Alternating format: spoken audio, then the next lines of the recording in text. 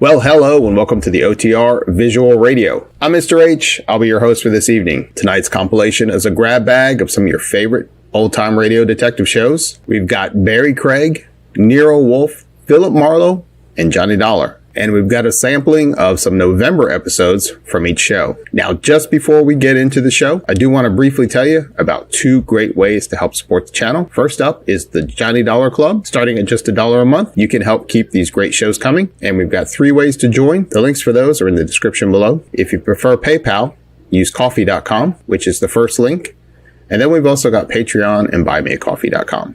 And then I invite you to check out the Hearth and Home Shop on Etsy. We've got some great old-time radio merchandise, including the Yours Truly Johnny Dollar collection. And with the holidays coming up, it's a great place to find gifts for that old-time radio fan in your life, even if it's a gift for yourself. The link for the shop is in the description as well. And now, without any further ado, let's get on with our program. It's time to sit back and relax and enjoy November episodes from Barrie Craig, Nero Wolfe, Philip Marlowe, and Johnny Dollar. And as always, thanks for tuning in. From Hollywood, it's time now for Edmund O'Brien as... Johnny Dollar. Jim Morris, Johnny. You working on a case? Founded Kentucky, yes, but not insurance. Good. Will you go out to the West Coast for us? Maybe. What is it? Murder, marine theft, arson, or something new? It's nothing yet. Our manager in Los Angeles phoned this morning. A woman out there wants to buy a $200,000 policy on her life. Well? Oh, it's not that we don't want the business, but the sales agent doesn't want to take the responsibility of a deal that size. He thinks she's holding something back. We've decided to investigate. How old is she? I don't know. Why? Well, I thought I'd ask. There's one kind of woman to investigate, you know, and then there's another. When do you want me to leave?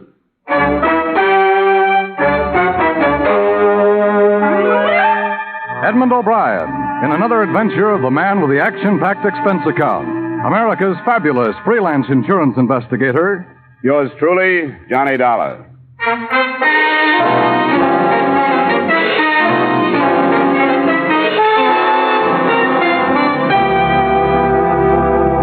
Expense account submitted by Special Investigator Johnny Dollar to Home Office, Great Eastern Life Insurance Company, Hartford, Connecticut. The following is an accounting of expenditures during my investigation of the Nora Faulkner matter.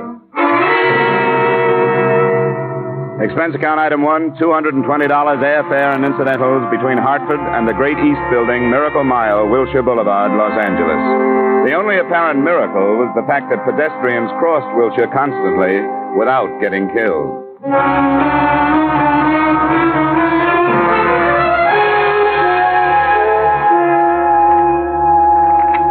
Snyder, we'll see you now, Mr. Dollar. Thanks. Sorry to keep you waiting, Mr. Dollar. That's all right. Let's see. Nora Tracy Faulkner. Here you are. Thanks. 200,000 to go to her husband. How'd it start, Mr. Snyder? She phoned one of our salesmen, a fellow by the name of Nelson. He went out to her house. The address is there. And she told him what she wanted. He says he was counting his commission at first, but after he filled out the application, he began to wonder. About what? Her. She told him she planned on paying 6 months' premiums and wanted to know how soon the policy would be in effect. Acted unnatural, as he put it. I think we ought to find out about her. I don't like this kind of thing. It's a blind search. I don't even know what I'm looking for. But I'll start on it in the morning, and I'll let you know how I come out.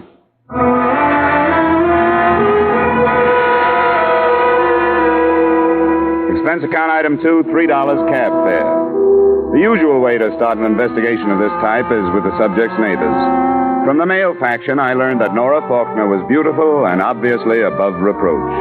The female faction reversed that decision and reported that she lived with her husband and his mother, but hadn't been seen for the past few days. Realizing that mothers-in-law are fair sources of information, I put her next on my list.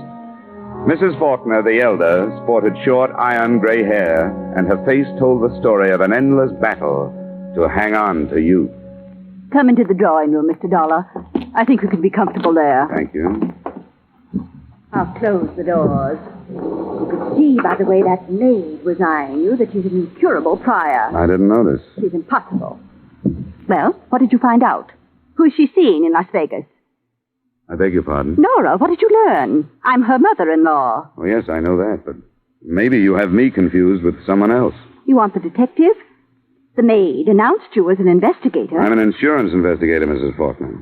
Well, then, you're not from that agency.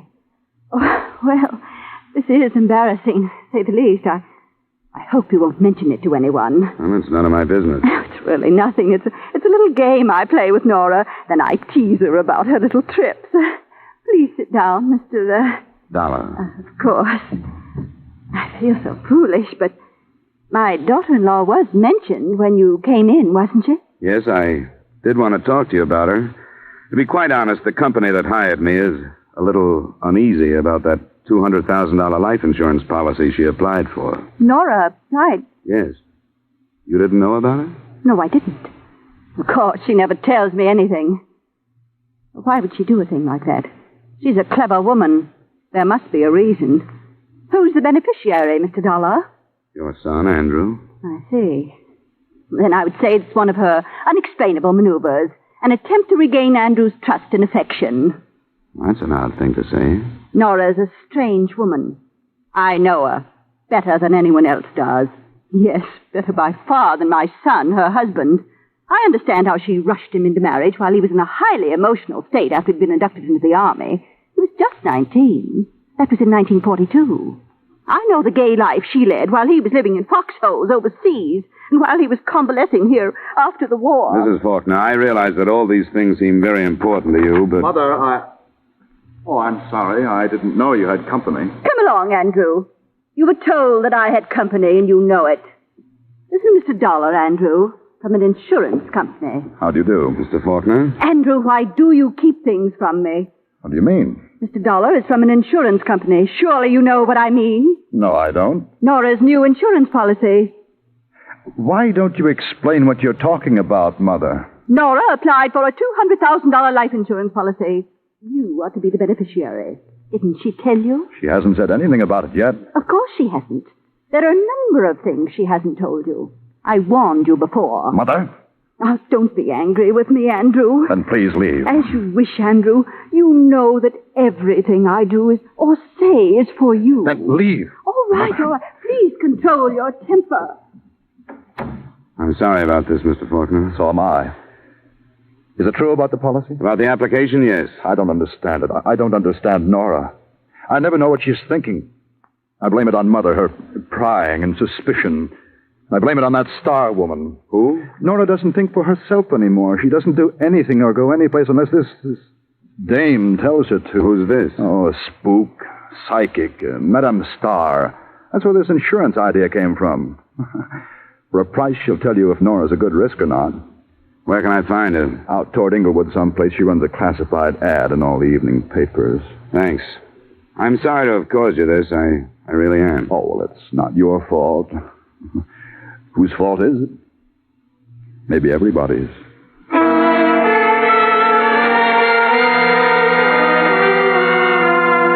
It was obvious after meeting Andrew Faulkner and his mother that the application for the policy wasn't the only unusual element in the matter. But on instruction from the company's Los Angeles manager, I continued my investigation. Expense account item 3, $450, transportation to the address of Madame Star, a one-story frame house with heavily draped windows and a sign outside that advertised advice.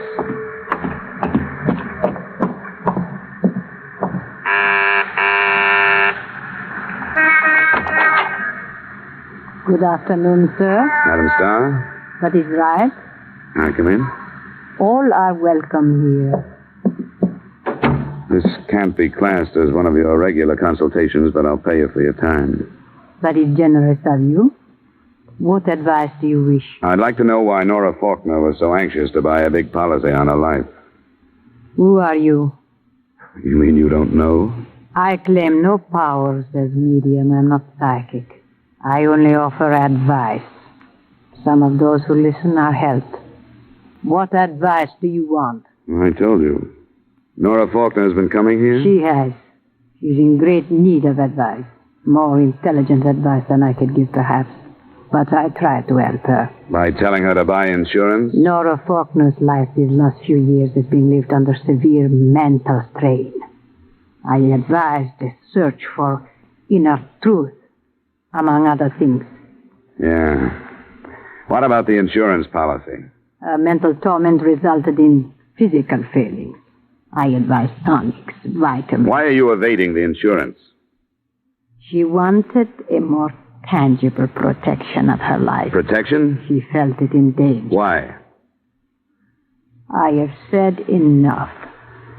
She's in Las Vegas, I understand. Where's she staying? You go there? I don't seem to be able to get anything but double talk here. Everybody has a reason for caution. There is Flamingo Hotel. She's there. How much do I owe you? Nothing. I've given you no advice. What I would advise, I have no right to say. Good afternoon, sir. Well, I suppose you have to be mysterious. Good afternoon, sir.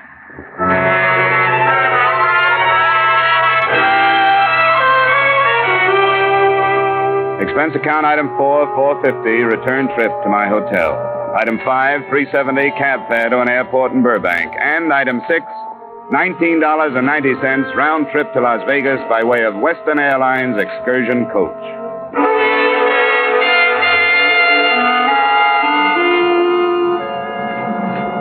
My seatmate turned out to be not only a tourist consultant, but a whiff. Your first trip to Las Vegas? No, I've spent a little time there. Great town. Greatest resort I've ever seen. You like to fish? Well, I used to. I don't have much time for it now. Always going to start again, you know how it is. But start on Lake Mead, believe me. Why, they got bass in that lake. Now, look, the last time I was there, 2 of us went out. I'd broken my rod. Nothing but a stump. But I put a paper clip on the end and they... Sir, what is your name? Huh? Oh, Esmond. Harry Esmond. Thank you. And your name, sir? Dollar, Johnny Dollar. Thanks. Dollar? Yeah, and I know what's coming. Name like that, a place like Las Vegas, you might be going in the right direction, brother. Sometimes I wonder.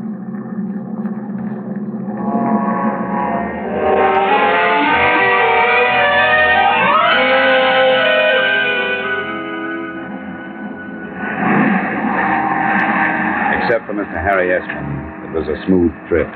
We eased onto the big desert strip, boarded waiting limousines, and 10 minutes later I walked into the lobby of the Flamingo Hotel.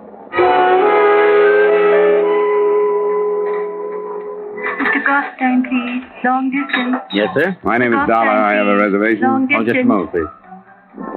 Yes, sir. You signed the register. All right. You have a Mrs. Andrew Faulkner staying here, or Nora Faulkner?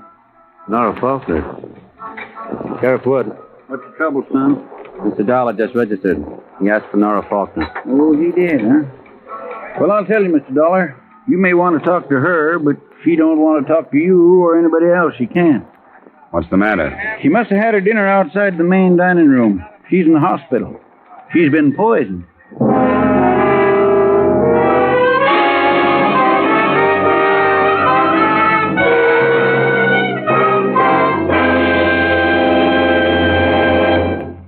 We'll return you to the second act of yours truly, Johnny Dollar, in just a moment. But first, the show that dares to name names, dates, places, and the crimes involved. That's Gangbusters, which you hear every Saturday night on most of these same stations. Gangbusters has been hailed nationwide as a great anti-crime series, where the men who tell you how to smash crime are police chiefs, sheriffs, and other law enforcement officers from America's cities and towns. Each Saturday, Gangbusters brings you a new case taken from police files, showing you how a criminal was brought to justice. Often the police officer who headed the chase narrates the story. Be listening for Gangbusters this evening and every Saturday evening on CBS, The Star's Address. Now, with our star, Edmund O'Brien, we return you to the second act of yours truly, Johnny Dollar.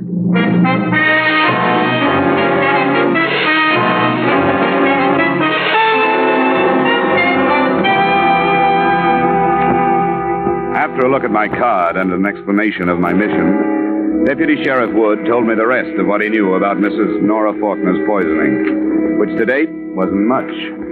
There was no proof of how she'd gotten the poison dose, and the last time he'd seen her, she'd been too ill to talk. She was under her care of a personal physician who had accompanied her from Los Angeles. By the time he had finished, we were at the emergency hospital and approaching her room. I went through the usual rigmarole of notifying next of kin. Her husband wasn't in, but somebody said she was his mother and then fainted on the phone. She would. I expect her to be flying in here on her own wings any minute now. Is it? Yes? Oh, Sheriff. This man's an insurance investigator, Dr. Brooks. Meet Mr. Dollar. Hello. An insurance investigator? I'm afraid I don't understand. Well, I was looking into an insurance policy she wanted to buy. Oh, I see. How is she? Resting as comfortably as can be expected. Has she said anything about the poisoning? Yes, but I'd rather you heard it from her. Won't you come in? Thanks. After you, Sheriff? Sure, I'll tag along. Make it look official and learn how you city boys operate. Who is it, Peter? These men want to talk to you, Nora. I want you to tell them exactly what you told me. I don't want to talk about it anymore. Please, Nora. All right. I couldn't stand it any longer. I didn't want to go on. I wanted to die. You took the poison, Mrs. Faulkner? Yes. Not because I'm a coward. Because there's nothing about life that I don't hate. I don't want any more of it. Where is the poison? I destroyed it. Destroyed it? Why should you do that? I don't know. How can you expect me to know why I did little things at a time like that? I don't know. Peter, please, I don't want to talk anymore. I don't want to talk anymore. I think we'd better let her rest.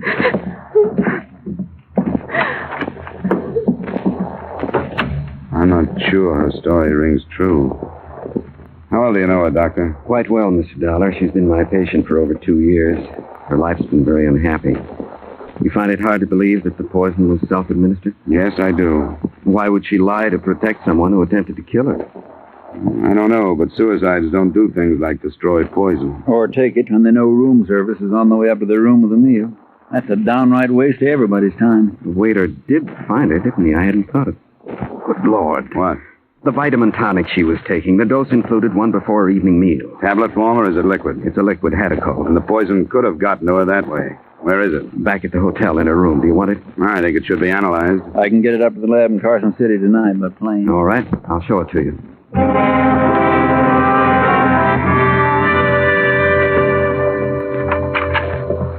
I think she kept it in the medicine cabinet. I'll look. Yes, here it is. Oh, devil. What happened? Clumsy fool. Sorry, I dropped the bottle. The wash basin's a bad place to drop evidence, Doctor. Sheriff, can we save enough of this stuff? It's going down the drain. Don't need much. I can scoop some up with my knife. I'll find something to put it in. An aspirin box would do. Here, I'll hold it. Watch that broken glass. I'm sorry, gentlemen. If the Hataco does contain the poison, I imagine my position won't be bettered. But it was an accident. Neither the sheriff nor I reacted to that.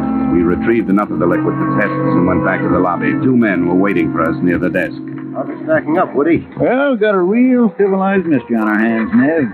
This is Mr. Dollar, Max Lewis, and Nev Gilbert. Hello. How do you do? These boys help run the place when it isn't running them. What happened to Mrs. Faulkner, Dollar? Well, she says she tried to kill herself, but the signs make it look like somebody might have slipped the stuff to her. Going to be all right?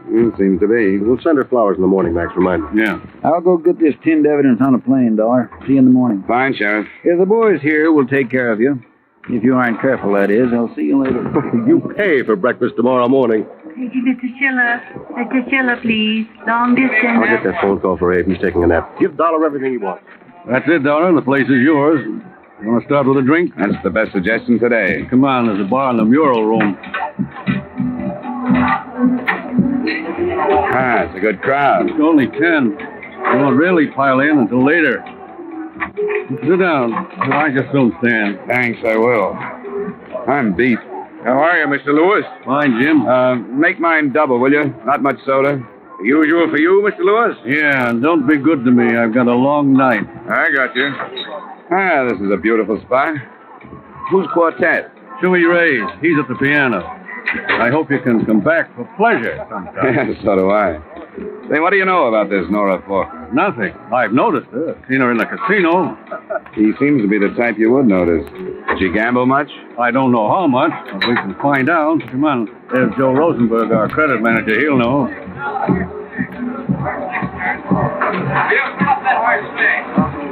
Max. It's just $1, Joe. Here, looking into this Nora Faulkner business. We want to know how much she gambles. Oh, sure. I looked at her card right after I heard what happened. She signed to get a $500 check cashed, so that's all she got. What do you mean, signed for it, Joe? That's our deal here. You put down what you think you're going to need, and that's all you can get. We don't want our customers getting hurt. Take you, for example. Keep them in cold, sober, and cash a check for $200. Then, a few hours later, with a flock under your belt and the 200 gone, you come back to me and say you got to have another 200 because you're going to break the joint. But you don't get it because we want you to wake up just hungover, not bankrupt. And all she had was 500. Right. She's been here 3 days. She didn't look like she'd get into trouble over an amount like that. I guess not. If she was in trouble, that's the safest bet in the place.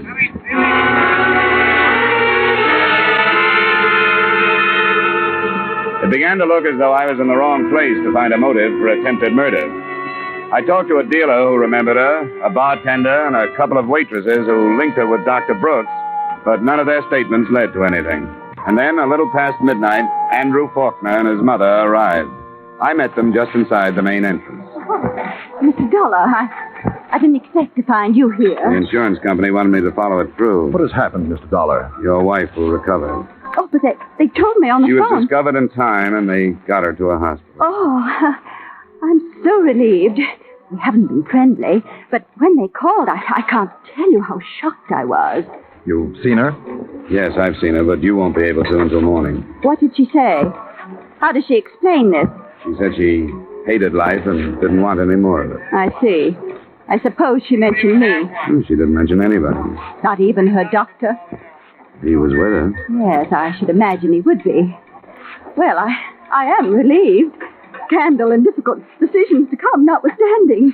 What is your room number, Andrew, dear? 302. And I'm in 117. In case you need us for anything, Mr. Dollar. I don't think I will, Mrs. Faulkner. I'll probably see you in the morning, and I hope you have a good rest.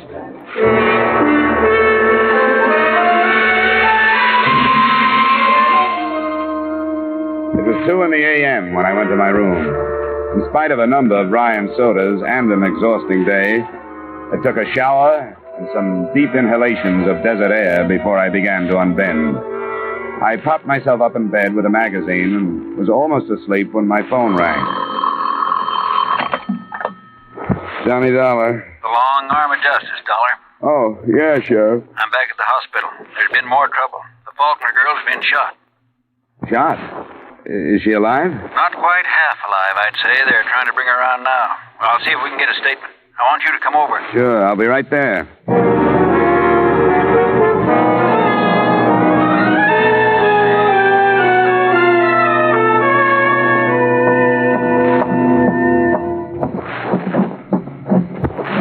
She's gone, Dollar. Is that all? She was conscious for a minute or so. She named her husband. How did it happen? It wouldn't have if it wasn't for that personal physician of hers. He'd been in the hospital room tonight. The light was on. He went out to get some coffee, he says, and the husband came in. Where's Dr. Brooks now? In her room. Might as well hear what he has to say. Faulkner went through the window there, getting out. Bad night, Doctor. Yes, a bad night. Sheriff would tell you. I want for him to hear it from you. He wants the insurance angle. All I want's to kill him. Well, he threatened to kill her and said nobody'd suspect him because he loved her. And she wanted insurance to set up a motive. She hoped to frighten him, to make him think that people would suspect that he killed her for that. Why didn't you tell us these things? I didn't know. She told me the truth after I'd come back from the hotel. I told her you were sending the Hedical to the laboratory. She said she didn't want to press, that it wasn't his fault, that his mother had driven him to it, that she wanted to give him another chance. And he had that chance. How did he arrange it? I saw him in the morning in Los Angeles. He'd have to be here. She said he was for a short time, in the afternoon.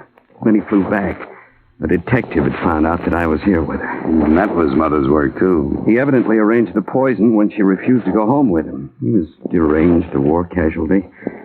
Nora was terrified of him, but still she defended him. She's dead because she had a blind hope that the poison attempt would do something to him, that he'd get better and understand what his mother was... I'm sorry, gentlemen. Yeah, you should be, Doc. If you'd phoned us when you got her story, she wouldn't be dead. But I didn't know. I've had enough, Sheriff. I didn't know he'd come back. I'm going back to the hotel. I've got the airport covered. I'll call out some more men. We'll pick him up. Why don't you meet me in my office in 20 minutes?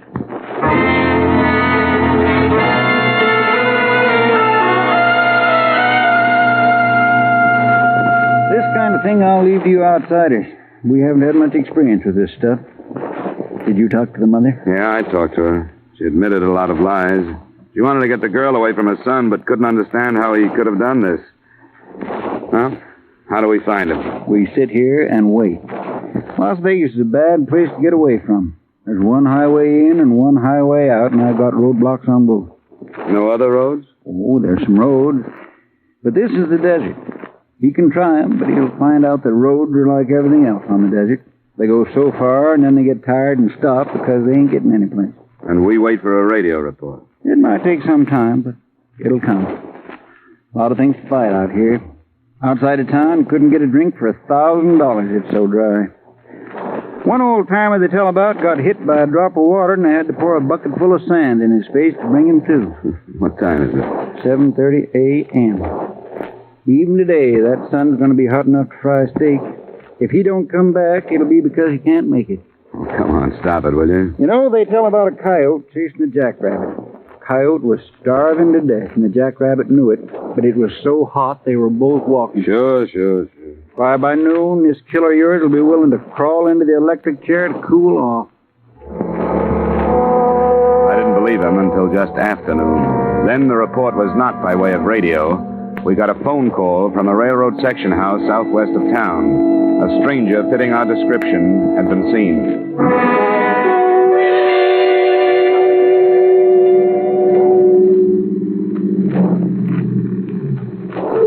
Hello, Sheriff. Hi, Ben. Where is this thing you talk about? Well, my kids sneaked up on him. They tell me he went into a drain culvert under the tracks a mile down. You want to help? No, thanks. They say he's got a gun.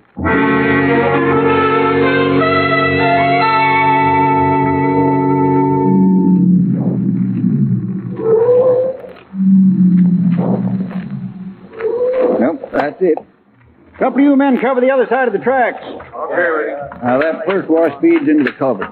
We'll stay next to the embankment.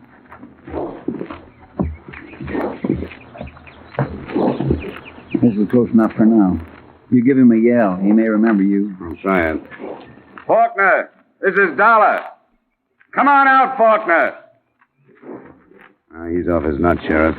I don't think he's coming out. Yeah, well, you keep yelling. I'm going to move over there where I can get a sight into that pipe. Maybe that'll change his mind. Faulkner, come on out. There are men on each side of the tracks. There's no place for you to go.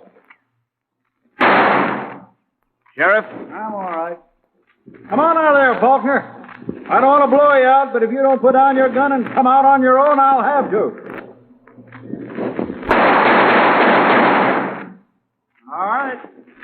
Okay, boys, stand clear on the other side of the tracks.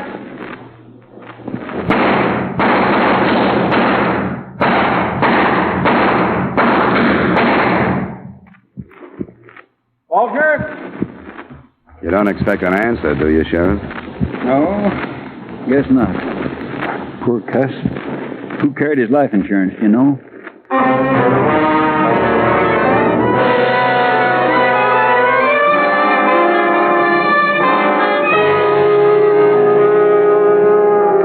Expense account item 5, miscellaneous, $200. Item 6, same as item 1, transportation back to Hartford. Expense account total, $1,120.40. Remarks? Mrs. Faulkner collapsed when she received the news. She hadn't recovered by the time I left, and I was glad I didn't have to face her again. Her son was guilty in fact, and I'd seen him killed because of it. That was bad enough. But not as bad, I thought, as watching her start life again, alone and knowing that the guilt was really hers. Yours truly, Johnny Dollar.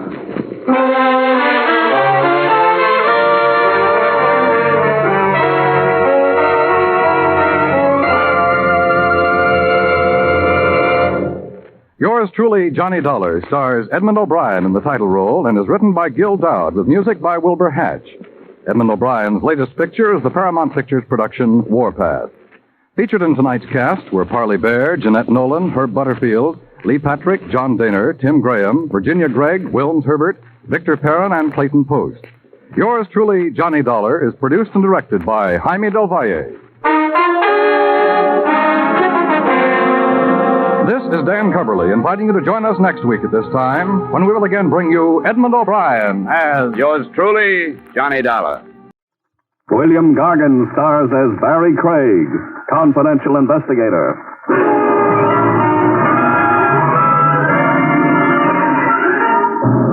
One kind of free lodging that leaves everyone cold, folks, is when it's yours, by courtesy of the city morgue.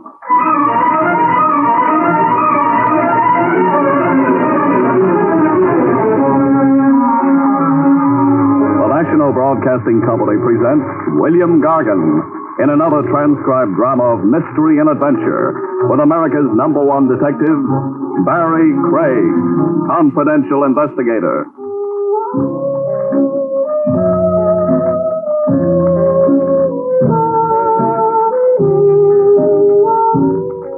Barrie Craig speaking.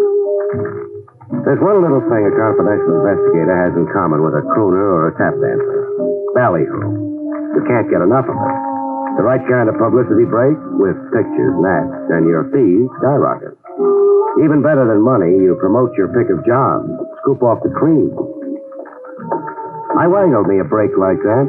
A lady reporter, Mona Gale, assigned to follow me around by the True Life Picture magazine. An elegant redhead, lugging a camera and a notebook. She'd been ordered to profile me and get the story of my life from cradle to now. But the assignment had her missed, I could see. I wasn't important enough people for her. Is there some point to this dreary hike you've got me on, Mr. Craig? Yeah, there is. Tenement Row, near the dock. America's melting pot. Out of it comes governors, songwriters, bookies. Look around you. I have looked around me. Then start taking notes. Garfield Place. I was a kid on this block. That rat trap there. I played stickball off the stoop. Go ahead, sister, make with the pencil. Must I? Posterity will want to know. Are you naturally egotistic, Mr. Craig? Are you naturally a snob? I'm tired. So have a seat. Here, on the stoop. Ah. What's better than sitting? Grand view, huh? Great. Dirty-faced children, pushcarts, squalor. Isn't there some other way of profiling you, Mr. Craig? Like? Oh, one of those celebrated cases you perform in so heroically. Couldn't I just watch you at work? Sure. If I had a case, which right now I haven't. Come on, beautiful. Get the feel of this block. Imagine back to me as a kid. That kid over there, reading the comics. Now, he could be me once upon a time. How about that weird-looking boy carrying the parrot? Boy carrying a what? Parrot. Well, yes. What do you know? The kid is carrying a parrot. And coming this way, too. He wants to pose for a before and after picture with you. Hey, want to buy a parrot, mister, for cheap, mister? I don't think so, Sonny. He yours? No, I found him on the docks. Lost. He's sick. Sick? Yeah, look at the blood on his foot. Yeah, it is blood. Bring him closer. Hey, what's he examining him for, like a doctor? Funny. The parrot hasn't been hurt. Not a scratch on him, I can see. But the blood? I'll bet it. It's human blood.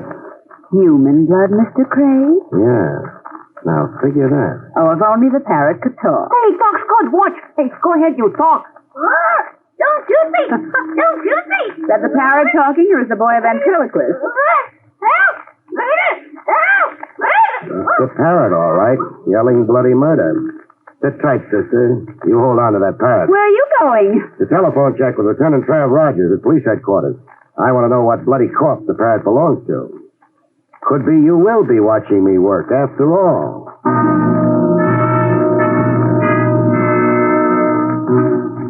Mona got to watch me work. Over the phone, Lieutenant Trav Rogers set up a date for the parrot to be reunited with his master. The setting for the sentimental reunion was the city morgue. Roll him out, Ernie. The parrot belonged to him, Craig. Steady, Mona. Who was he, Trav? Vince Lorimer, according to an identification card in his wallet. He was found on the docks beside an empty bird cage. Shot to death by an unknown assailant. And? We traced him to a banana boat. He booked passage from Honduras to New York. Period? Period. On ship, Lorimer kept to himself, stayed in his cabin. A mystery figure, isn't that how a reporter would headline him, Miss Gale? That parrot you two chanced across was Larimer's only known companion. Can I see the cage the parrot came in, Roger? If you must meddle. I'm being immortalized by True Life magazine, so please don't louse it up.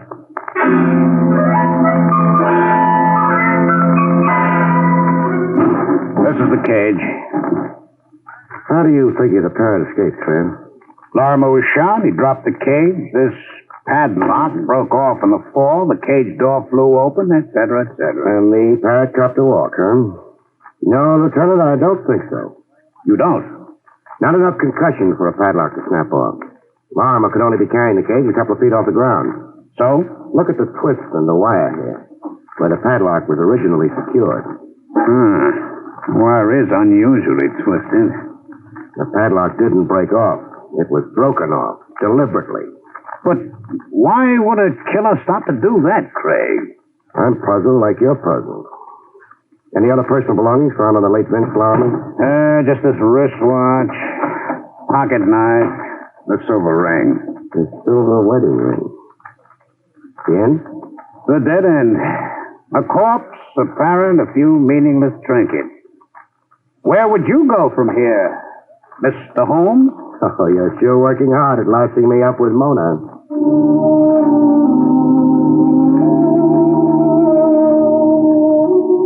But it so happened a detour developed in the dead end. The next morning, while I was sorting my mail over coffee and sinkers in the crosstown diner, and while waiting for the red-headed Mona to show up for her day's grind, the mail was the usual garbage. Bills, all of them stamped final notice. Circulars advising me where to get my pan spray, where to buy my geranium, and one circular I really stopped to read. The Starbright Park Museum of Murder, exhibits in wax. The circular entitles Sarah to a 50% admission discount. Good morning, Mr. Craig. The ripened friendship we've got, it's time you call me Barrie. With a good morning kiss. If that's how you like to start your day. Look, I was assigned to you to play Boswell, Barrie, not Madame Bovary. And what, pray, have you in store for me today? A trip to the Starbright Amusement Park. Amusement park? Read the circular. Bargain rate. So? Read where it says about the new wax exhibit. Oh, see, the brutal murder of Vince Larimer. So real it will startle you. Hey, Vince Larimer? Our corpse of yesterday. But how... How could a wax exhibit already be set up for the customers less than 24 hours after the murder happened? Yes, and circulars printed. Printed and in the mail. One of them in the mail to me. You think it was purposely? I'd be a dope not to think that. I'm not only being invited to get a look at Vince Larimer being shot, but also at who is shooting him. All this in wax. It's incredible. I'm in an incredible business, beautiful. In what other business can you get an educated redhead personally assigned to you?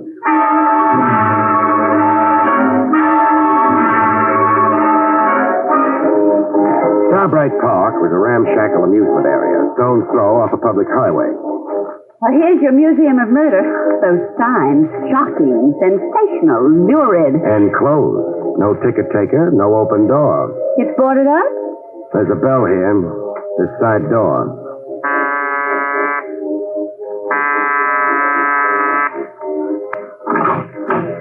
What do you want? A word with the owner, lady. I'm the owner. Oh. I'm Barrie Craig. This is Miss Gale. So what? I got a circular from you in this morning's mail. It's this one. You and 1,000 other people, mister. Everybody from A to C in the telephone directory. Oh, and you didn't mean the circular especially for me? Are you out of your mind? Often. The circular advertises an exhibit of the murder of a man named Vince Larimer. You come to prove to me you can read? And also to see the exhibit. Another time when we're open. You're closed? For safety repairs. The building department found 14 violations. Oh. Come again. Wait. I want in. You say that like a cop. Invite us in.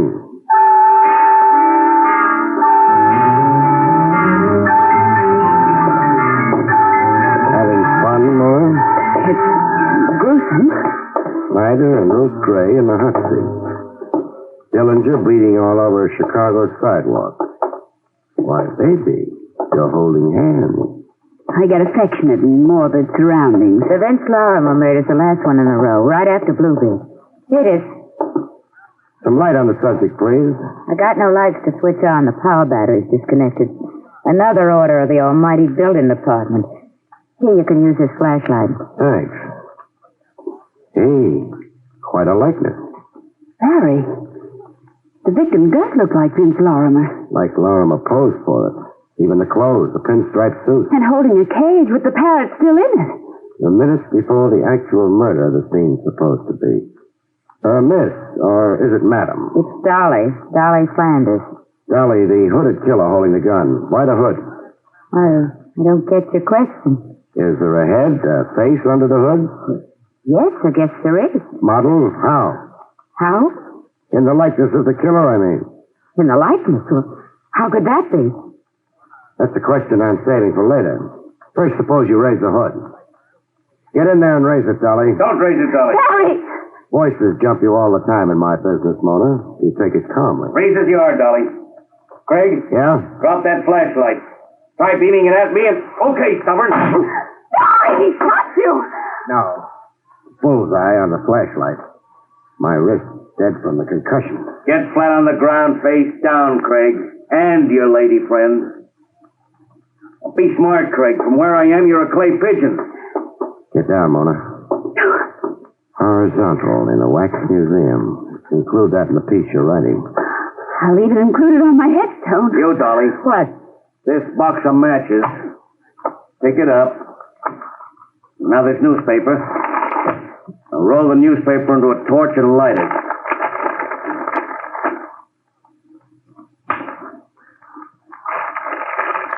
It's lit.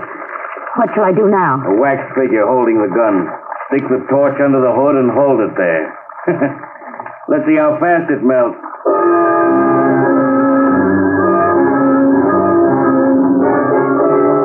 As the figure melted down, my gun-happy friend took one last precaution. I hate working over a guy when he's down. But you will. So you'll stay put while I leave?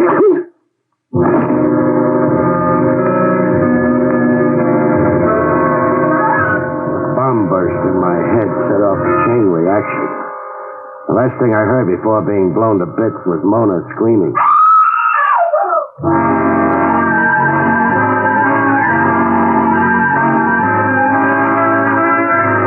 I came around. A long night and 100 years later, I came around. There was a face looking down on me. Pretty with red hair. Red eyes. Red eyes from crying. Crying over me. Barry. And music. Bird music? The music, Mona. It's a yellow canary singing. You're in Dolly Flanders' office. Dolly Flanders. Dolly. I'm not responsible for what happened out there. Who was he? I don't know any more than you do, dark like it was. He didn't want me to see the face under the hood. Because it was his own face, Barry. He's the man who murdered Vince Lorimer. Yeah, the obvious conclusion. Maybe even too obvious. Dolly. What? How come a wax exhibit here dramatizes a murder that happened only yesterday? You tell me. Don't you order your own exhibits? No, I take what's shipped to me on a rental basis. So much a season. Shipped to you by whom? A Mr. Scala. Fernando Scala, a wax sculptor. Where do I find Scala? He's got a studio in Havemeyer Flats near the railroad yard. Number 179. You through third degree in me? No. How come you, a woman, run this kind of a business? Your husband, isn't he with you? How'd you know I had a husband? The silver wedding ring on your finger. Oh. Well, coming back to your first question about me and this business. Yes? I won't be in it anymore after today. Why not? I just sold it, as is, lock, stock, and barrel. Who to? Do I have to answer that, too? Not if it's a secret. It's no secret. Here's my copy of the bill of sale. Know ye by these presents that Howard Crump, purchaser, has this day for the sum of... Mr. Howard Crump thinks he's going to coin a mint running this museum, as it should be run, so he says. Won't he coin a mint? He'll starve to death. That yellow canary of yours, you ever, let it out of its cage? Why should I do a fool thing like that? Skip it. Expecting visitors, Dolly? Crump. He haunts the place, but see, I don't crowd nothing away now that he's bought the place. Come in, Crump. Dolly? Oh, excuse me. This is Mr. Craig. With him is Miss Gale. How do you do? Congratulations on your purchase, Mr. Crump.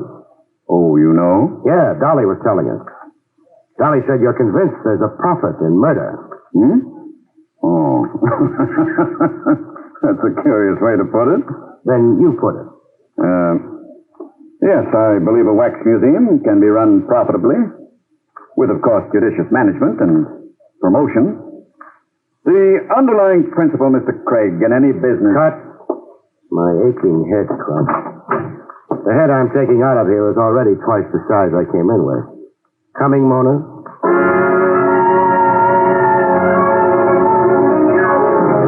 Outside the wax museum in a drugstore, while Mona calmed her fevered nerves with a double coke, I got the cracks in my skull glued and an iodine pomade where it lumped. After that, I telephoned police headquarters. Hello, Lieutenant Trav Rogers? Never mind paging him, Buster. A message will do from Barrie Craig. Tell him to check Vince Lorimer's fingerprints with police files. Pronto. They're asking more questions than I've got answers.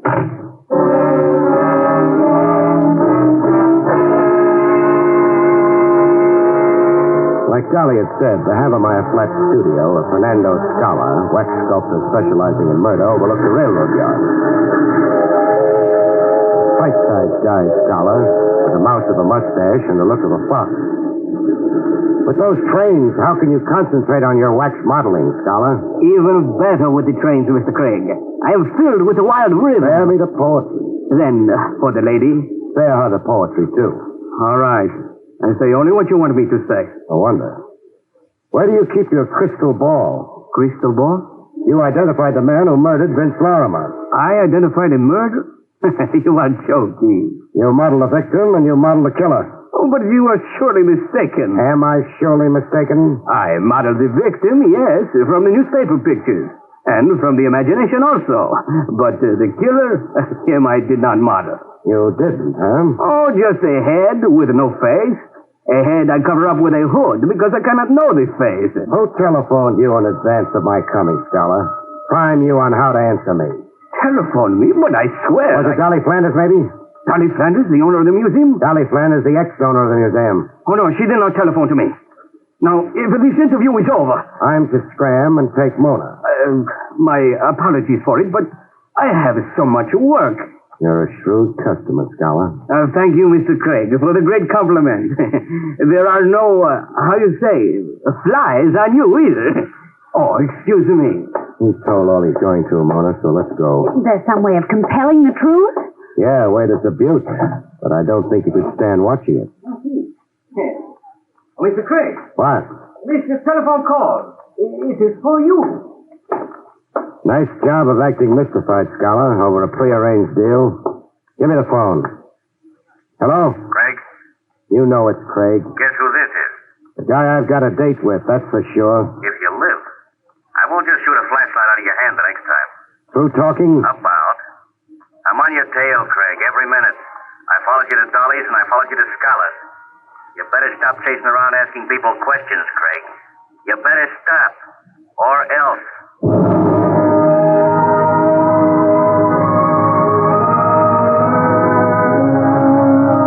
The case began to wrap itself up with a valuable assist credited to the good Lieutenant Trav Rogers.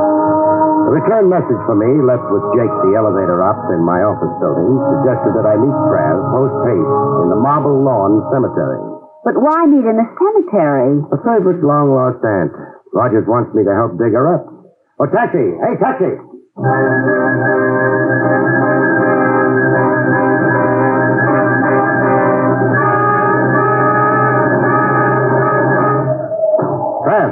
Trav, where are you? Craig, I'm over here, the first footpath. Greetings, Gould.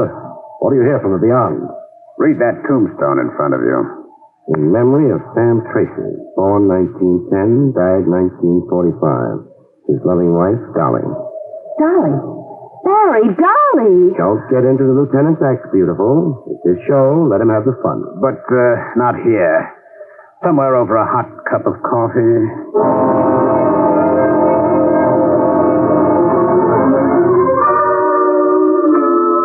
That headstone read, Sam Tracy died 1945. He also died in 1951. The same man died twice.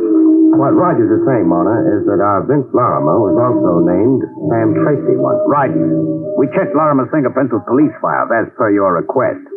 Larimer's prints correspond to the prints we have of a Sam Tracy, a one-time thief and safecracker. But there is a Sam Tracy now buried in the Marble Lawn Cemetery. Mona's yet going to convert from reporter to detective. No, beautiful. Whoever's buried in Marble Lawn is a ringer. Someone's buried as Tracy, as a trick to free the real Sam Tracy. Alias, the late Vince Larimer. That was my guess, too, Barry. Great minds run on the same channel. Who said that? What was the original Sam Tracy trying to escape from? A safe robbery in 1945. Tracy made off with a cash haul of $100,000 belonging to a stockbroker named Rufus Scott.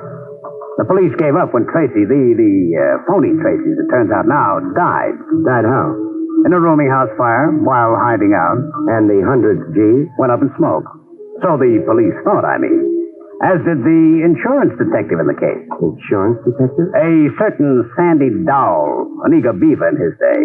Dowell chased Tracy all over North America before the fire burned him out of the case and into retirement. Well, you got something you can contribute, Craig? This. Sam Tracy, alias the late Vince Larimer, was the husband of Dolly, the ex-owner of the Starbright Park Museum of Murder. I read the tombstone, too, genius. Besides, it's a matter of record that Dolly Tracy posed as the widow in the phony burial of her so-called husband in 1945. I guess Dolly to be the very late Larimer's widow this morning. By divination? By a silver wedding ring on her finger. An exact replica of the one you found on the corpse. Well, we know a lot and we know nothing. Tracy got away clean with $100,000. Even got out of the country. Why then did he come back posing as a Vince Larimer? Why take that risk and get murdered? And who released the parrot? And why? Frankly, Mona, I don't know if that's really significant. Bet on it. It is, Rogers. It's the key to our killer. All right, where would the key fit? Seabright Park, I'd say. Trav? Yes. Suppose I call the move. Can you bear it? If it catches a murderer, spoken like a good cop.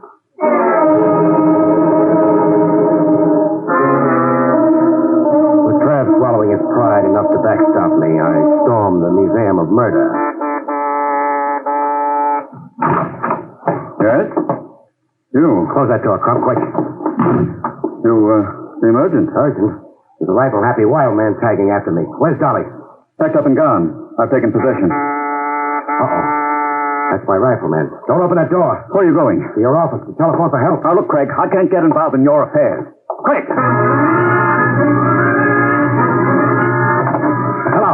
Hello. Dead.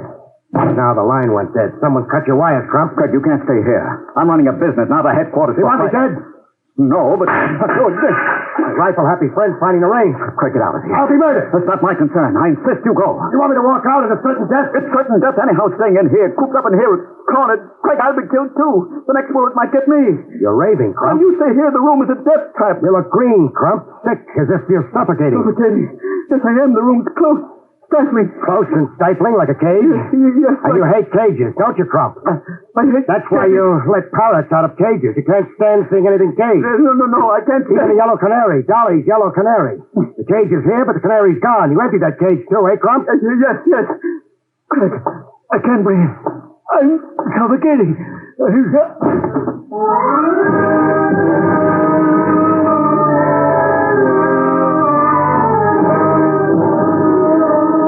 Trav and I swapped postmortems and Tony, while Mona took notes. Claustrophobia, the fear of confinement. Crump couldn't stand anything in cages, or being caged or cornered himself, like I made him feel in his office. It even showed in his clothes. Baggy suit, sizes too big. Shirt open at the neck, no necktie.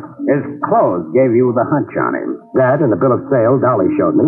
How so? Crump paid $40,000 for the Museum of Murder. $40,000 for a worthless business. Blackmail? It had to be. Dolly knew it was Crump who'd murdered her husband on the dock. She devised a cute way to make Crump pay off. But why would Crump murder... Oh, wait. I think I know. Crump is really Rufus Scott, the stockbroker Sam Tracy robbed 6 years ago, was hired to rob by arrangement. My bet is that Crump invited Tracy to come tap his safe. I'll buy that, sure. The Scott firm was on the verge of bankruptcy before that robbery. And then Tracy never got to keep the stolen $100,000. He was just a tool. A patsy. Lucky to escape with his life. That's why he skipped the country. But, Craig. But? Who staged the rooming house fire and the burial of a bogus Sam Tracy? Somebody who wanted to permanently shut off police interest in Sam Tracy and in the 100G. The men say, you were supposed to be Rogers when you stalked me in the Museum of Murder and helped pull Crump apart at the scene. The beneficiary of the $100,000 was the thug who worked over you, eh? A thug who could only be one guy. Trav, your retired insurance stick. Sandy Dow. Sandy Dow. A guy I've got a date with before you have. Oh, now, Craig, don't be vindictive. Don't you be casual, Trav, about my head. Before you put the cuffs on Dowell, I'm handing him his cuffs, and that's for sure. And before you two stalwarts of the law really go at it in earnest, will you tell me if I've got it down correctly? Some other time, we're going to a huddle over your note. Just one footnote to murder. Dolly ordered that wax exhibit from Scholar and invited me to come see it. It was her way of forcing Crump to come across by her museum. The end? Almost. All it needs now is the clinch. The clinch, Barry? Yeah, to keep your storyline straight. Page 1, boy meets girl. End page, boy gets girl. Trav. What? Vamoose, huh? But, all of a sudden, Mona's got that certain primitive look in her educated eye. Oh. Excuse me for being dense. Yeah, scram, Lieutenant. Please do not louse Craig up with the press. Good night, folks. See you next week.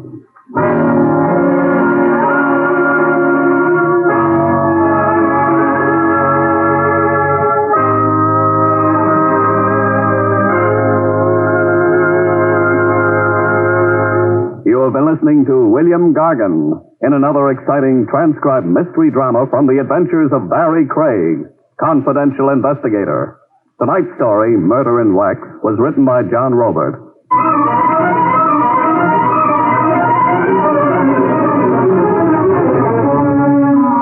Featured in the role of Mona was Joan Alexander. Barrie Craig, starring William Gargan, was under the direction of Hyman Brown. This is Don Pardo speaking. Now, ladies and gentlemen, we take you to the most famous brownstone house in New York City, the one located at number 601 West 35th Street. Oh, Mr. Wolfe. Mr. Wolfe. Want something, Archie? Would you be interested in taking on a case involving a woman who was found stabbed to death in one of New York's fancier men's clubs?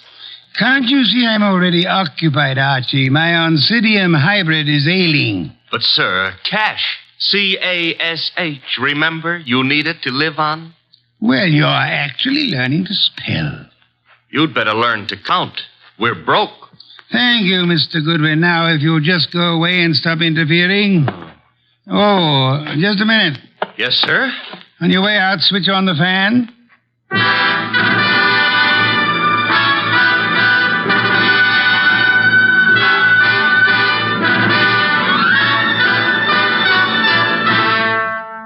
Yes, ladies and gentlemen, it's that one and only man of moves, the most famous detective in modern fiction, that corpulent, orchid-raising, beer-drinking gourmet who also happens to be a genius. Rex Stout's incomparable Nero Wolfe, starring Mr. Sidney Greenstreet. Tonight, Nero Wolfe's long-suffering assistant, Archie Goodwin, tells us of the case of the careless cleaner.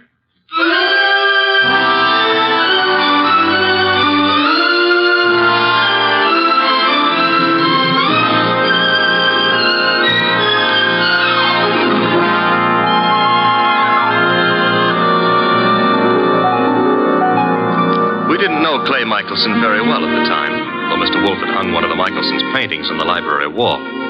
But then I guess we should have considered ourselves lucky not to have known him or his wife, Phila. 2 weeks ago, they had a quarrel. Oh, Clay, darling, I didn't expect you home so soon. I thought you were going to the museum to see the Van Goghs. I decided not to, Phila. Oh. Well, if you Plan to paint this afternoon. I'll get out of the studio. I want to run some errands anyway. Why don't you make your phone call from here, Fila? Phone call? Who is he, Fila? He? Who were you waiting for this afternoon? Please, Clay, don't start that jealousy routine again. Don't try to kid me. You're being stupid, Clay. I'm stupid, all right, but I'm getting wise pretty fast. I'm through, Fila. I've had enough. I'm leaving you. So stay out of my way and keep your boyfriend out of my way, too, whoever he is, or I'll kill him.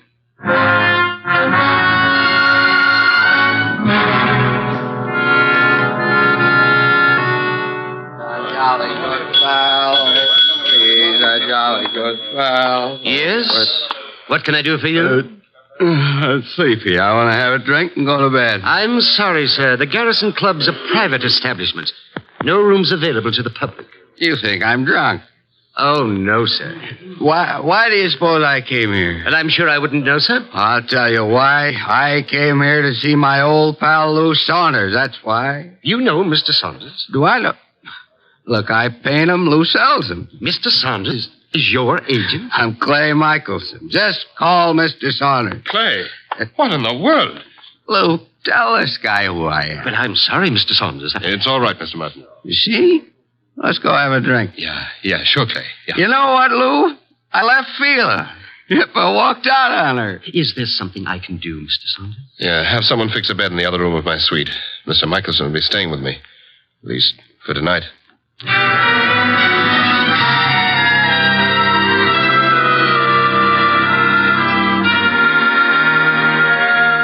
Mr. Wolfe?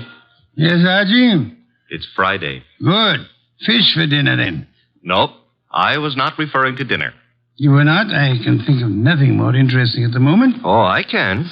My salary. Of course, according to the Julian calendar. We're on the Gregorian, so let's stick to it. Today is Friday. Today I get paid. Archie, there's a drop. Oh, don't exaggerate. You can't be getting the cold shutters just because I'm asking for my money. I can distinctly feel fresh air flowing into the room. Well, it's possible I might have opened a window 6 inches. You're insane. Shut it at once. Nope. Are you trying to blackmail me?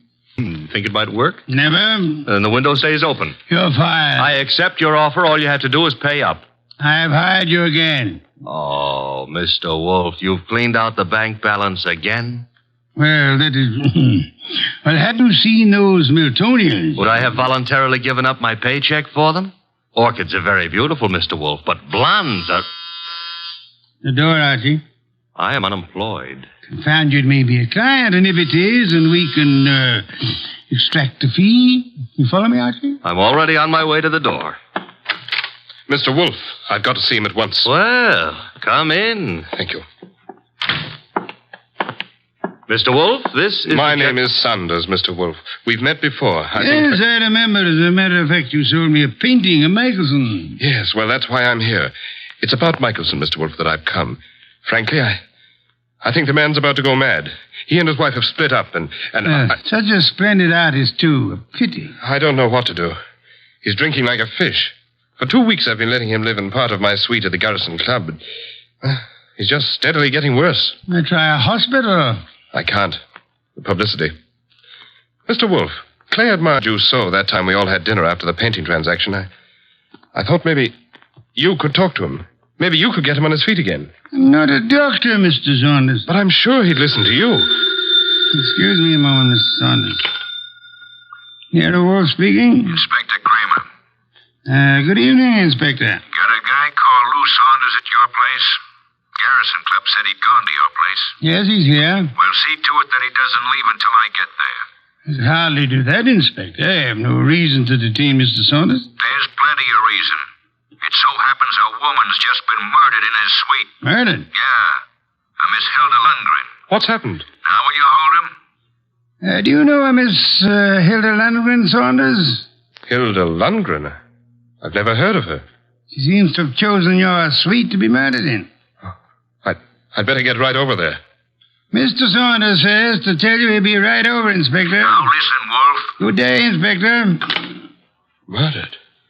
Murdered in my suite? Mr. Wolfe, you've got to come with me. Mr. Goodwin will accompany you after the formality of a retainer, Mr. Saunders. Oh, anything you say. Here, I'll write a check. Good. 500. 500? Fine. My friend and assistant, Mr. Goodwin, will go with you.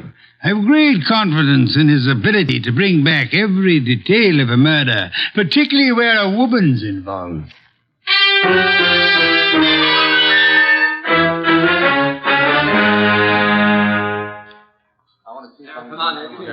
Okay, you photographers, picnic's over for tonight. Pick up your stuff and get out of here. You sound real mean today, Inspector Kramer. Well, if it isn't Nero Wolfe's favorite stooge. What are you doing here, Goodwin? I got bored with my knitting. Look, I wasn't asking for humor. I'm Louis Saunders, Inspector. Saunders? Ever seen that woman before? Yes, I believe I have. I can't remember where, but the face looks familiar. Lovely-looking woman. Blonde and really built. Well, she ought to look familiar. She's one of the cleaning women here at the club. She is? Cleaning? Well, since when have gals like this been reduced to cleaning floors? What's happening to the world? There ought to be a law. Yeah, there is. She was killed with a knife, or haven't you had time to notice? That's not a knife, Inspector Kramer. That's one of Clay's Chinese letter openers. What was that? Well, nothing. Nothing at all. Yes, it is a strange knife. What were you saying, Mr. Saunders? Just said that looked like one of the letter openers belonging to one of my friends. Who is this Clay? Clay Michelson, the artist. You can't possibly think he'd do a thing like this. I think everybody did it until we know otherwise. When were you last up here, Mr. Saunders? Me? Why, just a little while ago. I changed my clothes just before I went to see Mr. Wolfe. She wasn't here then? Well, I don't know. I didn't come into this room, just in my part of the suite. Your part? Who occupies this room? Mr. Michelson. He's been staying with me. Strange wound, no blood. What do you think you are, Goodwin, a medical examiner? Oh, but Yeah, the killer probably wiped the blood away. Saunders, have you any idea where your artist friend might have run off to? I haven't seen Clay all afternoon. He spends a lot of time down in the bar. Well, he'd hardly sit in a bar if he's killed somebody. But why would he pick on the cleaning woman? Oh, this is no ordinary cleaning woman. Get a load of that figure. Watch it, Goodwin, watch it. You're liable to stretch your brain. But you're wrong. In spite of everything, Clay's still terribly in love with his wife. He wouldn't... Hello, Lou. When did you get in? Yeah, who's this? Clay.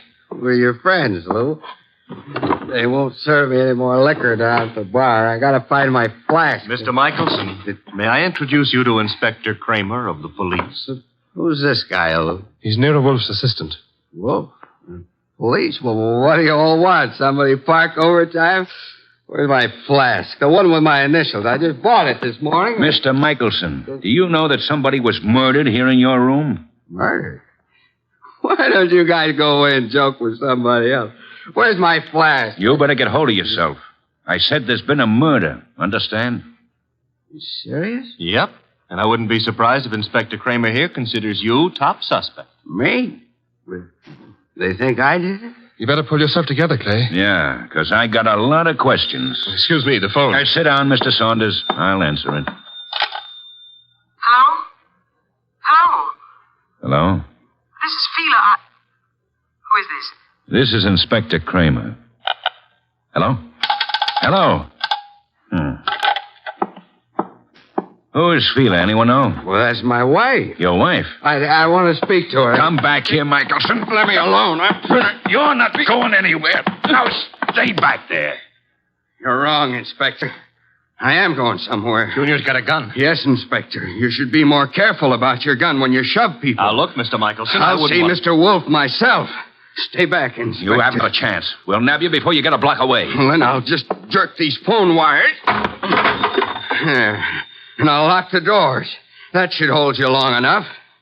Good night.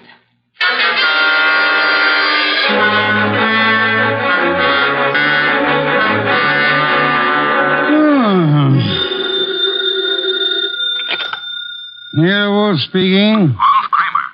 Indeed. Clay Michelson may be on his way over there. Hold him until I get there. Hold him? Why? Not more than 10 minutes ago, he held me up at the point of a gun. Careless, a gun? It was my gun.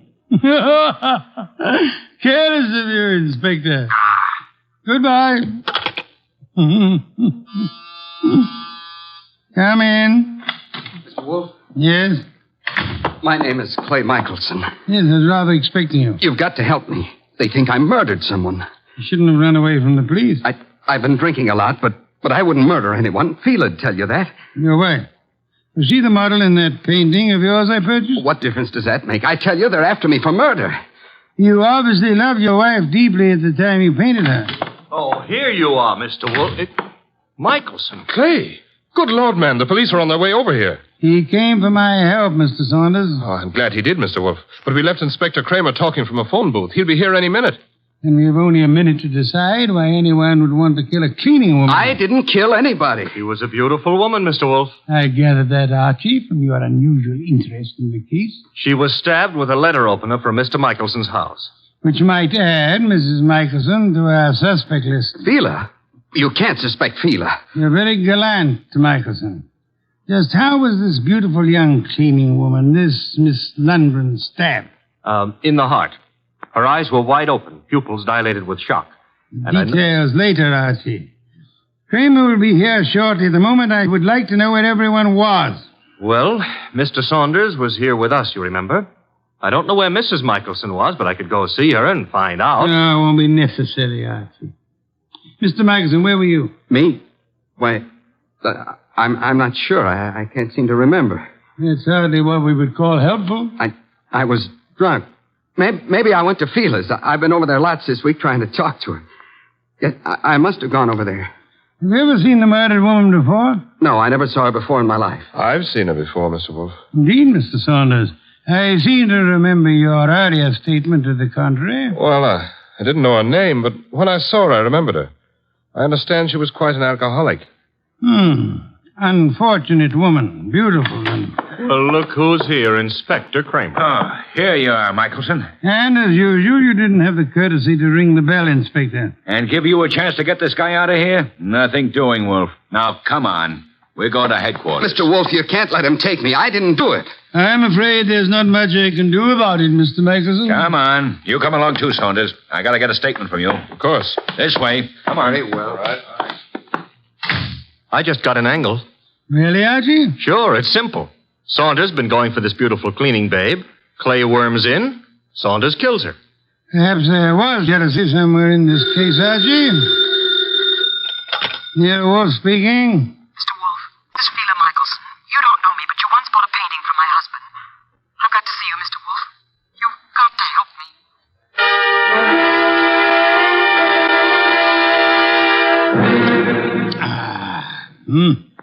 Mrs. Michelson, have some of this delicious beer. Another can, Archie.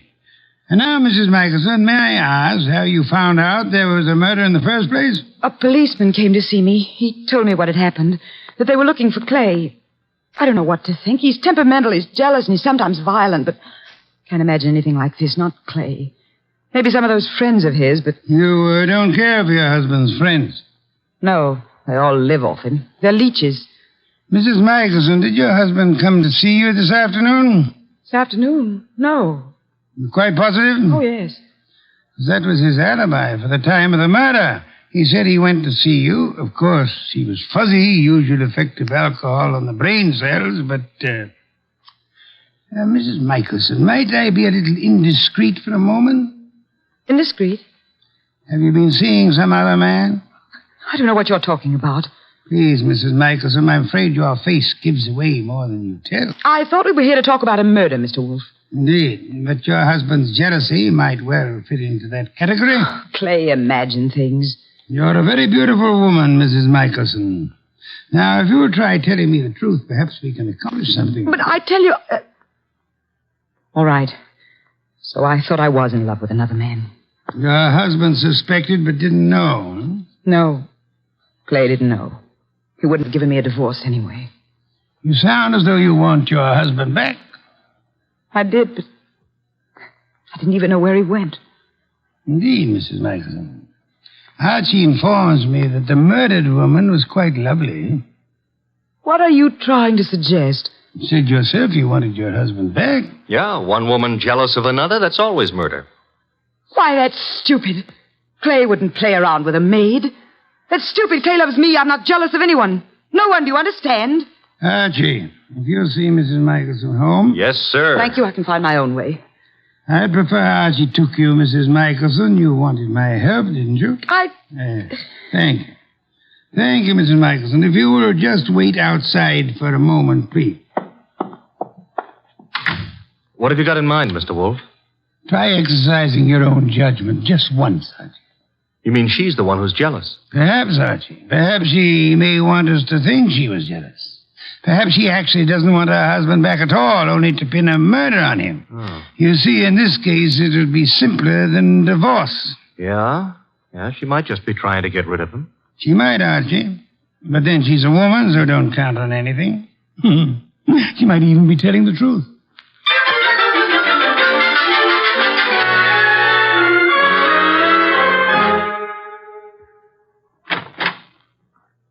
This is where I live, Mr. Goodwin. Nice. Very nice.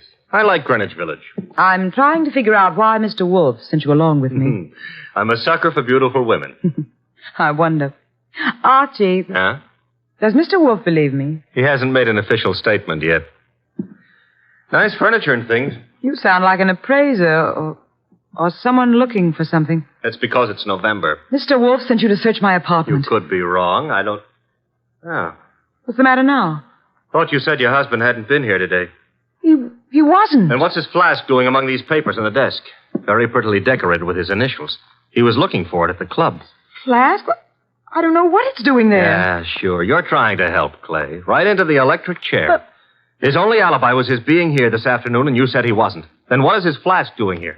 He said he just bought it this morning, so he must have been here today. I don't know what you're talking about. Where's your phone? Well, you've got things wrong. I don't know anything about that flask. Hey, the lights... Who switched off those lights? Fila, put those lights on. Put on those lights. Oh, the lights. Get to the lights. That flask. Gone.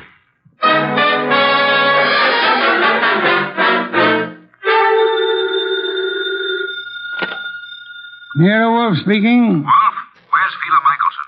Fila, perhaps you might try the lost and found, Inspector. Now, look, I know she was over at your place. I thought you were interested in Clay Michelson. Well, I let him and Saunders go, for the present. They're clean until I get the medical examiner's report. Oh, when will it be ready, by the way? An autopsy takes time, you know that. Where's the Michelson woman? I believe she had a date with Archie. Why do you want her? I'm sure it never dawned on you, Wolf, but this cleaning woman who was killed was some dish. Maybe Mrs. Michelson was the jealous one. Your thinking is beginning to bear an amazing resemblance to Archie's, Inspector. Also, it maybe never dawned on you that Fila Michelson hasn't offered an alibi for the time of the murder. You're right, Inspector. Yeah, you are. Come on, Wolf, quit stalling. Where's Fila Michelson? What? Oh, I really don't know, Inspector, but perhaps as a last resort, of course, you might try her home. Good night, Inspector.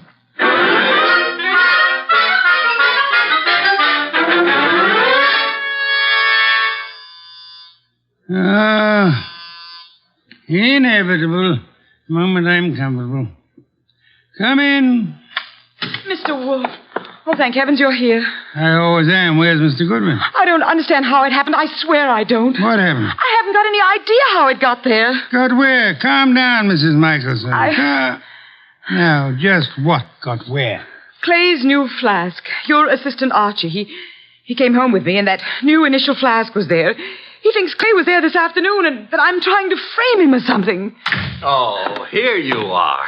She's here, therefore. This is our gal, Mr. Wolfe. She's been lying right down the line. I tell you, Clay wasn't there. Then why did you give me this clout on the head and grab the evidence and run? I didn't hit you. I ran, but I didn't hit you. And I didn't take that flask either. Oh, next thing she'll say there wasn't any flask. Stop gaping at Mrs. Michelson, Archie, and open the door. Yeah, sure. Well, Mr. Wolfe, they let Clay and me go for the... Fila, what are you doing here? After your visit this afternoon, Mr. Saunders, she decided to come down and see me. After my visit? What makes you think I was at Fila's? It was Mr. Saunders, not your husband, who came to visit you this afternoon, wasn't it, Mrs. Michelson? I don't have anything to do with Mr. Saunders. Then might I ask why you called him today? I wasn't calling him. I was calling Clay. You told me earlier yourself that you didn't know where Mr. Michelson was. Well, All right. So what if it was Mr. Saunders who came this afternoon? As he has for many afternoons. What are you trying to get at, Mr. Wolfe? Saunders, he and Fila? Yes, Archie, Mr. Saunders, the artist's friend and agent, happens to be the one who was making a fool of the artist. But that's all over. I told him. That's what I was talking to Mr. Saunders about this afternoon. I didn't want Clay to know. Clay would never have come back. All right, so it was Fila and me. I admit it, but that's not murder. I suggest that it is, Mr. Saunders. I suggest that one of you two murdered the cleaning woman. Whichever one of you carelessly left the whiskey flask in Fila's apartment. This is murder, Mr. Wolfe. Not a joke. Not at all a joke. You see, our cleaning woman was not murdered by the knife found in her body. She was poisoned. What do you mean? Not by the knife? Poisoned. She undoubtedly drank from Michelson's flask while she was working in his room at the Garrison Club. But she was stabbed. True. However, Miss Lundgren was an alcoholic.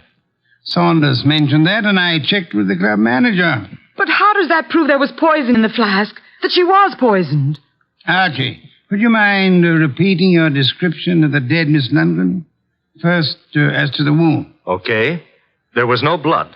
Some would advance a fantastic theory about wiping the blood away. And now, Archie, the description of the body of Miss Lundgren. I mentioned the fact that her eyes were wide open, the pupils were dilated.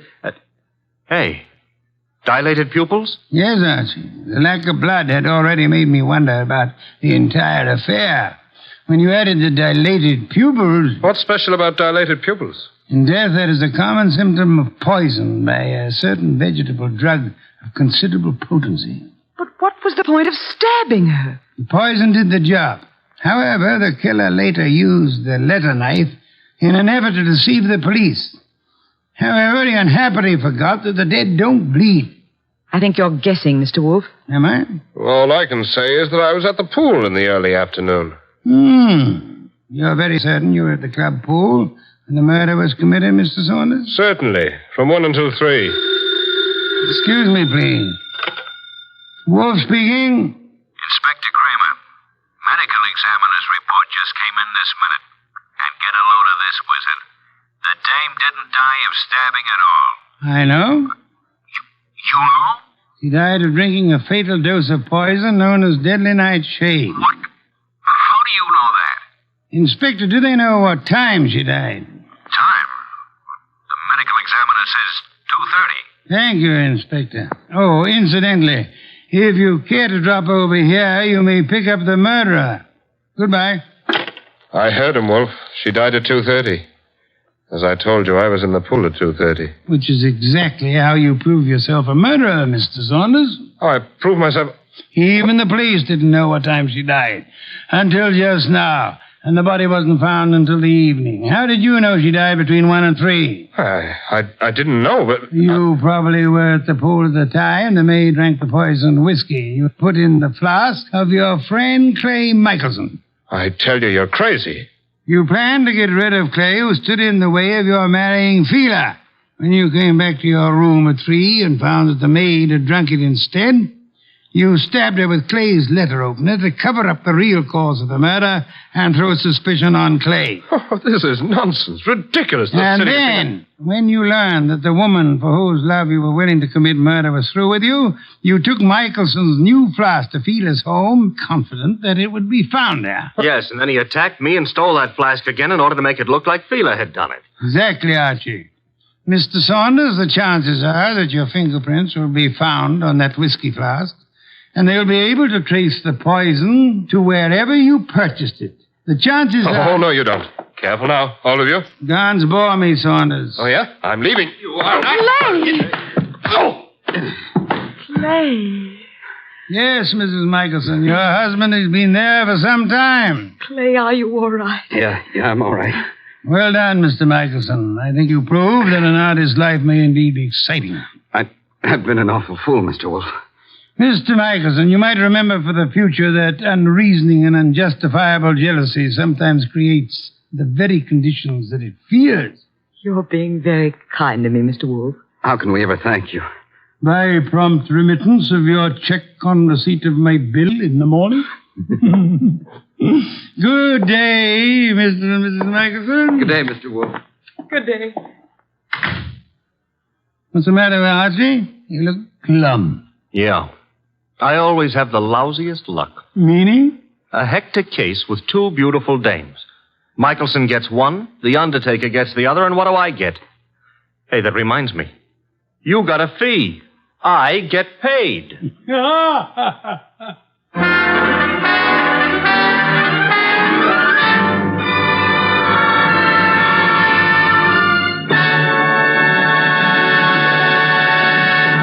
You have been listening to The New Adventures of Nero Wolfe, starring Sidney Greenstreet.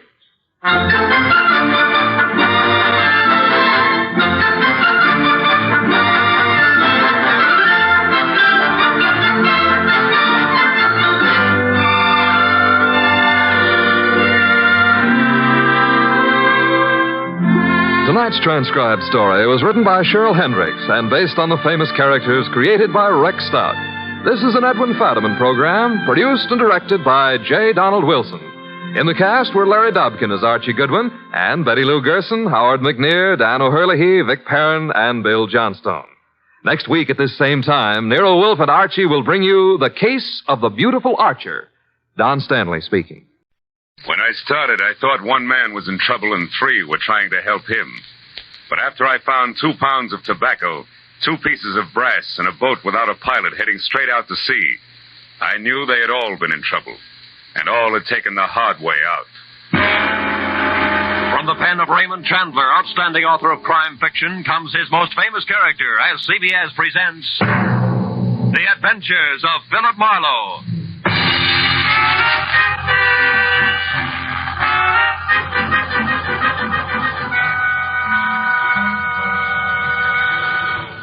And now, with Gerald Moore, starred as Philip Marlowe, we bring you tonight's exciting story, The Hard Way Out.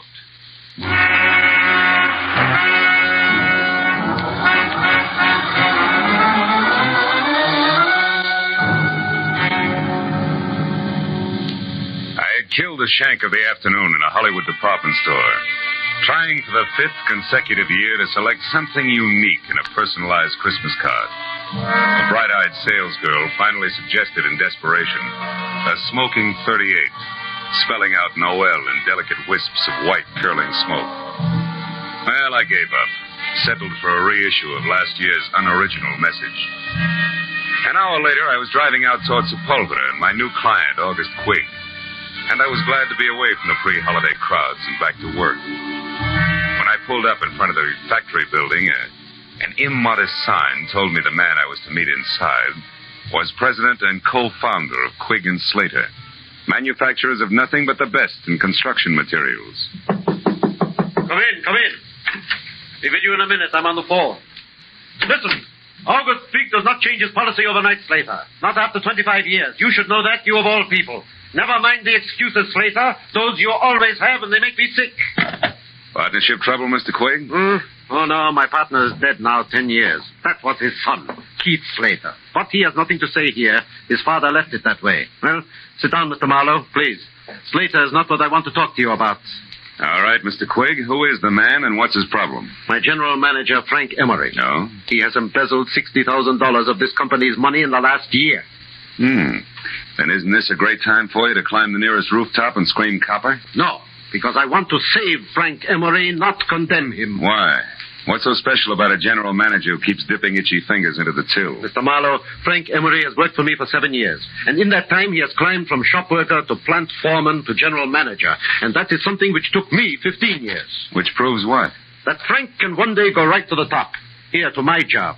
The honest way. And that is just the path he was on until a year ago when he got married. Oh. Then he started to fill his pockets with company lettuce before he'd even gotten rid of the rice, is that it? Yes, but don't leap to any conclusions, Mr. Marlowe, because his wife, Sheila, is a very sweet woman. Everybody knows that. And if anything, she should be a good influence. Mr. Quigg, what's Frank Emery's salary? $175 a week. Oh. When'd you last see him? This afternoon, about 2 o'clock. I called him in here, but I didn't say anything about the shortage. We just talked. I asked him if he thought he needed a vacation. He only sulked. He said he'd be all right in a little while. Then he left. But when he got back to his desk, he only stopped there long enough to pick up his hat. That was 3 hours ago. You've called his house since? Twice, but I got no answer. Here's the number, Marlowe, and the address. Mm-hmm. Now, we better stop talking, start moving. I must know what Frank Emery plans to do. Yeah, this is my private number. No. The plant will close in half an hour, but I'll be here working late. Okay. But before I get going, Mr. Quigg, one more question. Just so all this will make some sense to me. Were you ever in a jam like this yourself? A long time ago, maybe? And you know what it's like to be in Emery's shoes? You're a pretty alert fellow, Mr. Marlowe. I do seem to remember a rich man who once kept me out of a lot of trouble. But the details aren't very clear anymore, so good night and good luck.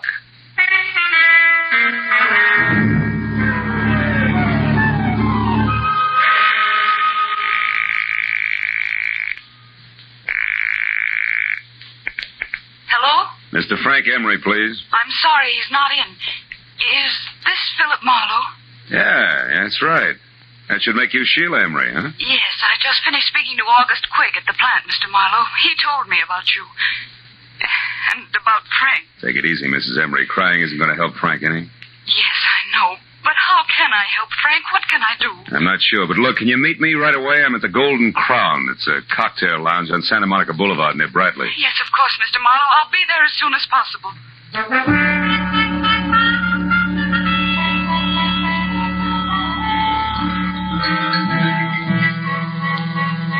Exactly 34 minutes later, a two-tone, sleek convertible about the size of a Pullman car glided to a stop in front of the Golden Crown. The loveliness behind the wheel was wearing a $100 hand-knit dress that just wouldn't let go. I knew it couldn't be Sheila Emery, but it was. She was a tall, luscious blonde with blue-gray eyes that were set wide apart and a face that any angel would have gladly traded his wings for. Now, 5 minutes later, we were seated inside at a quiet corner booth. But only 2 weeks ago, everything was perfect, Mr. Marlowe. Frank didn't seem to have a care in the world. Mm-hmm. Then all of a sudden, he changed. He became quiet, almost morose. You never suspected that he was stealing from Quigg? Of course not. And I still think there's some explanation, something we don't know about. Maybe. But from where I sit, it looks like you two have been keeping up with the Vanderbilts instead of the Joneses. It always danced the bank account. Just what do you mean by that, Mr. Marlowe? Exhibit A, that knit 1 pearl 2 number you're wearing. What? Exhibit B, that splash of automobile you drove up in. But Frank said we could afford those things. I know, because I was worried when we bought the boat. Yeah, what boat? The Carefree. It's a 30-foot sailboat. We dock it near our cottage just beyond Santa Monica. Hey, wait a minute. A sailboat, a cottage at the beach, that car? Just how far do you think $175 will stretch these days? What do you mean? Frank makes twice that, plus bonuses. Not unless he has a very fancy paper route on the side. Because 175, period, is the figure that Quigg quoted to me an hour ago. Oh, no. No, I can't believe that. Frank wouldn't lie to me that way. Yeah, some guys do funny things when they're too much in love. Oh, now, look, tears take time, honey. How about holding him back long enough to give me some dope that'll put me on Frank's trail, huh?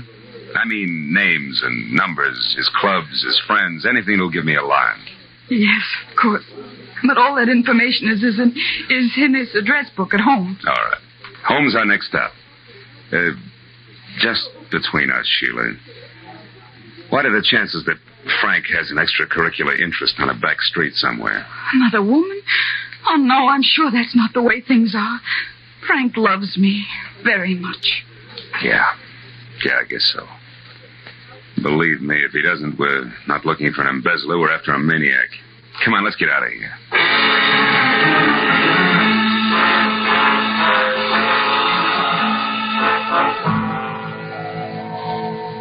When we left the Golden Crown, Sheila was still crying and in no shape to drive. So after parking my coupe in a nearby lot, we floated out to the Emery place in Brentwood in a two-tone Nash, which did everything at the push of a button except dry a girl's tears. At her house, Sheila pulled herself together long enough to give me a handful of addresses that might possibly lead to Frank Emery. But just as I was about to leave, I noticed a single phone number scribbled in pencil on the edge of a desk blotter. It was Crenshaw 22131. And since Sheila couldn't explain it, I wrote it down on a slip of paper and filed it in my pocket and left. But once outside, I remembered that my car was still on Santa Monica Boulevard at the Golden Crown. So I started back to the house to call a cab. I stopped suddenly at the sound of somebody in the shadows alongside the house. When I moved toward the noise, a man darted out between two trees, and I went after him. Get your hands off. Why? So we can play another round of hide and seek? No dice, brother. I'm getting too old for it. Now, who are you? What are you doing around the Emery place? Come on, let's have it. Say, wait a minute. Aren't you Marlowe? The man August Quigg hired? That's right. You still haven't answered my question. Oh, no, but I will now that I know who you are. I'm Keith Slater. Surely dear Quigg must have told you of me, the wastrel son of his late partner. He did, but you're still parrying, Slater. Why were you hiding behind those trees? Correction, Marlowe. I wasn't hiding. I was waiting for Frank Emery. All right, we won't argue terms. Why were you waiting? Because I wanted to get hold of Emery and help him before he goes too far. You see, Marlowe, he came back to the office after you left. What? Did he talk to Quigg? No, the place had just closed and the old man was out for dinner. Did you talk to Emery? Yes, and it wasn't much fun. That poor fellow's just about out of his mind, Marlowe. Why, he raved on for an hour and a half about how unfair Quigg was. Said he knew that I was the one who'd get to run Quigg and Slater after the old man died. I don't follow that. When did you become the fair-haired boy around there? Oh, I'm hardly that. But I do own a quarter of the plant, unless, of course, Quigg fires me one day. Those are the terms of my father's will. But Quigg won't fire you, is that it? He wouldn't think of it. After all, that would keep my dear father from resting easy in his grave. Okay, let's skip it. Exactly what did Frank Emery tell you, Slater? He said that August Quigg was a two-faced liar and that he'd settle with him in his own way. I told Quigg that when he got back from dinner.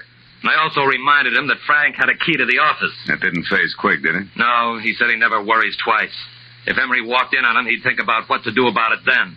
I tell you, Marlowe, we've got to get hold of Frank Emery and stop him before it's too late.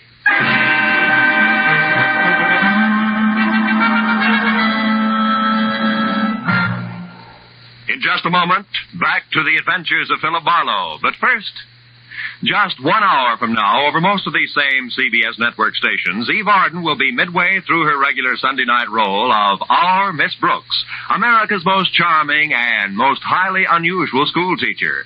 You've seen Eve Arden make her hilarious way through many a Hollywood movie. Now you can hear her every Sunday night as Our Miss Brooks, just a little later over most of these same CBS network stations. And now, with our star, Gerald Moore, we return to the second act of The Adventures of Philip Marlowe and tonight's story, The Hard Way Out.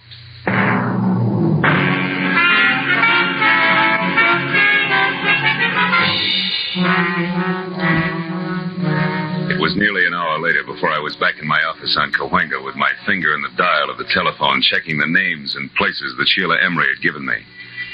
2 nightclubs, 3 hotels, and 5 friends later, I'd run through the list without a single kosher lead. Sitting there thinking of all the places a guy could disappear to, I reached into my pocket for a lifesaver and found something else. A slip of paper that read Crenshaw 22131.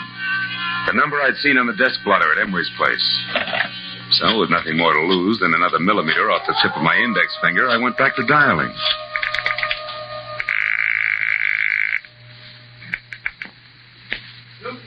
Pipe and tobacco shop, Sam Newton talking. Newton's what? Pipe and tobacco shop, what can I do for you? Not a thing, old-timer. My mistake. Pipe and tobacco shop. Marlowe speaking. This is Sheila Emery, Marlowe. I think I know where Frank is. You do? Yes, at our cottage at the beach.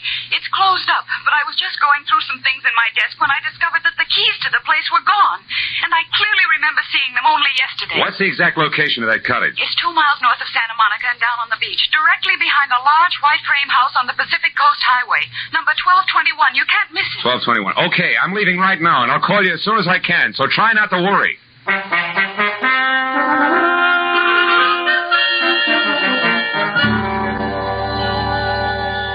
Somehow or other, I made it straight out along Sunset to the beach and then north as far as the large white frame house without being tagged for low flying by any of the boys in blue.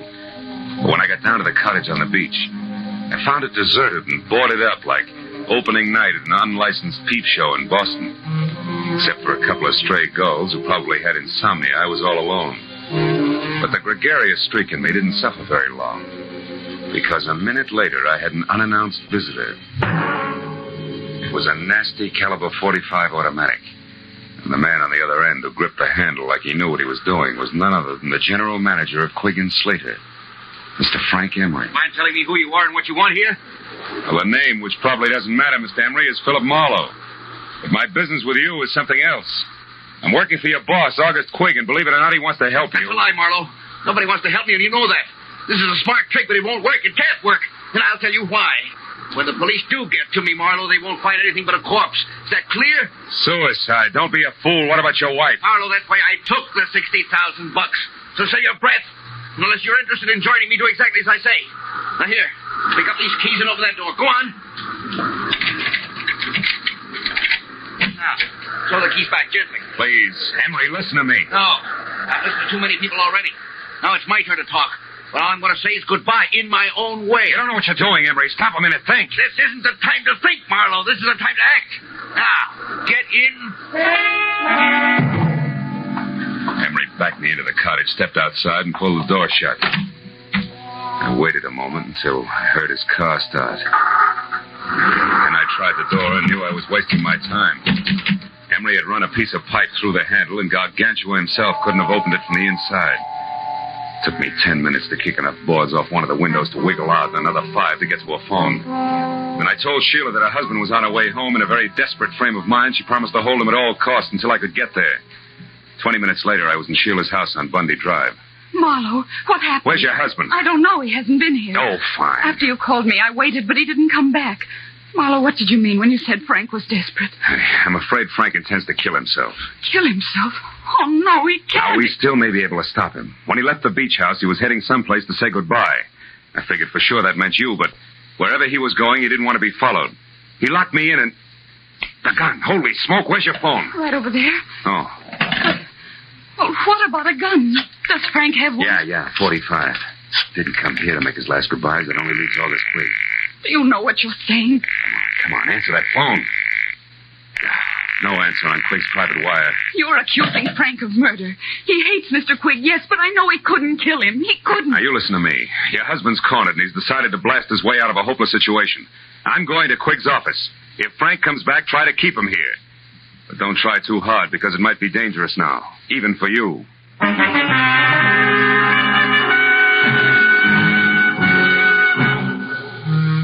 I drove down Sepulveda to the black, hulking plant of Quigg and Slater, pulled over, parked, and walked up the alley toward the side entrance.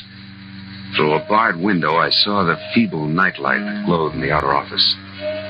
Otherwise, the place was dark. When I got to the door, I stopped. A diamond-shaped key stuck out of the lock, and the heavy door was ajar. I eased it open and listened. Nothing. I pulled the key out of the lock and dropped it in my pocket. Then I went inside and switched on the lights. Oh, I found him on the floor next to the desk in his private office. He'd been shot in the chest point blank with a .45, which meant that even before he fell, August Quigg was dead. The room was untouched. Quigg's key case lay in the pencil tray on his desk. I snapped it open and saw what I expected. His diamond-shaped key. I switched off the lights and started out. When I heard heels clicking up the hallway, I backed up against the wall and waited. It was Keith Slater. He hesitated in the open door, a startled look on his face. Good Lord. Quigg. Hello, Slater. Who is it? Marlowe. I wouldn't touch anything if I were you. The police will want to see it just as it is. Marlowe, he's been murdered. I had no idea Frank would go this far. Yeah, he's full of surprises tonight. Are you sure he's not carrying any grudges against you? Frank and I are old friends. That old man in there was different. He wasn't human. He was a machine, a rock crusher with a concrete heart. I'm only sorry it was Frank who did that to him because he'll never be able to get away with it. He doesn't intend to. Plans to commit suicide any minute now. Tell me something straight, Slater. How does he feel about his wife? Is he jealous? Jealous? Why, Marlowe, you don't think that he might kill Sheila? I'm going to call her right away. Wait a minute. If Frank is there, a phone call would only hurry things. Come on, let's go.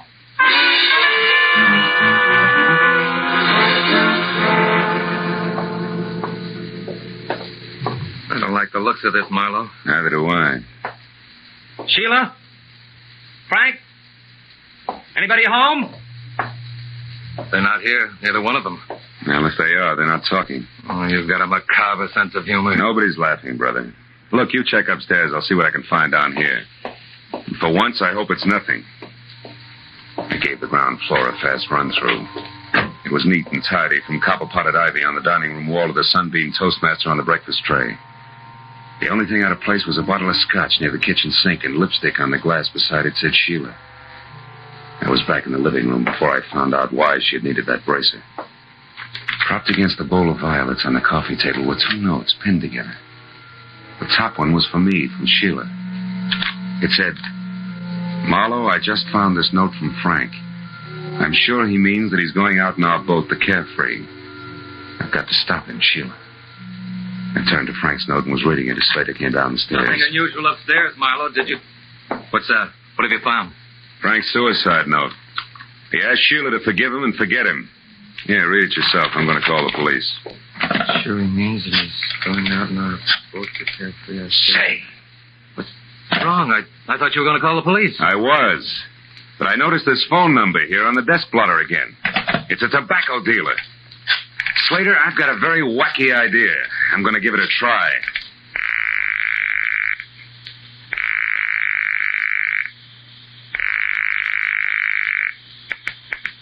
Hello? Newton Tobacco Shop? Yes, but we're closed.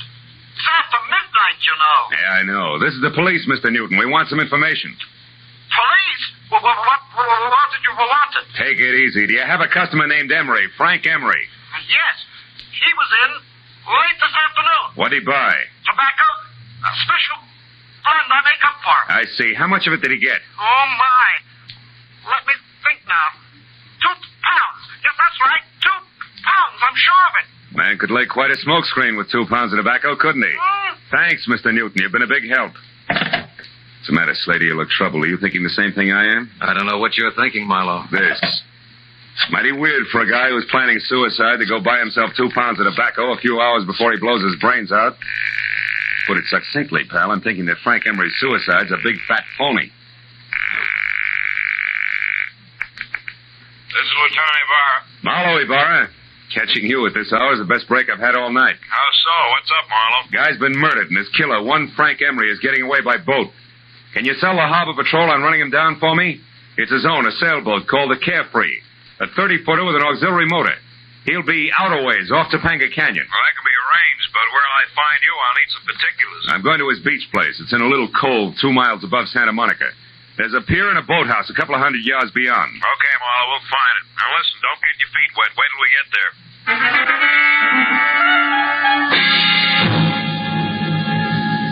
The Emery beach house was deserted and dark. So Slater and I went on to the boathouse, which was dark, too. But that's where we found Sheila lying on the planks, sobbing out the end of a long, hard cry. Slater ran to her and lifted her to her feet. Oh, Sheila. Sheila, what happened? Where's Frank? Oh, please. I was too late. I saw him leave.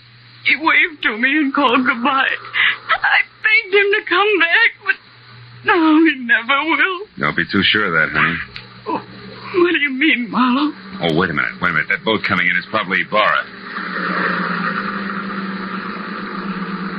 Marlowe? Yeah, here, Ibarra. I got another boat out looking for the Carefree, Marlowe, so I came directly here. Who's this?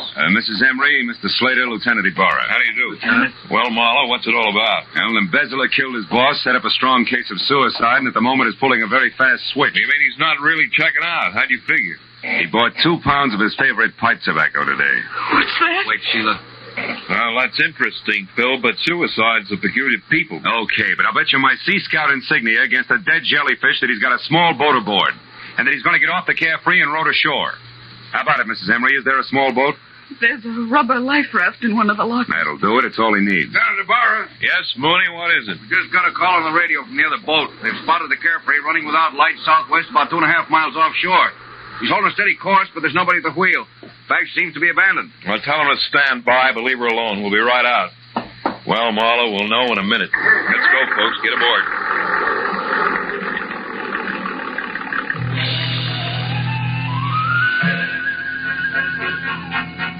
A harbor patrol cutter sliced through the black swells with the easy grace of a head waiter after a $10 tip. And all the way out, it looked as though Marlowe was going to be the bright boy of the evening. When we pulled alongside the Carefree, made her fast and boarded her, it still looked that way. It looked great, right up to the point when Ibarra peered through the porthole in the closed cabin, jerked the door open, and went inside. After that, it didn't look so good. Marlowe, come in here.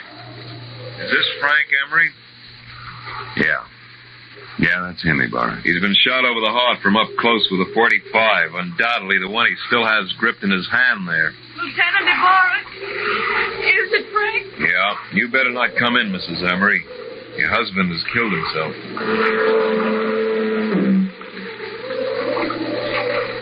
I walked back to the stern and sat down. Ibarra was going through his grim routine inside, and I felt lousy.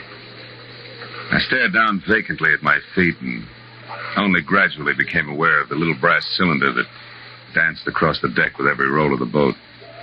I picked it up. It was an ejected cartridge from a .45. I'd found an empty .45 cartridge. All at once, things began to take shape for me. Ibarra, hold everything. I was right. Emery didn't commit suicide after all. Bill, the man's body's right here, the gun in his hand. I know, but he was murdered. Now, look, I found this out on deck, and the door to this cabin was closed. Do you remember? When a man is shot with a .45, he drops. He doesn't walk in, close the door, and then fall. Well, Did Emery have any keys on him? Yes, these are his. They're in the ignition by the wheel. Sure. Look, this diamond-shaped one. It matches one I've got in my pocket. Come on out on deck, Ibarra, and watch closely. Hey, Slater, can I see your key to the side door of the factory? Why, certainly, Marlowe. It's right here in my pocket. It's not in your pocket because it's here in my hand, Slater. You were so excited when you shot Quigg, you ran off and left it sticking in the lock. No. And here's one for you, Mrs. Emery. While the Carefree was still tied up at the dock, you stood right here, surprised your husband in the cabin door, and shot him. This little cartridge was ejected back to the stern. But you forgot about that, because after you shoved him inside and put the gun in his hand, you closed the door. Then you started the motor, locked the wheel, and cut the boat loose. I don't know what you're talking about. Look out, Ibarra, he's after your gun. That was nice, Ibarra. Marlowe, I wouldn't have believed this. Don't lose your place, because you'll have to go over it all again. Don't worry, I won't. You see, it's sort of like an equation. 2 pounds of tobacco and 2 pieces of brass added up to 2 bodies and 2 murderers.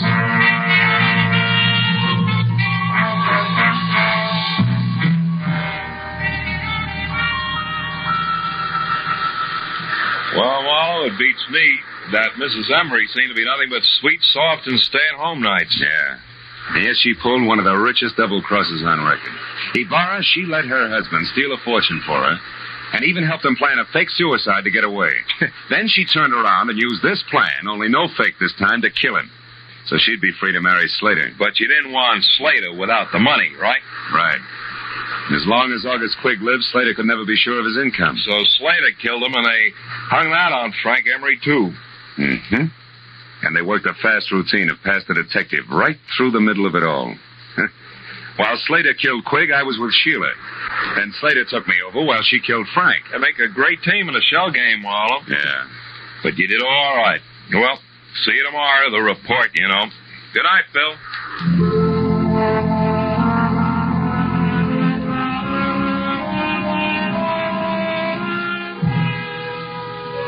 I sat alone on the pier for a long time. I watched the waves come in, and gradually my mind got untangled from the treachery and violence it had been wrapped up in all night. And the lady turned out to be the tiger. And then as my thoughts plowed back through the whole mess of the afternoon when I'd been shopping for Christmas cards, I made up my mind to cancel my order and have an entirely new set printed up.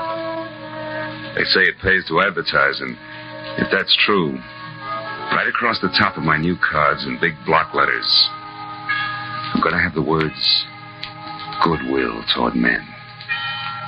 Who knows? Maybe it'll help.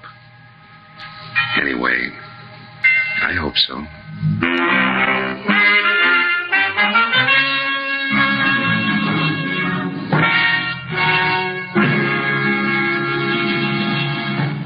The Adventures of Philip Marlowe, created by Raymond Chandler, stars Gerald Moore, and is produced and directed by Norman MacDonald. Script by Mel Donnelly, Robert Mitchell, and Gene Levitt. Featured in tonight's cast were Barbara Fuller, Louis Van Rooten, Bill Nally, and Edgar Barrier. Lieutenant Ibarra was played by Jeff Corey. The special music was conceived and conducted by Richard Arant. From Hollywood, it's time now for Johnny Dollar. Pat McCracken, Johnny, Universal Adjustment Bureau. Well, hi, Pat. What's new? I've got a problem. This is new? Pat, every time you call me up, you've got a problem. What is it this time? Johnny, did you ever have any trouble getting rid of money? Getting rid of... Look, Pat, this is the thing I do best. Well, not so here. What do you mean? I got $25,000. I've been trying to give it away for 2 weeks, but I can't. Just a minute. Let me shake the phone. Huh? For a minute, I thought you said you were trying to give away $25,000 and couldn't. You heard me correctly. Boy, you have got a problem. I'll be right over.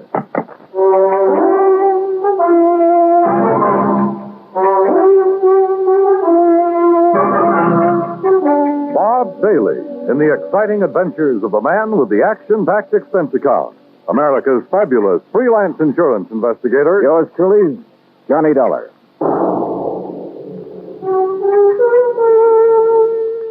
And now, Act One of yours truly, Johnny Dollar.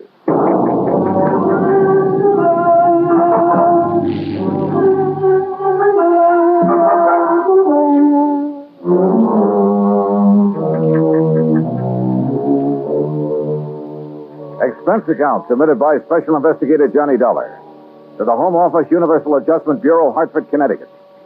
Following is an account of expenses incurred during my investigation of the shy beneficiary matter.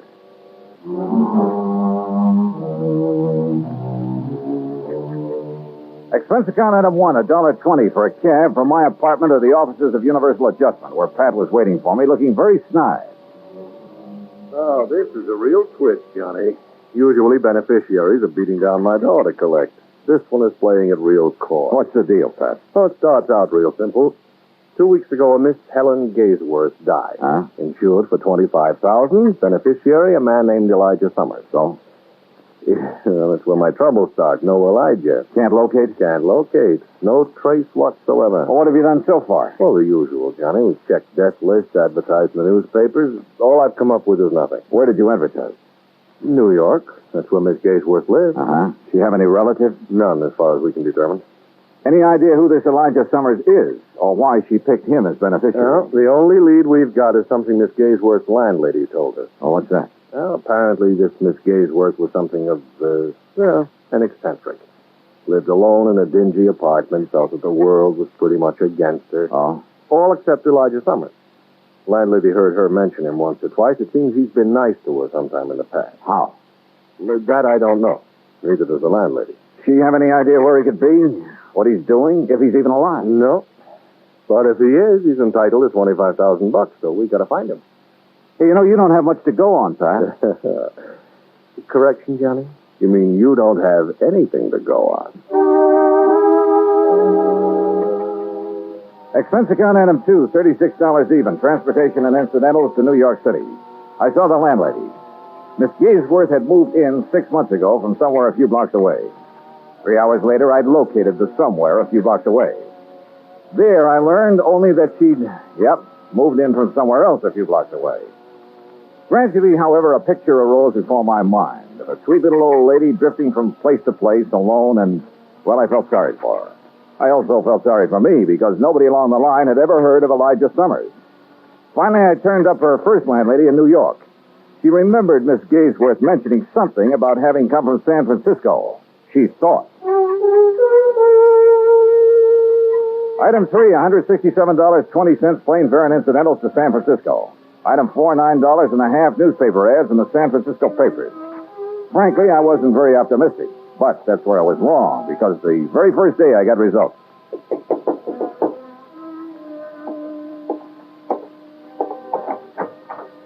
The results, incidentally, were blonde with brown eyes. Mr. Dollar? Yeah. I'm Janet Blake. May I come in? Oh, sure. Thank you. What can I do for you, Miss Blake? You're the one who ran the ad about Elijah Summers. Yeah, that's right. Has he answered it? Not yet. Do you have any idea where he is? No, none at all. That's why I advertised. Look, are you related to Mr. Summers? No. I'm a friend of his. Well, have you any idea where he might be, Miss Blake? Have you ever heard of a little town called South Fork, California? No. It's on the Yuba River, up in the Sierras. in what used to be some of the gold rush country. You think Elijah Summers might be up there? Maybe. What makes you think so? Just call it a hunch, Mr. Dollar. Just a hunch.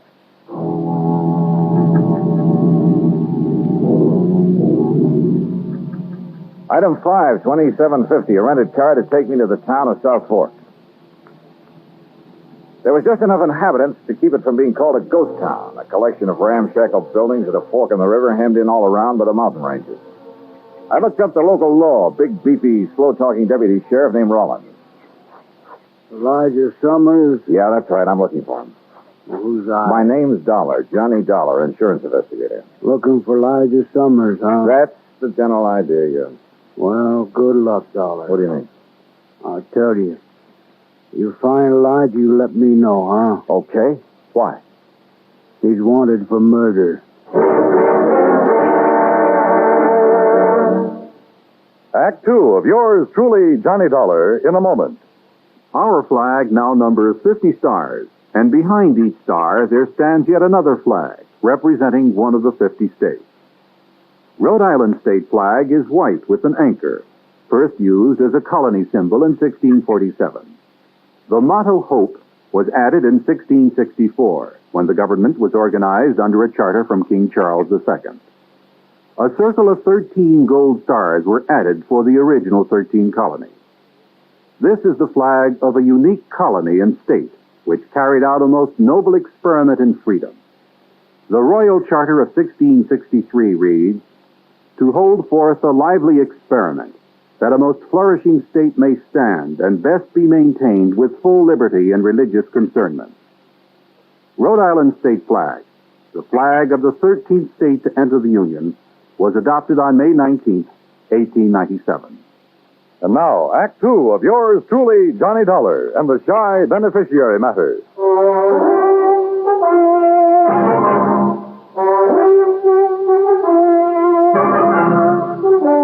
Now I knew why Elijah Summers was so hard to locate. After all, a man who's wanted for murder isn't exactly going to make himself conspicuous. How come you want to find Elijah Dollar? He's a beneficiary of a life insurance policy, Sheriff, $25,000. I'm afraid the dough's not going to do him much good. Maybe not. Oh, sure, he's got to be brought in, tried, and convicted, but I figure that's largely a question of time. When did this killing take place, Sheriff? Last year. Here in South Fork? A ranch about 3-4 miles east of here. At Jess Tyler's place. Is Tyler the one who was killed? Yeah. Well, what happened? Well, Sir Elijah always was a funny old duck. Jess Tyler kept him around the place a couple years, sort of a hired hand. I see. Now, from what we could piece together, Elijah and Jess got in an argument about some work Elijah wasn't doing very good. Elijah went plumb crazy, shot Jess, and took off in the hills. I see. Jess's widow took it pretty hard for the better part of a year. I guess it was Ben Watts finally pulled her out of it. They was married just a month ago. Oh? She and Ben are living on the ranch. Straight out of town to the east up on a rise. Okay. Can't miss it. Figure on going out there. Yeah, I thought I might. You any idea where Elijah might have gone? Matter of fact, I got a pretty good idea. Yeah? Over the next range of mountains is a place called Tough Luck Canyon. A couple of hermits in there panning gold. Gold? Well, they get maybe $3-4 worth a day. Enough to live on. Now, I've got me a hunch Elijah's holed up somewhere in there. Have you been up there after him? 2-3 times. Well, someone's got to be careful. That Elijah's a mean shot with a 30-30. Jess Tyler found that out. Besides, there's lots of places up in there for men to hide. Uh-huh. So you've given up on him? Dollar, I don't give up on no man. Elijah stays up there long enough, he's going to get careless. One of these times I go up there, I'll get him. I got into my car and drove out to the Tyler Ranch where his widow Clara and her new husband Ben Watts were living. They were expecting me. Sheriff Rollins phoned us you were coming, Mr. Dollar. I doubt if there's much we can add to what he's already told you about Elijah and the killing. Well, I'm sure you don't enjoy talking about it, Mrs. Watts, but I don't mind any more, Mr. Dollar. Time has a way of taking care of most things. Of course, I still can't help feeling sort of bitter about Elijah. But I also can't help feeling sorry for him. Yeah, sure, I understand. I gather that Mr. Tyler always treated Elijah pretty well. Yes, he did. It kept him around here when it really didn't pay to. Uh-huh. Then how could Elijah turn on him that way? Well, Elijah was always pretty unpredictable, I guess. No one really knows what the argument was about. Mr. Watts, how would I get to Tough Luck Canyon? You? You mean you're going after Elijah? I'd like to try. I don't think that's a very good idea, Mr. Dollar. Probably not. But why not? Could be dangerous for you. Maybe. And why do it? My job. I've been thinking about Elijah a lot lately. An old man like that somewhere up in that canyon out in the open, in the cold. It just isn't right. Yeah, well, anyway, how do I get there? As the road takes off a mile or so from here, you'll see it marked. Winds up through the mountains to about 3 hours' hike from Tough Luck Canyon. Okay, thanks. Just one thing, Mr. Dollar. This Elijah, he's a good shot. I know. So do I. Put a 30-30 slug in my shoulder once. When was that? Night of the killing. I was living on the next ranch over at the time. I was one of them that took off after him. He winged me from 200 yards. Oh? I tell you for a fact, Mr. Dollar, he can shoot fast, he can shoot straight. With those cheerful words from Ben Watts ringing in my ear, I drove back to town. Item 6, $35.40 for some camping equipment. I figured I'd be spending a couple of nights out in the open. I found the so-called road they told me about. Finally, it just sort of petered out among the trees and rocks up near the timberline. I started hoofing it. 3 hours later, I was over the ridge and working my way down the western slope of Tough Luck Canyon. Suddenly, I stopped. Yeah, somebody was trailing me. I crouched behind some brush and waited.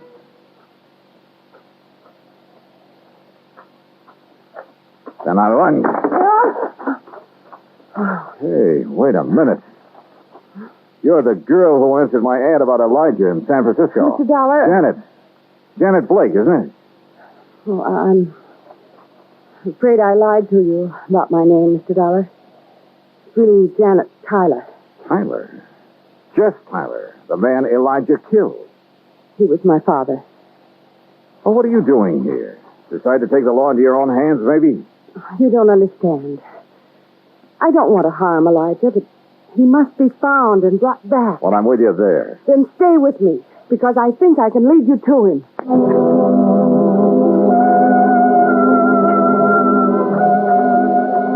Look, Janet, we're nearly at the upper end of this canyon. Now, what makes you think Elijah's around this neck of the woods?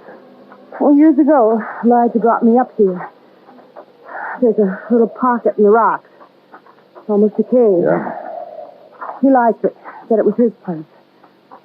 I recognized the landmarks. Get down. Well, Janet, looks like we finally located Elijah. The hard way.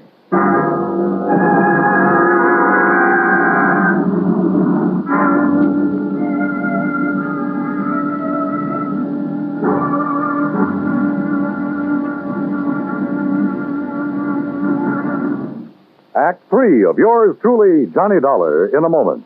It is a very well-known fact that symbols are important to men everywhere. Whether they be symbols of country, religion, or honor, they're a cherished part of the culture and tradition of all peoples. As in almost all countries of the world, the people of Spain are very religious.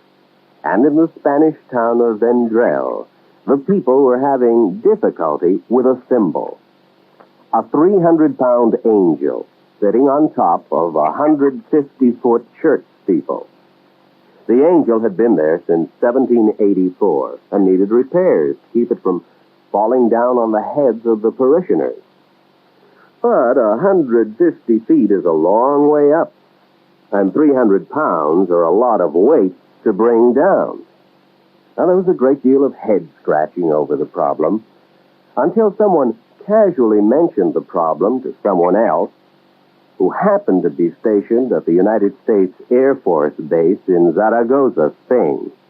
It wasn't long before visions of a helicopter came to mind.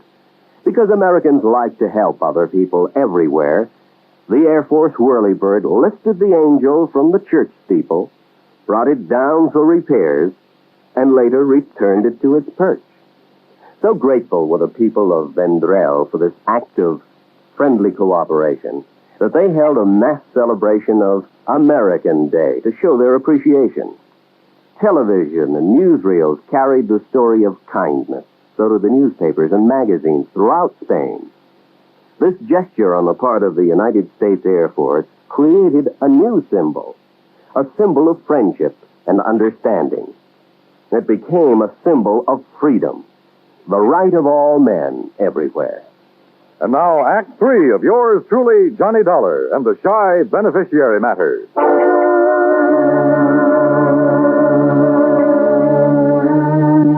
Yeah, we found Elijah Summers, all right. He was somewhere in the rocks above us there in Tough Luck Canyon. And I knew the minute Janet and I poked our heads up, we'd collect a slug. He had us pinned down, but good. Johnny, you think maybe it's... Stay down. Now, look, Janet, I still don't understand why you were so anxious to find Elijah. Johnny, you've heard him shooting at us. Yeah, you're so right. What kind of shots do they sound like? Rifle. Matter of fact, a small caliber rifle. A 22, maybe? Like this? Where'd you get that 22 slug? This came from Elijah's gun the night my father was killed. But he was killed with... Hey, wait a minute. That's why I want to talk to Elijah. That's a good idea, and so do I, but how? I think he'll still remember my voice. Let me try. Okay, but be careful. Elijah? Elijah? Who's that? Janet. Yeah, go on. It's Janet, Elijah. Janet Tyler. Miss Janet? That's right. Who's that with... Dollar, Elijah.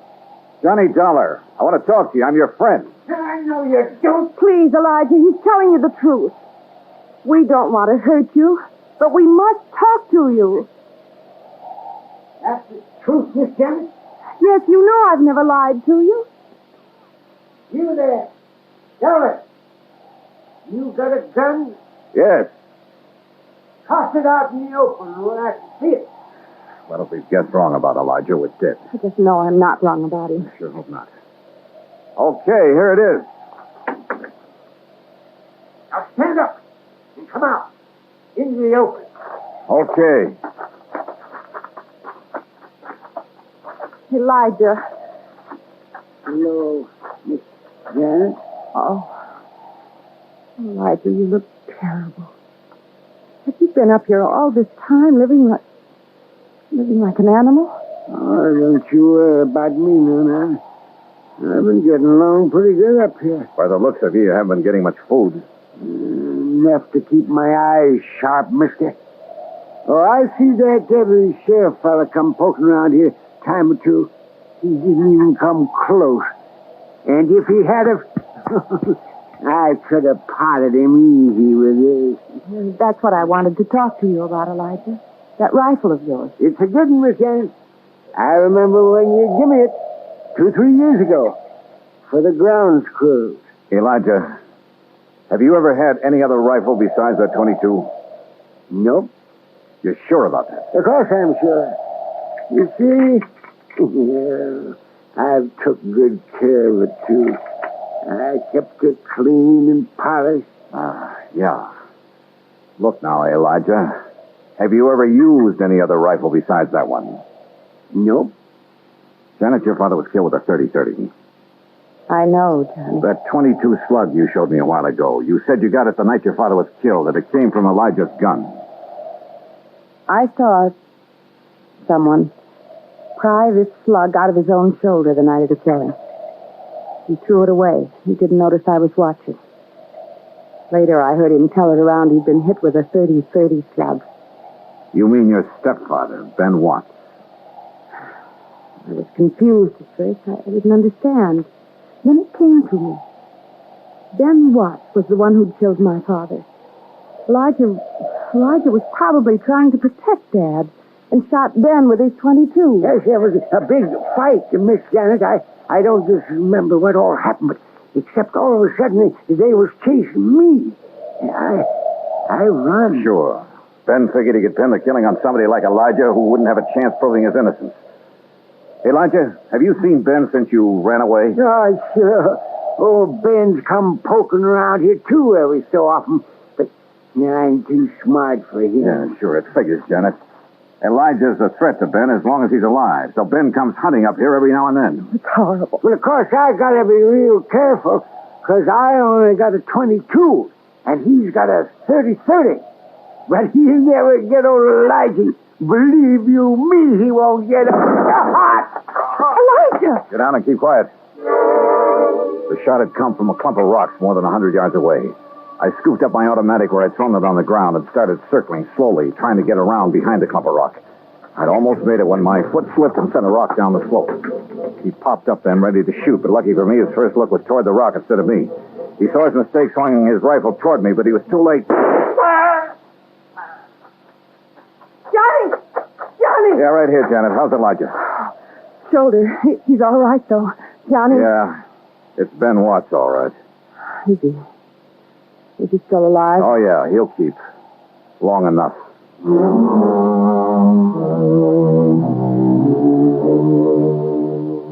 Expense account total, $410 even. Remarks?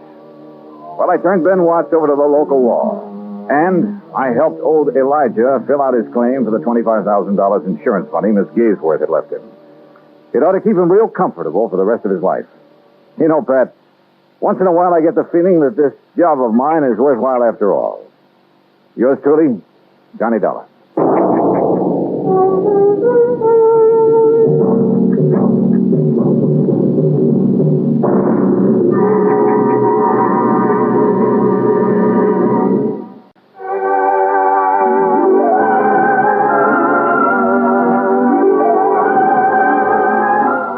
Yours truly, Johnny Dollar, starring Bob Bailey, originates in Hollywood. Written by Robert Rice, it is produced and directed by Jack Johnstone. Heard in our cast were Virginia Gregg, Jeanette Nolan, Larry Dobkin, Jack Crucian, Russell Thorson, and Howard McNear. Be sure to join us next week, same time and station, for another exciting story of Yours truly, Johnny Dollar. This is Dan Cubberly speaking. William Gargan stars as Barrie Craig, confidential investigator.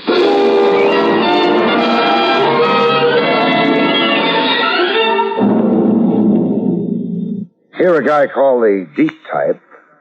It might be more a matter of geography than mentality. How deep is his grave?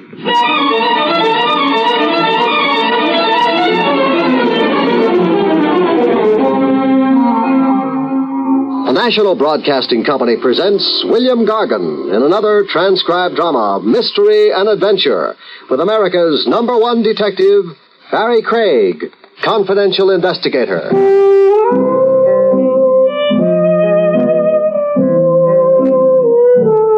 Barrie Craig speaking.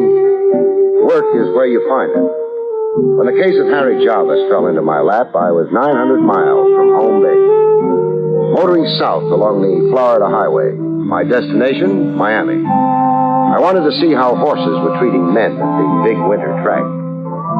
My usual annual stopover, about 100 miles this side of Miami, was a motel. The Happy Traveler Motel, the big neon sign said. A 16-cabin setup complete with hot showers and television, run by two partners, Mo Birch and Harry Jarvis. I knew the two of them way back. They'd run a custom haberdashery in New York once, before going south to change their luck. Inside, I found Mo, but missed Harry. The last I seen Harry, he said goodbye. For keeps, Mo? Yeah. After you two being inseparable for 10 years? 12. A business partnership's like a marriage. Sooner or later it gets tired, there's a divorce. Well, one way of looking at it. Who saw it first, you or Harry? Harry. You heard the words faithful unto death? Who hasn't? That's me. I'm a sentimental slob, Craig. To change the subject, how's business? You saw my vacancy signs driving in? Yeah. Then tell yourself the answer. Business is lousy.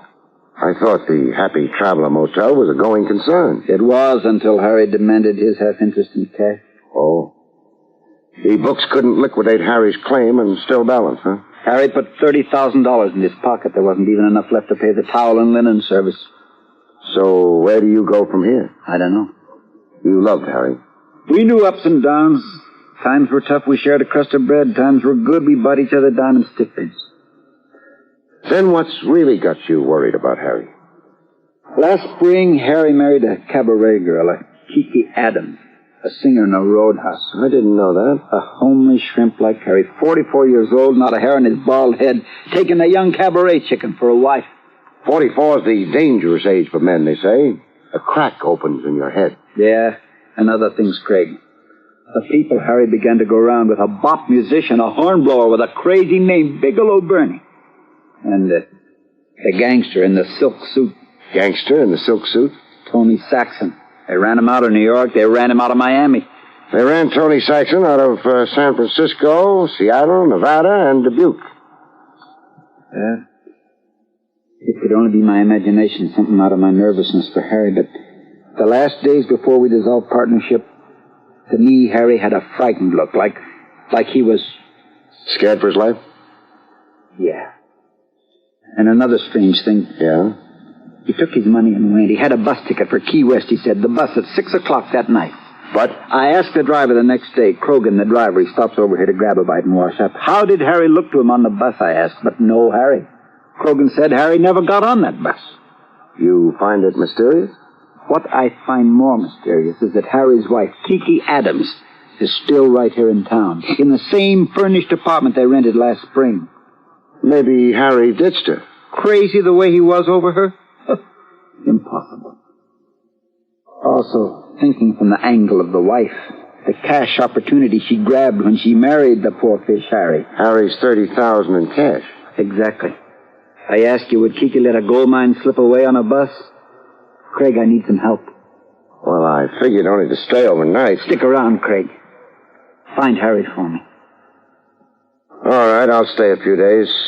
Try to find out what did happen to him. What cabin have I got? Cabin 4, the best. You get washed up, Craig. Then I'll broil you a steak. Free. On the house.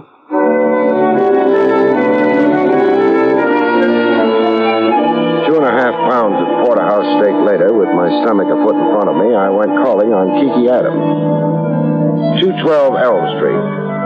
I had directions on me written out by Mo Birch. Drive east across the railroad tracks, then north 1/4 of a mile past the county jail. 1/4 of a mile past the county jail, I stopped. 212 Elm Street was a 2-story frame building sandwiched between an abandoned schoolhouse and a plumbing supply wholesaler. A big front door with isinglass slits on it and a brass knocker. I banged the knocker a little while, and then I tried the doorknob. I made less progress there. The doorknob came off in my hand. A situation like that can become embarrassing. This one did. All right, drop it, Sam. It? The doorknob, Sam. I saw you cop it. You misjudge me, friend. I'm on the steps there beating my feet. I got a cold eye on you, Sam. You're low down jelly belly to the grass. Jelly belly? Hey, what kind of jive? Bigelow Burney, Sam, and don't scratch your violin at me. Bigelow Burney? I've heard about you. You're the bop musician. Hey, man, who's been scatting scandal about Bigelow Burney? Never mind who's been scatting. Look, I'm a detective.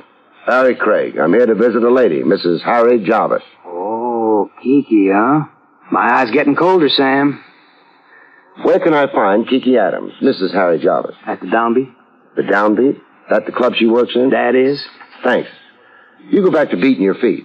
And while you're mooning over Blue Mama Kiki, keep one fact in mind, huh? Shoot me, Sam. Kiki is supposed to be another man's wife.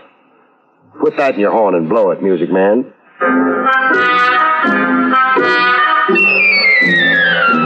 I caught up with Kiki a half hour before her cabaret act commenced. She was in her dressing room, doing back bends. Say, you're wasting calisthenics, lady. Strengthening your back muscles won't do a thing for your voice. I'm off the singing bit, lover. Oh? Yeah. Too many canaries around. Every kid out of high school. I see what you mean. So I get trampled in the mob. So I worked out a specialty number. Acrobatics, obviously. Well, more than that. I do a back bend while tooting on the sax. See it? Vividly. While in the back bin, there's a glass of bubbling champagne on the floor. You get off the sax and drink the champagne. Without spilling the drop. Will the act get me to Miami? Unquestionably. Who'd you say you were, lover? Barrie Craig. Sagittarius? Sagittarius? Your astrology sign. Oh, no. Taurus the bull, I think. Taurus? Will I do? Yeah. You can be favorable for me. Okay, lover, it's a date. After my 12 o'clock turn, whistle me over. A low, sweet whistle, lover. Now scram, huh? So I can practice? I got to drive Kiki home after her 12 midnight turn was extended to upstairs. Make yourself comfortable. To do that, I'd have to take off my shoes. Be my guest. Well, how you like my home sweet home? Charming. Lala. The crummy dump. It could use a coat of paint. It could use a match. I know the answer. What? Move. Tell that to my husband. I will. Where is he? Harry's away on a trip. Oh. Lover, I want to set you straight. On? How you got here. Well, you invited me. To pass the time socially. I'm a night owl, not a butterfly. Have I made a pass, doll? No, not yet. So why the sermon? I got a canned speech I use on guys I pick up with. All right, finish it. I don't like talking to myself when I get home after the show. I tried being an introvert once. I don't like it. You're up here only for conversation, lover. In the canned speech. All right, if I made a speech now? Speak. Exactly where is Harry Jarvis? Why should you care? I'm worried about him. Worry? You know my husband? I do. Know him and like him. Well, this is news. You never asked me why I popped into your life. No, I assumed you were just another John looking to get acquainted. I looked you up on Harry's account. To put it simply, I'm a detective. A detective? With Harry on your mind? Yes. Why? What's with Harry? He isn't around. Well, I told you he's away on a trip. You failed to say where. Where? Well, I don't know. Well, you're his wife. Well, sure, but he didn't say where he was off to. I didn't even see him when he left. I was at the club. There was a note waiting for me when I got home that night. Well, what did the note say? Say, call away for a few days, something like that. Well, when was this? 8 days ago. Where's the note?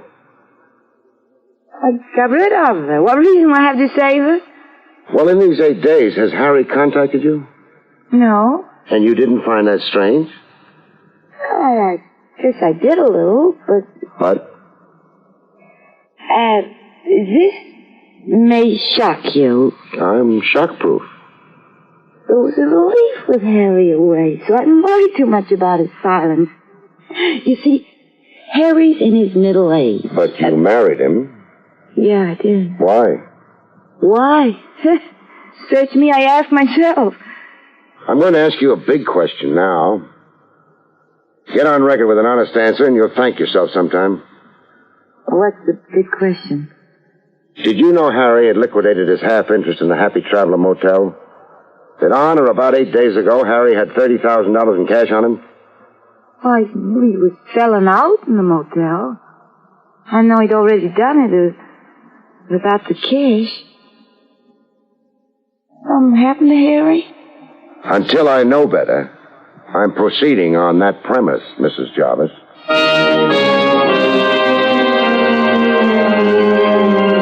I left Kiki to waste her fragrance on the four walls of the flat. Downstairs, I ran into a familiar figure. Back sitting on the next-door schoolhouse steps, busy, quote, beating his time. The bop musician, Bigelow Bertie. You're real low-down jelly-belly to the grass, Sam. I don't rate the cold eye, Bernie. I did nothing but converse with Kiki upstairs. It's still you and her husband in the field. I mean, if Passion Flower upstairs still has a husband. What's your thought about that, Bernie? Harry will be home. Then, why do you sit outside here beating your time and mooning over Kiki? Another man's wife, and no chance for yourself, you can see. I got an answer for you, Sam. I'm dying to hear it. You see up there where I'm pointing? That flat under Kiki's? Yeah? I live there, Sam. I'm beating my time down here because I live up there. Bernie. Yes, Sam. What if it turns out Harry Jarvis is never coming home to Kiki? He left her? Could be, no? Oh, never. Okay, so Kiki's one dish a man doesn't walk out on. But suppose Harry doesn't ever come home for a wholly different reason. Man, only one reason would keep Harry from coming home. Okay, anticipate me. Go ahead. He'd have to be dead, Sam. Real gone. Sam, is that what you mean by Harry not coming home? That's exactly what I mean. That Harry's dead? Dead. With you out in front now in the grab for Blue Mama. You hitting around and maybe I killed Harry? I'm asking you, would you kill Harry Jarvis? No, N.O., man. Then finger somebody for me. Somebody who would kill Harry. Hey, you were supposing before, now you're not. I've given up supposing. Come, Bernie, help the law and you help yourself. Well, man, if Harry is dead, there's only one man I know Who is this man? sporting a silk suit. Tony Saxon? Man, Tony Saxon. Why would Saxon want to kill Harry Jarvis? Money, Sam. Harry was into Tony Saxon for money. Gambling debts? Tony Saxon is a gambler. Where do I find Saxon in this town? 3 acres, that's the Fieldstone house on Chestnut and Raleigh. Man, Harry is dead, huh? That's my morbid surmise. Say, all right for me to go comfort the widow? I'd say it's more decent to wait until the corpse confirms that fact. You know, I'm glad I had this talk with you, Sam. No more feeling low down, jelly belly to grass, huh? Oh, no, I'm high in the stars, Sam, on a happiness jag. You sure go for Kiki. Oh, she's under my skin, Sam, under my quivering skin. Blue Mama Bigelow Bernie's blowing a high note tonight.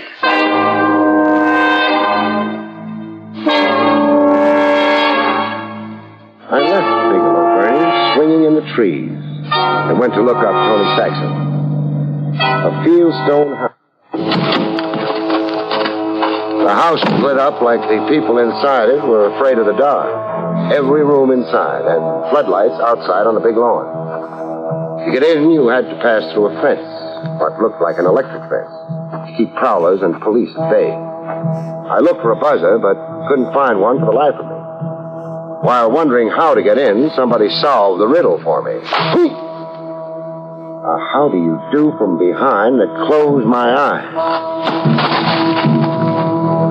I came to with something rattling in my ears. The rattling of bone like teeth. When I got my eyes open enough, I saw what it was. Chips. Ivory gambling chips on a green dice table. I was stretched out on the dice table. He's up 6 and 32. You win, Morty. Pick up your money. A sport in a black silk suit. Tony Saxon. What's this 6 and 32, mister? The time it took you to come to. We made a bet on it here. Me and Morty and Fatso. A bet on how long I'd be out? I said 10 minutes. Fatso there said 8. Morty's bet was 6 minutes. You were out 6 minutes and 32 seconds on my stopwatch. Morty's bet. Morty there owes me a cut for cooperating. Beat it, boys. But not too far. Beat it just far enough to be able to keep me covered, fellas. We don't shoot fish in barrels, Craig. Then give me a running start if you really want to be sportsmanlike. You got death on the brain, Craig. Craig. You keep calling me Craig. Your name? You know. Your wallet says, so does your police license.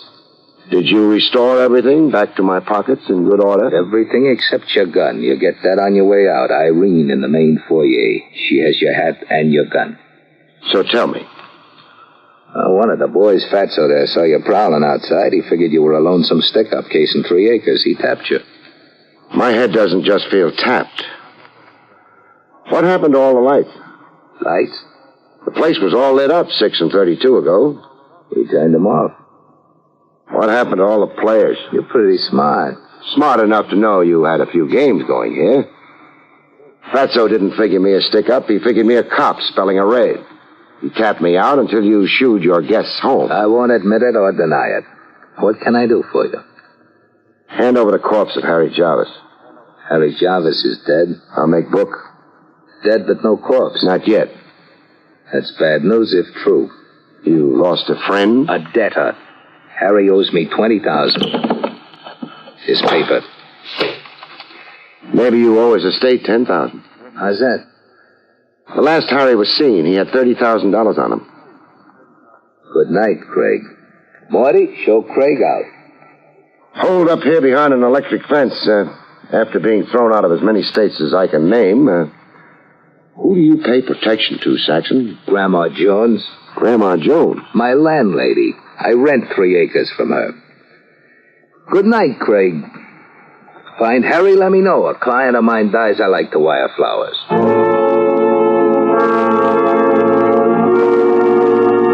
Outside Saxon's fortress wall, I found fresh company.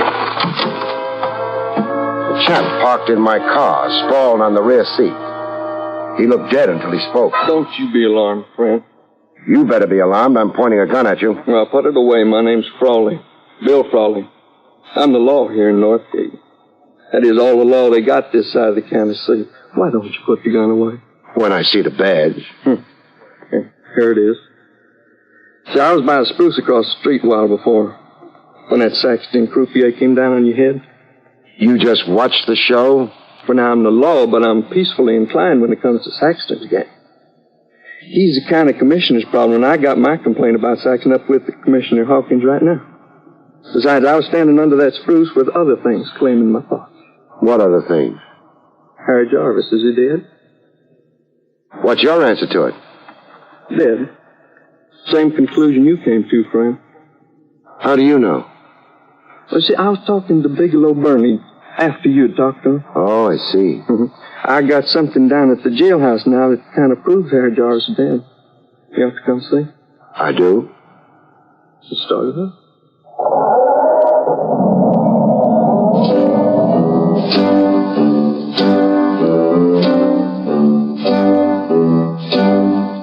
The Northgate jailhouse was a clapboard frame shack a March wind could blow off its foundation.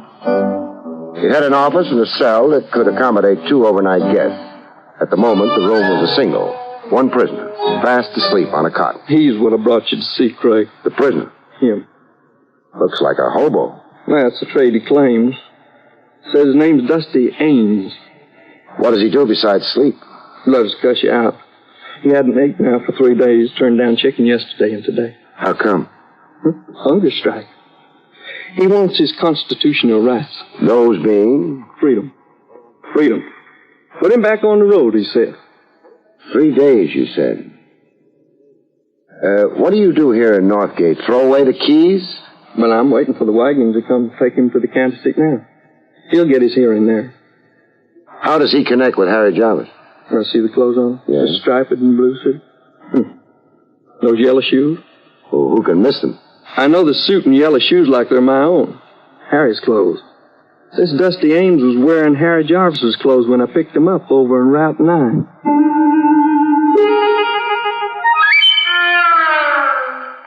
When Dusty Ames came awake, he began to howl. I want my rights. I'm a Federalist. President McKinley will hear about this. He does. You have a miracle on your hands. Look, Dusty, if you've got any wits, collect them. Wits? Why, sir, I was professor of cosmological dialectics in Katydid College. But the road got into your blood, huh? The call of the wild Mackinaw. So you turned in your cap and gown. Took to the open highway. And killed a man here in Northgate. That's a lie. You're in his clothes? I found those clothes, sir. We've been asking you where. I wouldn't tell the sheriff. Why should I tell you? Because when it comes down to it, I'm going to beat it out of you. Civilized man always reverts to the beast. Your predecessor in those clothes was a dear friend of mine, Dusty. A dear friend? A man's greatest possession in a cold, materialistic world. Sir, I have a poem right here in my pocket, after the fashion of Edgar Guest. I'll read it. No matter where the road may go, I'll always think of dear friend Joe.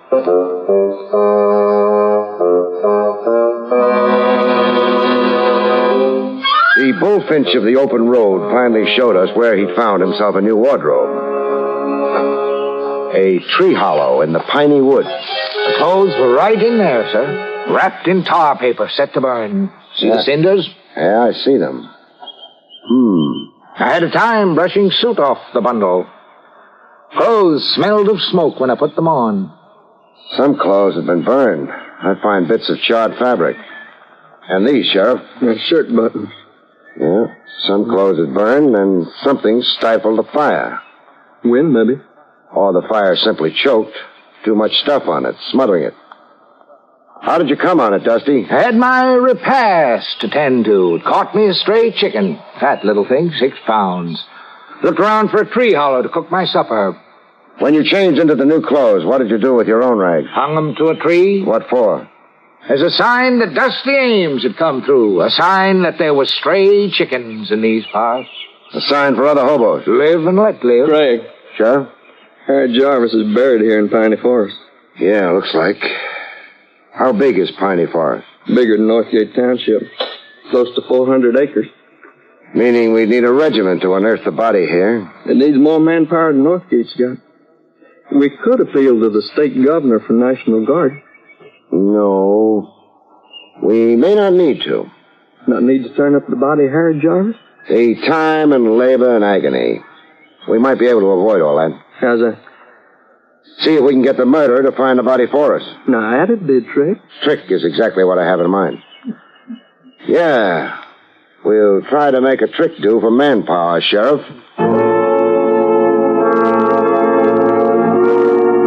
I briefed Sheriff Frawley on what I wanted him to do. I'm to let the word get out that we got ourselves an eyewitness.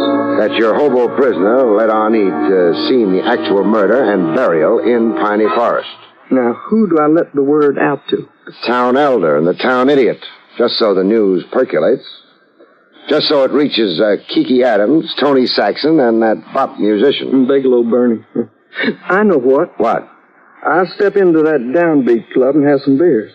You know, ain't nothing like a barroom for loosening a man's tongue. Yeah, you do that. Now, when the word does percolate, I still ain't exactly clear. Our phony eyewitness right off becomes a marked man. The killer, whoever he is, must pull a repeat performance. Kill Dusty Ames, that is. Yes.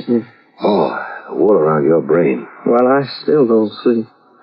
Dusty Ames is safe in the jailhouse. Safe? A 9-year-old boy can get into your jailhouse, Sheriff. Just provide him with a dime can opener. Besides, you will make it tough for the killer to get in. I won't? No. Front door unlatched. Just the cell door closed. With Dusty Ames a sitting duck in a cage. The easiest target in the world. A dream pigeon. Now get on it, Sheriff. Sometimes it plays exactly according to script. Sometimes it doesn't. This time it did. I could hear the village chimes when the silhouette appeared at the jail window. Head and shoulders and face with no identity to it in the pitch dark. I was in the office under the desk. A neat hunk of gymnastics considering my size. It was more than 2 minutes before the killer dared to try the door.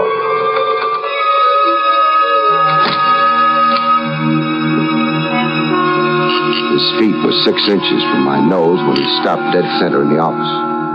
I had to imagine the rest. My line of vision was too low now. I imagined him estimating the sleeping figure of Dusty Ames, estimating how to make his shots effective. I didn't wait for the murder of the hobo. I just took aim at a 45-degree angle from the floor and shot my pigeon in the leg. That's your killer. It's time for rejoicing. But I didn't feel that way this time. I only felt like getting drunk. It cut me like a fox playing games with a rabbit. How's your leg, Mo? On fire. Why didn't you aim higher? Mo, why did you ask me to find Harry? I asked you to find Harry to demonstrate to me how safe I was. I decided to make a test with you, a smart New York detective. If you couldn't catch me, nobody could. I could stop worrying. Well, you gave me a demonstration. You killed Harry for his $30,000. You've got it stashed away. I killed Harry because I was too old to start over again. We made a life together, and Harry was condemning me to death. Bankruptcy isn't death, Mo. At my age, it is. And my condition, it positively is. Your condition? Heart, liver, kidneys. Inside, I'm like a bombed-out Berlin. It was no time for me to start all over being young and ambitious. Mo, my thought is you're a little off. No, my friend. Say I'm worn out in the world, that's all. Just say that at 53, I, Mulbert, got so confused I fired a gun at Harry Jarvis. I want to know where you buried him, Mo. Sure. You want to know, and I'll tell you. Right now, I think. Sometimes you take no pleasure in the catch. Sometimes all you want to do is get drunk.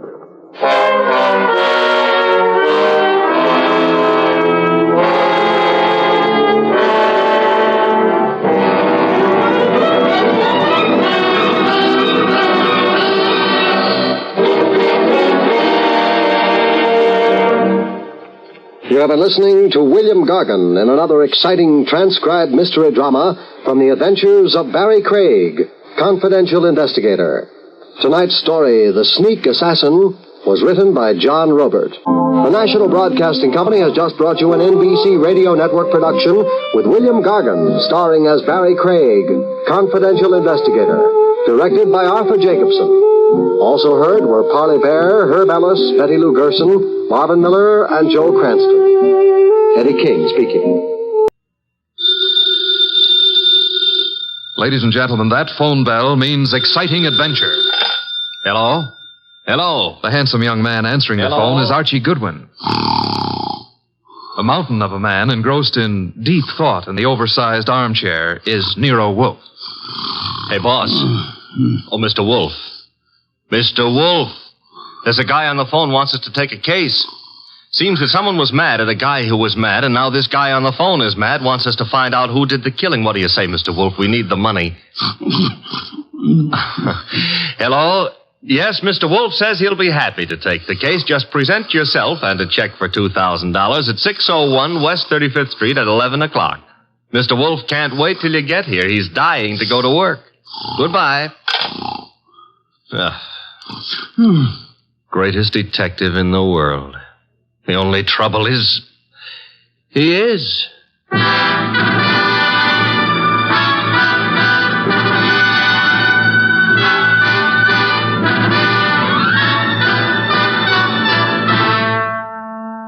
Yes, listeners, Archie is so right. He is the greatest detective in the world, and the fattest, and the least energetic.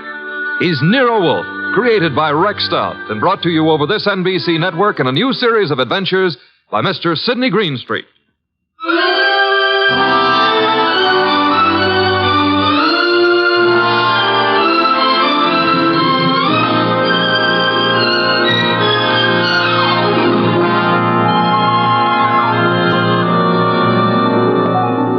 Tonight, it's The Case of the Beautiful Archer. That's a good title. And it was a good case, too. It began in the consulting room of Dr. Raynard Townley of the Townley Sanitarium, skipping a jump north of Nyack, New York, when a very lovely young lovely glared across the desk at the good doctor. Shall we pretend you don't know who I am, Dr. Townley? How could we possibly do that, my dear Diana Lawrence? 23 years old, daughter of one of our better-known sculptors, Michael Lawrence.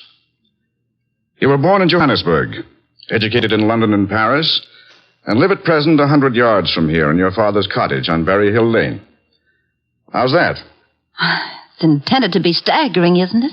You take no cream or sugar in your coffee, were winner of the Women's National Archery Tournament for 1947, and have an exceedingly high temper. Let's stop the nonsense. You have an inpatient here named Willard Garth. Well, Willard Garth happens to be my fiancé. Yes, he has mentioned the fact during his analysis. And, well, has he by any chance mentioned his reasons for suddenly refusing to see me during the past 5 weeks? He didn't have to, Miss Lawrence. Well, what do you mean? I mean that I recommended he give you up as a bad job. What? Yeah, well, I suppose you had some purpose in saying what you did. Of course. I'm the boy's doctor. You think you're in love with Willard Garth, I know, but actually, You're infatuated with the Garth millions. You take a lot on yourself, don't you, Doctor? I consider it important to relieve Willard of all painful external pressure. You've done well for Willard, Dr. Townley, relieving him of me. I think so. Now, let's see you relieve yourself of me. You, purchased the gun for this occasion, Miss Lawrence? Yes. And what exactly do you hope to accomplish with it? A quick and complete reversal of your decision about me. I'm not as easy to handle as Willard is, you see. And if you intend to ruin my life, then I intend to end yours, here and now. The phone is ringing. Let it ring. Just as you say. It's the house phone, Miss Lawrence. It may be Willard, you know. Oh, Willard? Yes, he usually phones me from his room at about this time every day. Well, all right. Answer it, but be careful what you say. You're in command, it seems. Hello? Oh, why, hello. I thought it would be you, Willard. Look, my boy, Diana Lawrence is here. I've had a talk with her, and I've reconsidered my opinion. Yes, I'm quite serious. If you're at all sensible, you'll see her regularly and plan on a marriage as soon as you're discharged. Yes. Oh, you do? Very well. I'll see if she'll talk to you. Miss Lawrence. Yes? Do you want to speak with him? Give me the phone. Of course. Here you are, and I'll take this gun. There we are. Now, stand away, Miss Lawrence. But Willard's on the phone. Willard is not on the phone. No one was on the phone. The ring came from the push-button bell under my desk here. Oh. Sometimes I find it convenient to interrupt my consultations with a phone call. Oh, you smug, deceitful, self-sufficient... Murder is a vexatious business. You'll be grateful to me one day. All right. Give me my gun and let me go. The gun, I'm afraid, stays with me. Here in this Majolica cabinet. I'd scarcely feel justified in trusting you with it. And now, with your permission, or without it, the interview is ended.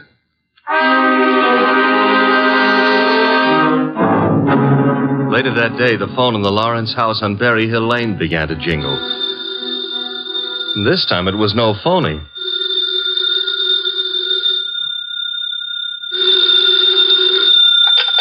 Hello? Diana? Yes? Willard, darling. Diana, darling, it's Willard. Imagine. Has the doctor let you use the telephone just as if you were a great big adult? Oh, I've got to see you, sweetheart, and I didn't call you to argue. Love, beauty, understanding, that's what matters. Isn't it? Isn't it? Do I hear the overtones of a change of heart? Oh, Diana, what's happened wasn't my fault. He poisoned me against you. Then why don't you walk out of that amateur nut house and stand up like a man? I probably shall, Diana. Now, please listen to me.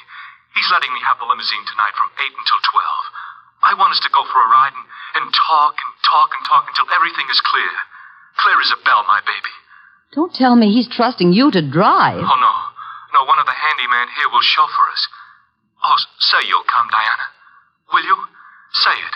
Say yes. Say you will. Well, yes, Willard. I'll be glad to. Oh, 8 o'clock then? 8. Oh, bless you. Bless you, my angel.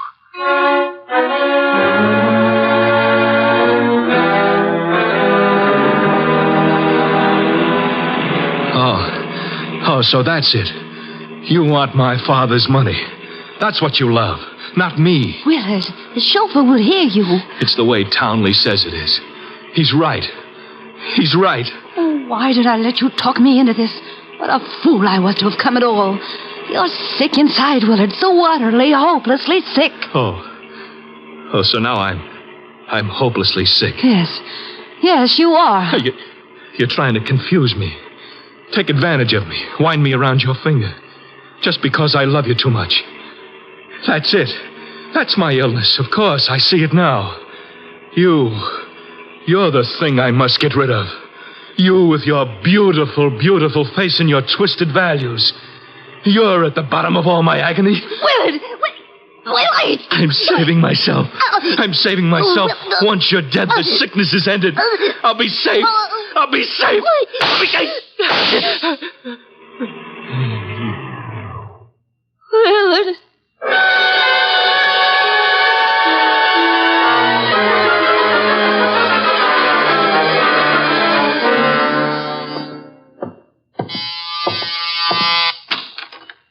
Dr. Townley? Yes. Come in. Mr. Wolfe's been expecting you. Come in, Dr. Townley. Come in. Have a chair. Thank you, Mr. Wolfe. I'm so happy you've agreed to take this case. Have a glass of beer. Oh, no. Never at this time of morning, thank you. Well, Doctor, the newspapers check with what you told me. The girl and young Garth went out for a ride in your limousine last night. The car was driven by one of your handymen. That's right. Haynes, his name is. And they never came back. Young Garth was found dead in the car with 2 bullets in him. The girl was gone, and also Haynes, the handyman chauffeur, huh? Correct, sir. Have you any idea where he could be? No, sir. And the young lady, tell me about her. She's Diana Lawrence, daughter of Michael Lawrence. The sculptor? The sculptor. She lives with him in a small cottage near my sanatorium on Berry Hill Lane. An extremely aggressive and self-centered female with more than a slight flair for violence. Your description might easily lead me to suspect her of this murder, sir. Well, I'm aware of that. And I don't think you'll be far off the mark. As I told you on the phone, she tried to murder me yesterday morning. The police have made no headway in locating her? No, the homicide division has contacted her father, but he's remained quite noncommittal. He simply says that he's sure she's incapable of killing a fly, and that he hasn't laid eyes on her since 8 o'clock last night. Highly suspicious behavior. She was unquestionably in the car with young Garth when he was murdered. She wasn't alone in the car with him. You're referring to Haynes? Yes, but he can't be found either, remember? It appears that he failed to list his address on his job application. But somehow, Mr. Wolfe, I'm quite sure he'll show up this afternoon. Somehow, Dr. Townley, if I were you, I wouldn't be quite so sure. We must begin by facing the initial problem of locating our suspects. Archie? Yes, sir? Get out the car and drive up to the house on Berry Hill Lane. And then? There you will ask Mr. Michael Lawrence to be sensible enough to cooperate with us in finding his daughter. And if the answer is no? I recommend, Archie, that you flatly refuse to take it.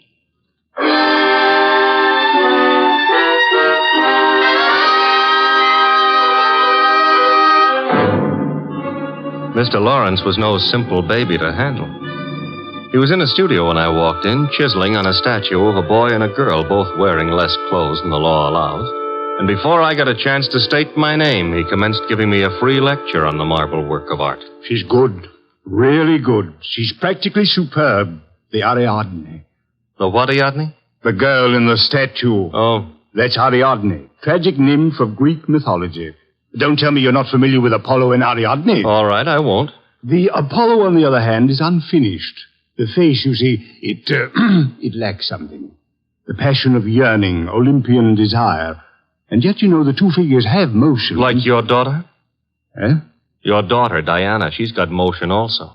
As I hear it, she's been in motion ever since she murdered Willard Garth last night in the back end of a limousine. So you're another flatfoot? Not exactly. I'm paid in private by Nero Wolfe. Nero Wolfe? Yeah. You don't mean that a creditable man like Wolfe thinks Diana killed young Garth? Well, he'd like to talk over the possibility with her. How laughable. Look at that face. Is there anything of the murderous in a face like that? In a face like what? Oh, I'm sorry. Diana posed for the Ariadne, you see, and the likeness is exact.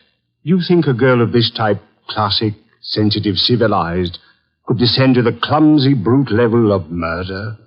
Well, it's a little hard to imagine. There. Even you agree with me. On the other hand... Shall we discuss the other hand over a cup of coffee? I'm quite exhausted. If you insist. I do.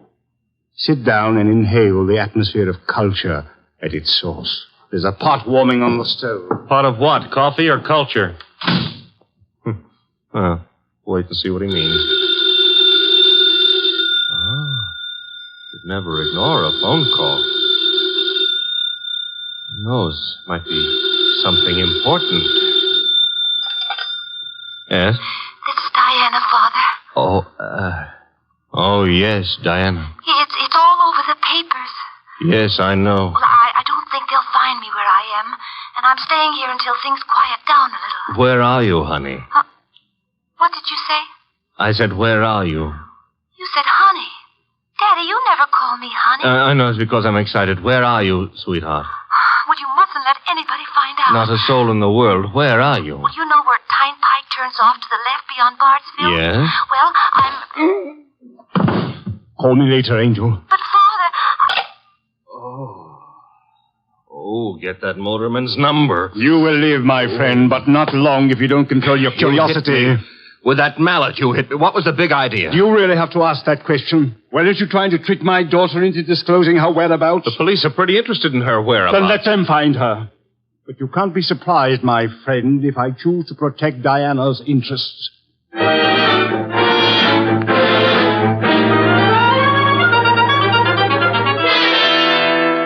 So he's working on an Apollo and Ariadne, is he, Archie? Who cares about Apollo and Ariadne? The point is how he worked on my gourd. That, of course, was unfortunate, my boy, but...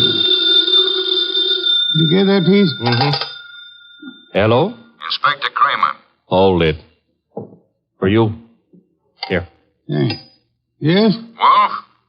How are you, Inspector? I hear you're in on the Garth killing. Not very deeply, I am afraid. We are still trying to locate the Lawrence girl. Well, you can forget about that. Yeah? Yes, we've already located her and released her on a habeas corpus. That sounds interesting. Her father had a lawyer on our heads before she was in here 10 minutes. Too bad you couldn't have held on to her. Oh, I don't know. I'm not so sure we want her. Why not? Well, first of all, it's not likely she did it. No? No. Ballistics stated that the bullets that killed Willard Garth were not fired from point-blank range. And she was sitting beside him on the back seat. I see. Also, we found the murder weapon in the grass near where the limousine was parked, and she admitted it was hers. That sounds like a poor reason to release her. Well, the point is she wasn't in possession of the gun when the killing happened. At least so she says. No, who what? That doctor. What doctor? Townley. The guy who runs that sanitarium. According to her, he took the gun away from her for safekeeping at noon yesterday.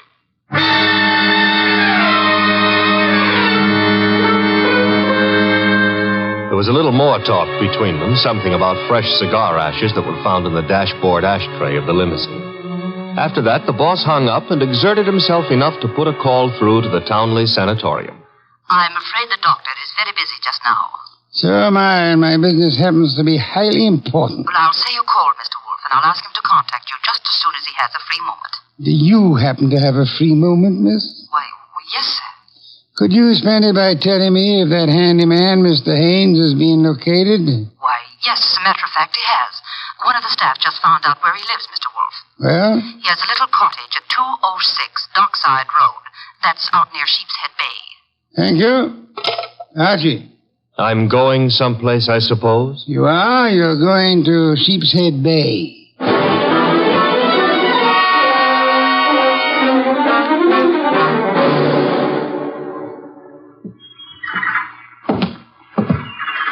Hello there. Looking for a guy I can't find. Oh? Yeah, his name is Haynes.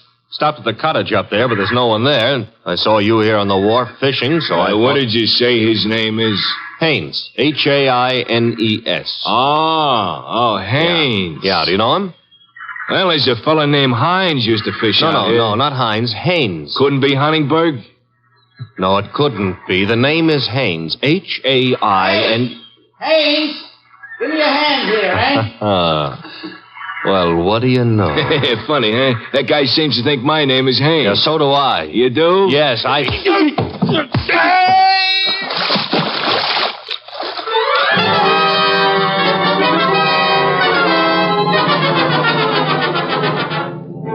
I got back to our house soaked to the skin and minus Haynes, and just in time to see the boss in the exhausting process of walking across the room to answer the phone.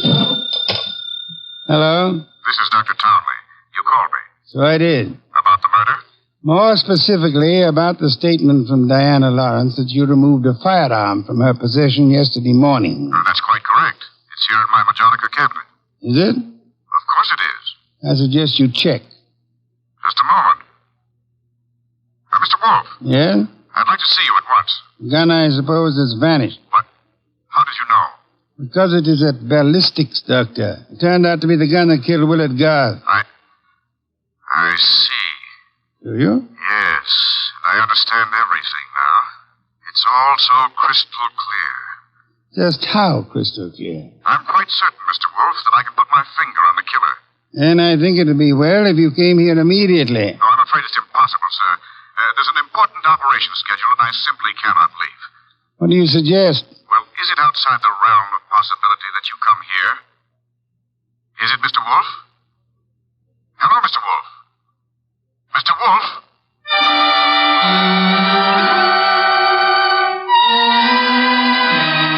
When my boss has to leave the house, it's a major tragedy. Sometimes he rages, sometimes he curses the whole detective business, lock, stock, and barrel. And sometimes he keeps very quiet and grips the side of the car desperately and tries not to inhale any fresh air. This was one of the quiet times. Just go slowly, Archie, but get there as quickly as you can. Oh, you don't want a chauffeur, Mr. Wolfe. What you need is a magician. Keep your eye on the road and don't strain yourself to make superfluous witticisms. Why don't you try relaxing a little? I hear there hasn't been a man-eating tiger sighted on the Sawmill River Parkway in the last 500 years. Your liberty is out of order. Don't try to make light of a deplorable situation.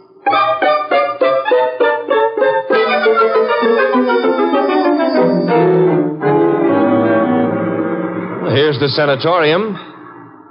And there's Dr. Townley coming to meet us. It's terribly nice of you to have come, Mr. Wolfe. I've heard about your aversion to traveling, and I appreciate your going to the trouble. Don't mention it. Oh, Archie, help me out with my other arm. There we are. Now, calm down. You're all in one piece. I think you'll find the trip highly profitable, Mr. Wolfe. You'll consider it time very well. Hey, what's the matter? What is it? What happened? He's been shot. It's hardly likely there wasn't a sound. This kind of shot doesn't make a sound, boss. What do you mean? Better take a look for yourself. There's an arrow in his back, and he's dead.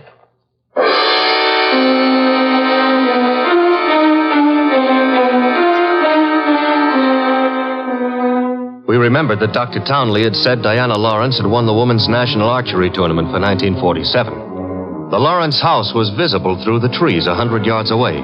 So we started for it and the sculptor's studio. There's no one around.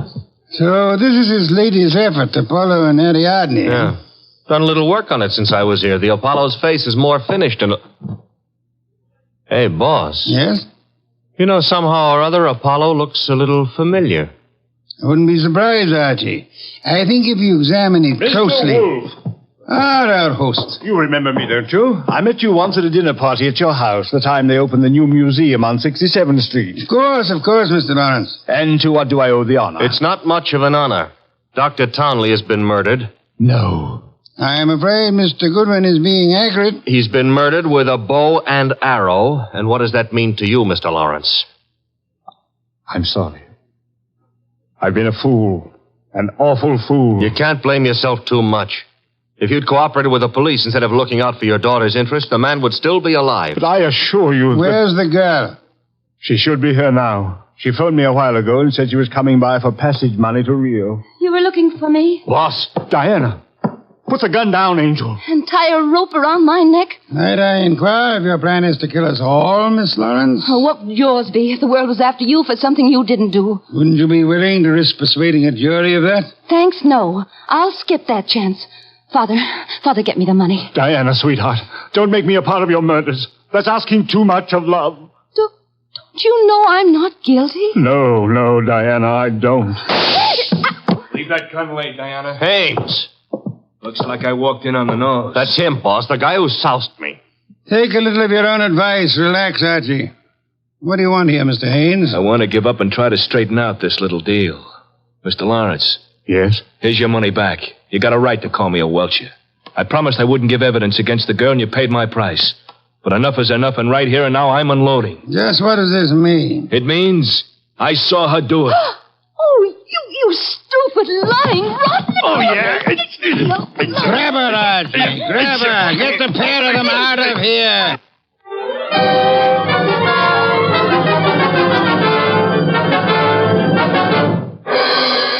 What can I say to myself now? What can I do?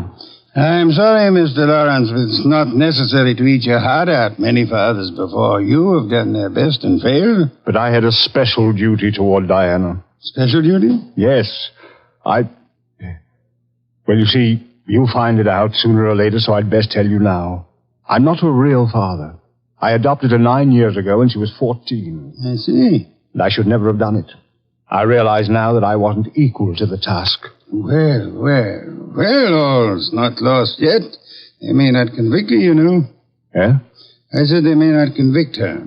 But how could they fail to convict her? She killed Garth, didn't she? Did she? She shot him. But the gun was in Townley's possession. She could easily have stolen that. She could have broken into his office later. It wasn't locked. What wasn't locked? The Majolica cabinet. I believe you mean what you said, Lawrence, the Majolica cabinet. For the life of me, I can't see how you could know whether it was locked or not, unless you had the experience of opening it. Could it be that you went looking for the gun yourself after Townley said he had confiscated it? That you killed Townley with a bow and arrow, which you handled as well as your daughter, because he was just on the point of telling me that you knew where the gun was, and that you were the likeliest murder suspect? You must be mad. Oh, sir, not I.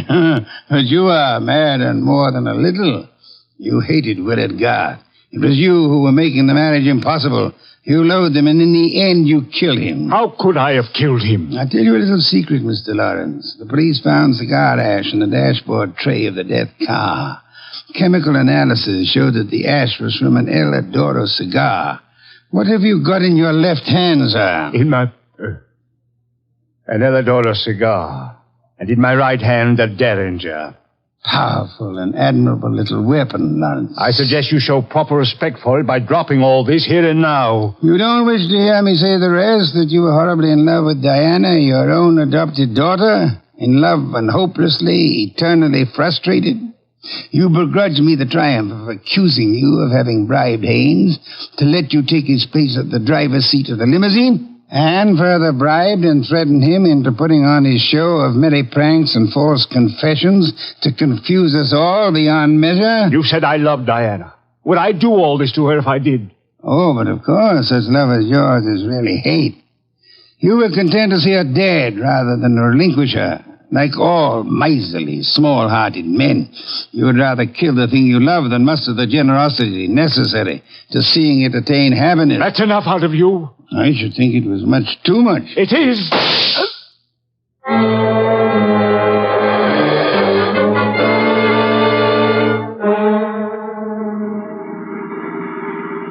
Archie, my boy, I'm grateful to you, both for coming back into the house when you did and for being such a good shot. Hope you remember that next time you feel like insulting me. Tell me, what's with that cigar ash routine? Who told you the ashes in the limousine were from an El Adoro, boss? I never heard anything about that. As a matter of fact, neither did I. No one could possibly have determined the brand by any chemical means in existence. I knew that, you see, and I took the long chance that Lawrence didn't. Oh. But I still don't get the mainspring of the deal. How did you know he was in love with Diana? That was genius. I have to admit it. You see, it all hinged on the statue of Apollo and Ariadne. According to the Greek myth, Apollo fell deeply in love with the nymph, but because they were of different worlds, he was condemned to pursue her always and never to catch her. Well, what's that got to do with the price of eggs? Isn't it perfectly obvious? Didn't he tell you that Diana had posed for the Ariadne? Yeah, but I still don't... And you yourself remarked on the fact that the finished Apollo looked somehow familiar, didn't you, Archie? Yeah, I did, boss. Don't you know why that was? You mean that... I mean that Michael Lawrence unconsciously revealed the true state of his heart. He didn't intend to, I suppose. But precisely and accurately, he chiseled the features of the tortured god in his very own image. Oh. And speaking of torture... Yeah? Will we be home in time for dinner? Oh, boss, you can't be that hungry. Oh, I am. Good heavens, Archie. Do you realize that I haven't eaten since lunch?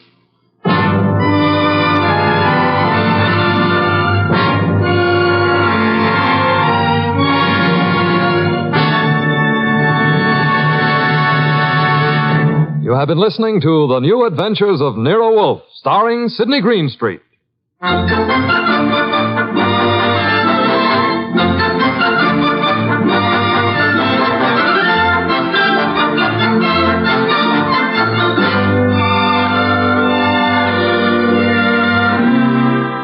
Tonight's transcribed story by Peter Barrie was based on the characters created by Rex Stout. This is an Edwin Fadiman program produced and directed by J. Donald Wilson. In the cast were Larry Dobkin as Archie Goodwin and Gigi Pearson, Ted Von Elst, Bill Johnstone, Peter Leeds, and Jay Novello. Next week at this same time, Nero Wolfe and Archie will bring you The Case of the Brave Rabbit. Don Stanley speaking. Get this and get it straight. Crime is a sucker's road, and those who travel it wind up in the gutter, the prison, or the grave. They dressed in red, white, and blue and jumped from an ancient biplane at 3,500 feet. Twice a day, every day, and nobody worried. Until $5 million went along just for the laughs, and death went along for the ride. From the pen of Raymond Chandler, outstanding author of crime fiction, comes his most famous character in The Adventures of Philip Marlowe.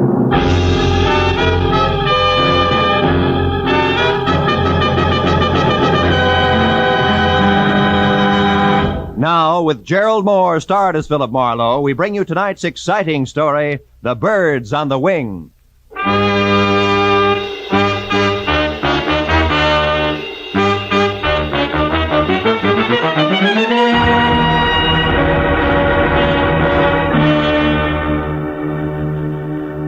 It had been the kind of quiet, workless week that speaks well for human beings and their relations with one another, but doesn't do much for a private detective's bank balance.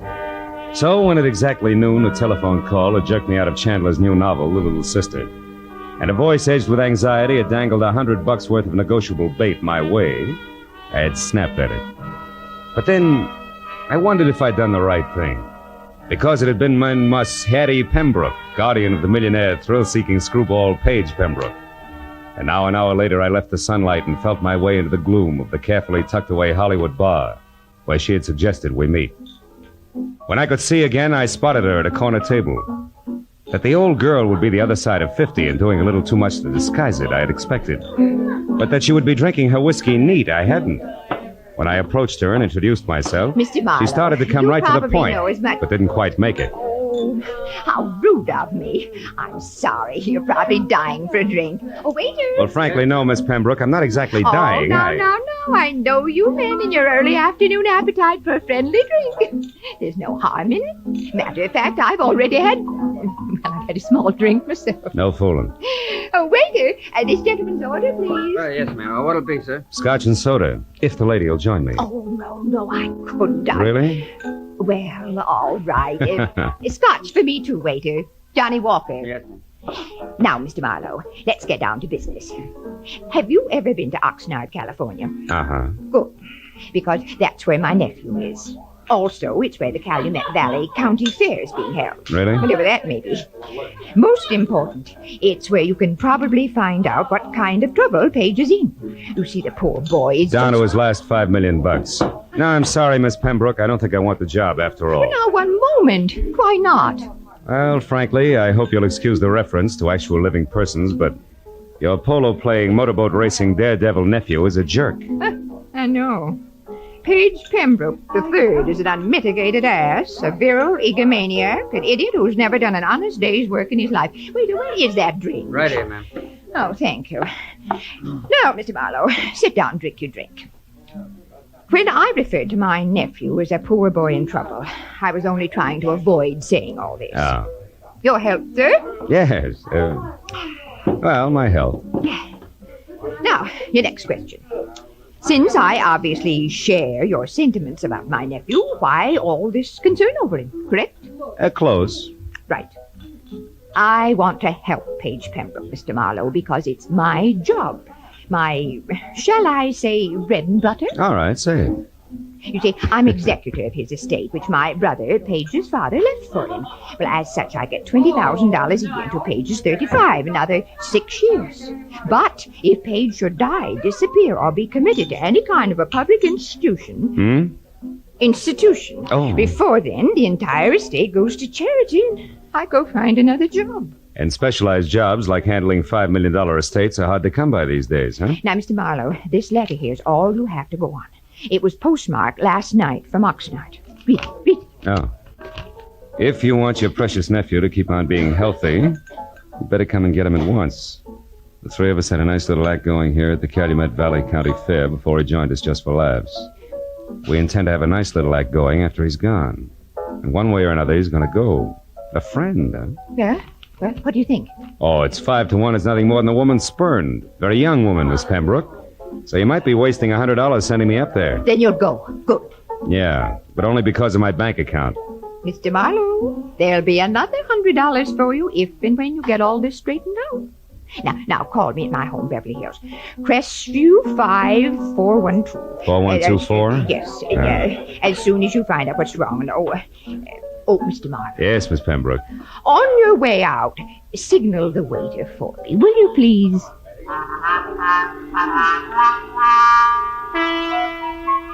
The ride to Oxnard was a pleasant but frustrating hour-and-a-half drive along the kind of beckoning sun-scrubbed Pacific shoreline that always demands to know why you have to work for a living. The ride through Oxnard to the sprawling county fairgrounds located at a semi-retired airport was a fast 10 minutes. So all in all, it was a little better than 3 o'clock, and there was still a measure of boyish bounce in my stride when I started past the prize cows and plain and fancy leghorns and headed for the Midway, looking for the act Paige Pembroke had joined just for laughs. But it was 4 o'clock, and I had checked a half a dozen death-defying numbers before I was standing in front of a banner Columbus could have used for a sail. It said I was getting warm. In iridescent orange cloth on black, it read, "The Plunging Comets. Taffy Starr and Midge Maynard on wings of death with fearless Eddie Knapp at the controls. The greatest parachute act in the world, admission free. 5 and 9 p.m., north end of the Midway. Come one, come all." Yeah, this had to be it. At the north end of the Midway, just outside of a sagging, weather-peeled hangar, I found the World War I biplane that went with the Plunging Comets being mothered by a mechanic who didn't have grease on his face. And beyond that, on an inside wall of the hangar, were the parachutes used in the act, each on a separate hook. Its owner's name carefully block-lettered on a card tacked above. Taffy, Midge, and Eddie. And then, scrawled in black crayon, the name I wanted most of all to see, Paige. Lost something, mister? The voice went with the woman and the woman with the act. At the top, there was what used to be called the boyish bob, sticking out of a white aviator's helmet circa 1918. Then a bright red leather jacket open wide at the throat, black riding breeches, black boots, the color of hair that stuck out and said this one was Taffy. I asked if you lost something. Have you? Well, come to think of it, yes. 6'2", eyes are blue, and carries a big, big checkbook. Seen one around? Maybe. Why? Who are you? Name's Philip Marlowe, the millionaire's friend. I'm a yacht salesman. Here's my card. Never mind your card or the very funny jokes. Now, what do you really want? Paige Pembroke before he breaks his neck in your act, or isn't he in it yet? I don't remember. Now, your point. What is it? A letter you could have written? A letter that says Paige is in trouble. Where is he? Goodbye, Mr. Marlowe. Take it easy, Wings. You wouldn't want to hold out on somebody who's only trying to help Brother Paige, would you? I mean, what reason could you possibly have? Other than $5 million you might want for your very own. Why, I said goodbye. What's the matter, Taffy? You having problems? Yeah. This Mr. Yacht Salesman is Emmett Kingston, head of the fair's Midway. And you'll be surprised how popular he is with the concessionaries. Now where you going? What else? Good day, Miss Taffy, Mr. Kingston. You know, sometimes it works. Lead with your chin, ride with a punch, and watch for your opening. And I figured I'd try it just that way. So 10 minutes later, when Emmett Kingston, who was carnival people from checkered vest past ornate watch fob to high-button shoes, and shaped like a bowling pin, left Taffy and started trundling down the Midway, I went after him. When he stopped in front of a lunch wagon, I stopped too. And when he went in, approached a man playing pinball machine who was maybe 5'4", and from where I stood conscious of it, I was still behind him. At the pinball machine, a stranger with a thin face that wore a nervous toothpick was also watching the little man's game. Oh, boy, Doc, it's peachy. So when I moved closer to the trio, my face turned away from Kingston. Nobody seemed to mind. Hershey, jack of many trades, I see. What? Oh, Mr. Kingston, how are you, sir? Fine, Hershey, just fine. 800 more is jackpot, Doc. Come on. You wanted to speak to me, Mr. Kingston? No, Hershey, nothing important except about last night. Last night, sir? You were working late for a parachute rigger, weren't you, boy?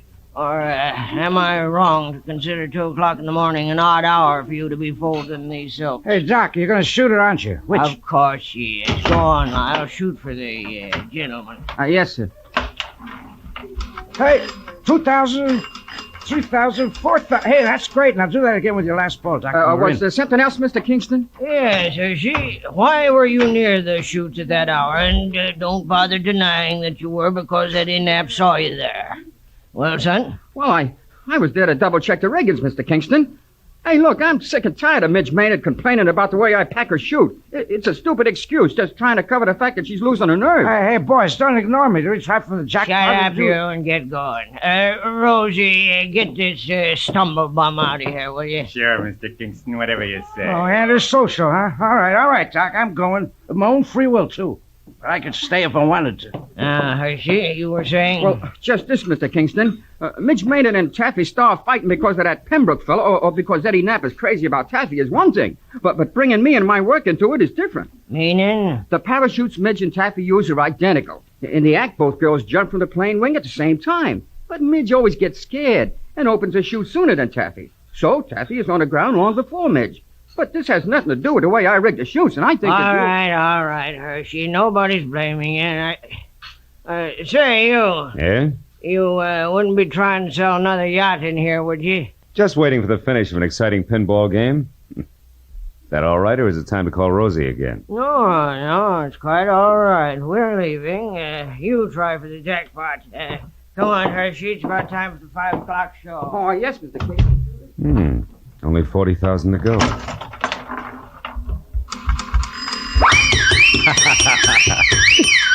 Oh, it's the first time I ever hit the jackpot. Oh, that's pretty good, Mr. Marlowe, considering that it wasn't your nickel you won on. Oh. Now that you mention it, Mr. Pembroke, it wasn't. Which should take care of the introductions, Yeah. huh? And that leaves very little. But something. But definitely. Marlowe, you can tell Aunt Hattie from me that at the moment I don't need a watchdog. And when and if I do, I'll go to the nearest city pound for one, not to a private detective agency. I told myself it was foolish to slam the door on my way out. So I slammed the door on my way out. I started north down the midway toward the open stands and the 5 o'clock sharp performance of the plunging comets. When I got there, the act was already underway with the silver biplane taking off. Eddie Knapp in white at the controls, Taffy in her red jacket and parachute crouched on one wing, Midge Maynard in blue jacket and chute on the other. Then as they slowly gained altitude, High Button Shoes himself took over the PA. They did it up well, and by the time the plane was at about 3,000 feet, every pair of eyes was riveted skyward, and an expectant hush thicker than winter fog had settled everywhere. At 3,500 feet, the plunging comets, Taffy, Starr, and Midge Maynard with fearless Eddie Knapp at the controls. They will not open their parachutes until they are within 500 feet of the ground. Now watch. They should be ready. Yes, and yes, there we go. Knees drawn up tight, arms close into their sides, they jumped. Specks in the sky growing bigger as they fell. 1,000, 2,000, 3,000 feet, and then, from Taffy's chute cloth, long and colored, a huge flag rippling in the wind from the end of a long rope. The flag seemed to rise above her as she fell, until the slack was gone, and then suddenly her chute opened, billowing. And then Midge, another flag rippling from the end of a long rope, and then the flag drifting free. Midge's chute not open, Midge plummeting down to the hard ground.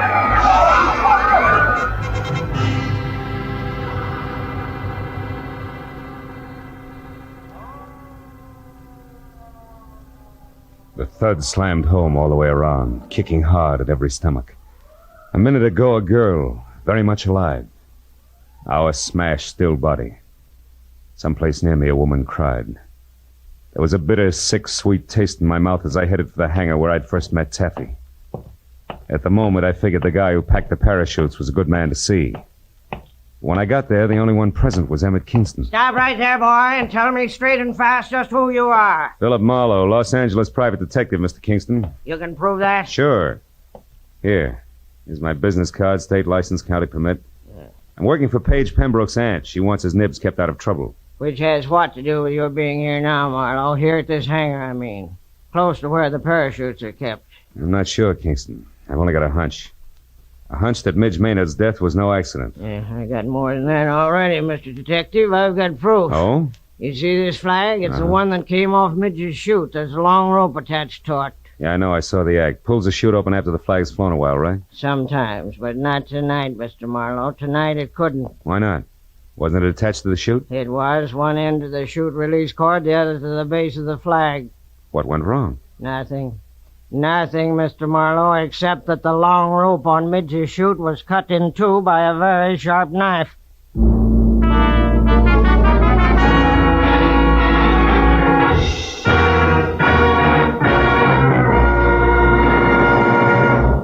In just a moment, the second act of Philip Marlowe. But first, Sunday nights on CBS. The biggest bargain in show business today. Skelton, Bergen, and Benny without spending a penny.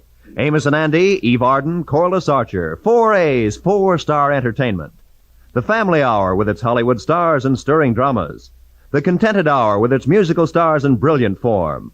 Horace Heidt with his rising stars. 8 great shows heard on most of these same CBS stations every Sunday night, with the 9th, Jack Benny, being heard on them all. Hear them all this Sunday night. Now with our star, Gerald Moore, we return to the second act of Philip Marlowe and tonight's story, The Birds on the Wing.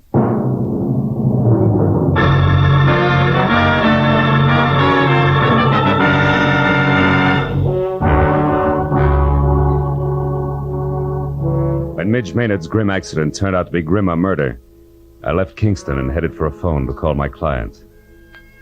Everywhere the chill of the viciously spectacular death lay like a soggy blanket. At the exposition office, I found a phone and finally got through to Hattie Pembroke. She listened up to the word murder and then, between gasps, insisted on coming out to help me. When I hung up, I turned to see that the pilot, Eddie Knapp, had been standing in the door listening. He looked sick. What's it to you, mister? What's what to me? Midge. The long drop she took out there. And Pembroke. I heard you say Pembroke. What do you got to do with him? Just a minute, fella. I'm not sure it's any of your business. It's my business, all right. The kid gave me a big grin up there just before she jumped. And I watched her fall every inch of the way. So did everybody else. Look, I know how you feel, Eddie. You don't have any idea how I feel. Don't try to kid me. That mob out there loved it. That's the only reason they come to watch, the hypocritical buzzards. You got a finger in this pie, an angle all your own. I'm going to find out what it is. Take it easy, Knapp. You're talking yourself into something real silly. Yeah? Listen, ever since that louse Pembroke showed up here, there's been trouble brewing. Now Midge is dead. She was a friend of mine. Best friend I had. Aren't you pulling a switch, Buster? What happened to your red-hot passion for Taffy Star? Oh, you nosy... Come here, you jerk! Look at my arm! Buzz boy, and unless you want to take off with a busted wing, stand still. Now get this, Eddie. I've got no beef with you yet. In fact, we might even be on the same team because I want Pembroke out of here just as much as you do. So cool off! Who are you? Private detective named Marlowe. I got news for you. Midge fell because her chute was fixed. She was murdered. Murdered? You heard me. Where's Hershey? He packed the chutes. Have you talked to him? No, I can't find him. You mean he's run away? With that filthy half-pint Now psycho? listen, for your own sake, Eddie, leave Hershey to me and the police. You know where he's staying? No, I don't. In town someplace. Well, didn't he ever tell you where? Come on, think, Eddie. Well, yeah, he told me he had a buddy in town. Some guy who runs a pool hall. I didn't pay much attention. That's enough for a starter. I'll find him. And keep a lid on your temper, Eddie. I'll see you. As I crossed the grounds to my car, I looked back once at Eddie Knapp standing in the office door, rubbing the shoulder I twisted for him. I hoped he'd stay out of circulation until I got back because the barnstorming flyer was charged up like a high-tension wire. The way he felt there'd be sparks no matter who he touched, Taffy, Pembroke, or Lyle Hershey. But my immediate worry was the location of the lambing parachute packer, so I drove into Oxnard, found a phone booth, and went through the book calling pool parlors. I finally hit pay dirt at a joint called Pindy's. It's 212 B Street, upstairs in the back. 212 B Street was an apartment, second floor rear over a boarded-up fish market. I went up the stairs to the half-open door with my hand around my .38. But the shooting part was all over. Because Lyle Hershey was crumpled in the bedroom door with the slovenly abandon that violent death always has. From the look of the puddle of blood under him, he'd been that way over an hour. I started backing out, just as someone else started up the stairs.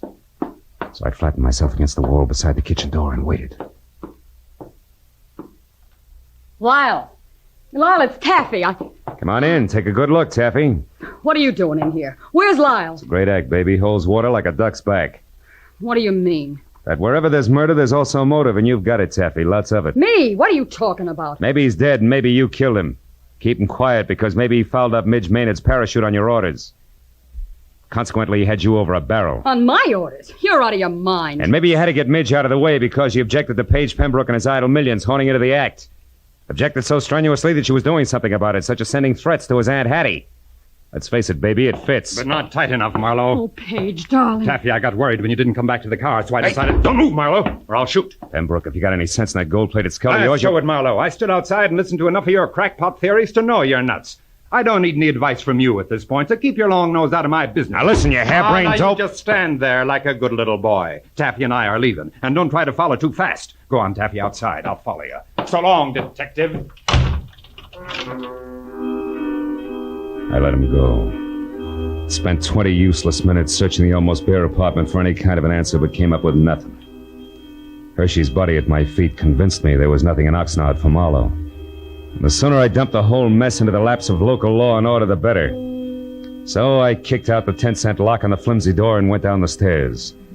I cut through an alley to the street and started across to where my car was parked.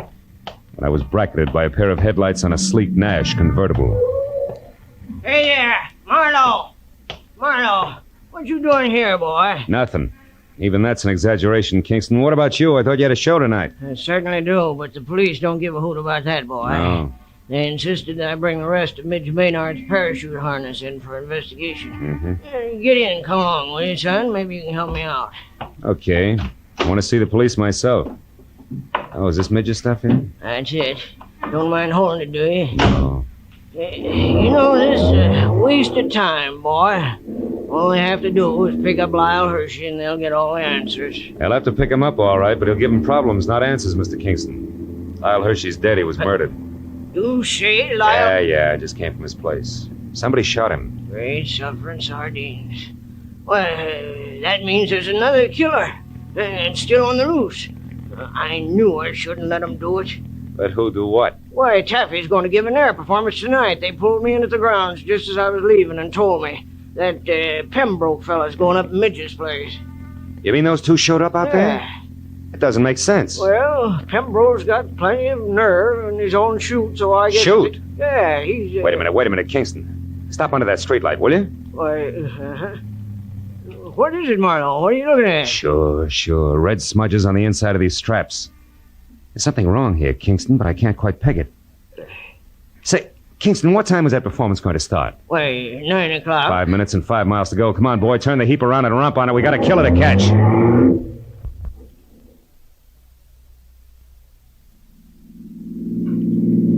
Swing out in front of the hangar, Kingston. Hurry. It's empty. They're already out on the runway. Yeah, there's one parachute still on the rack. Why, that's Eddie Knapp's chute, and he never goes up without it. So who's at the controls of that plane out there? I don't even have to guess. It's Eddie Knapp, all right, but he figures a suicide doesn't need a chute. Pile out, Kingston. It's as far as you go. I'm taking over from here. What are you talking Come on, about? move. Get out. They're turning around now. Okay, he's going to make us run back this way. So long, Kingston. Here he comes. What are you doing? Come back! I waited until there was no possible chance for a miss. Then I headed the car straight into the path of the plane, pulled the hand throttle out as far as it would go, and jumped.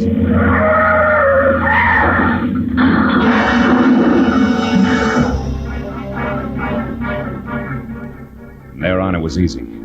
The plane sort of stumbled over the car, rolled up on its nose, and stayed there. Quick work by the volunteer crash crew took care of that. A box of bandages took care of the collection of minor cuts and bruises all around, and the Oxnard police took care of Eddie Knapp. Everything had come out more or less even, except my client, Hattie Pembroke. She showed up at the finish line slightly on the bias, which no doubt was her normal late evening state.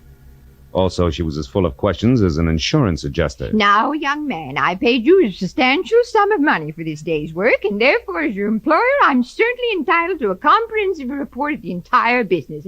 And I insist... All right, Hattie, whoa. I'll run through it once more, and that's all. Now, look. First, the threatening letter you got was written by Midge Maynard because she was afraid Paige was going to break up the act. You get it? But the real screwball was Eddie Knapp. He was crazy about Taffy Star and insanely jealous when your nephew and his money showed up. Knapp decided if he couldn't have Taffy, nobody else would, because he'd kill her. And yet Midge Maynard was the one who got killed. You catch on quick.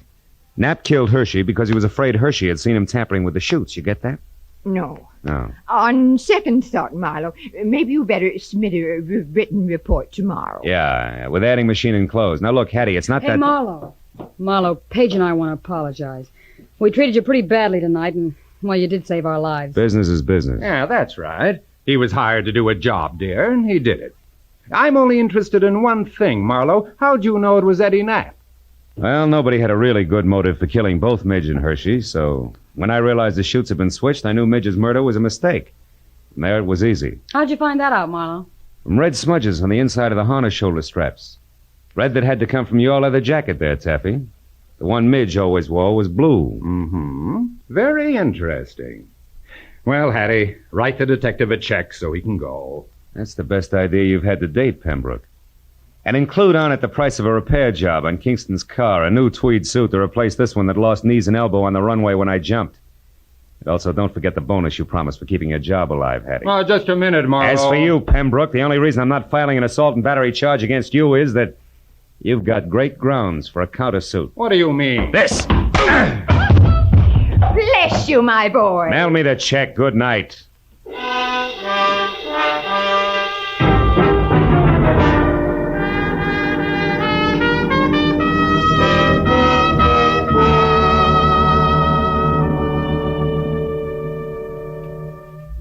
Well, a few informal cups of coffee at the Oxnard Police Headquarters cut through most of the paperwork. But at that, it was after 2 when I finally picked up my car and drove the inland highway for home, past dark, quiet farms, where down-to-earth people made down-to-earth livings and slept at night. Yeah, the countryside was full of them. So it was with a real sigh of relief that I finally opened the door to my apartment and looked forward to some peace and quiet. Hello, Mr. Marlowe. Aren't you Gracie Allen? Yes. Well, how'd you get into my apartment? Well, you see this key? Yeah. Well, it didn't fit, so I opened the door and walked in. Yeah, well, that figures. What can I do for you? Mr. Marlowe, you're a famous detective, and I think you're just the man to handle a very important case for me. Oh, really? Well, I'd be very happy to, Gracie. What's your problem? Well, you see, Mr. Marlowe, our sponsor won't let my husband, Sugarthroat Burns, sing on our program. Mm-hmm. And I want you to investigate the possibilities of another radio program George can sing on. Mm-hmm. And then our sponsor will realize he's wonderful and let him sing on our show. Yeah. Well, I'm sorry, Gracie, and the next time you pass my house, I'll be very grateful. Oh, thank you. And I'll be looking for you, too. Goodbye. Goodbye.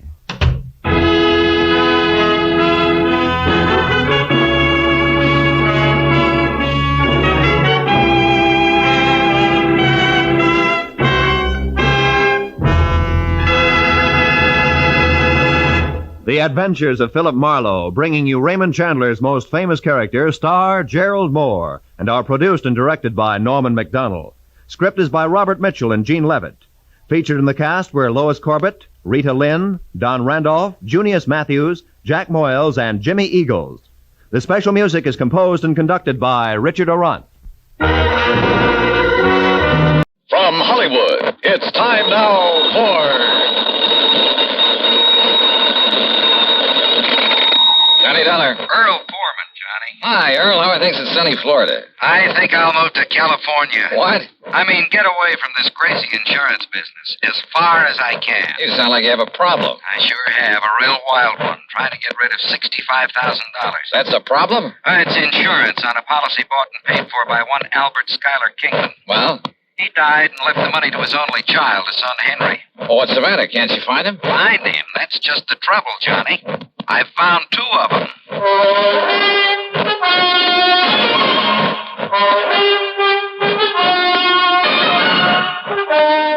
Bob Bailey in the exciting adventures of the man with the action-packed expense account. America's fabulous freelance insurance investigator. Yours truly, Johnny Dollar.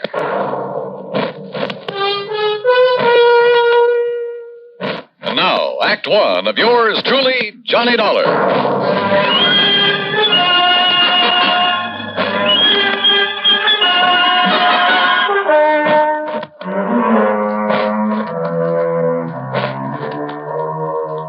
Expense account submitted by Special Investigator Johnny Dollar to the Tri-State Life and Casualty Company, Sarasota, Florida.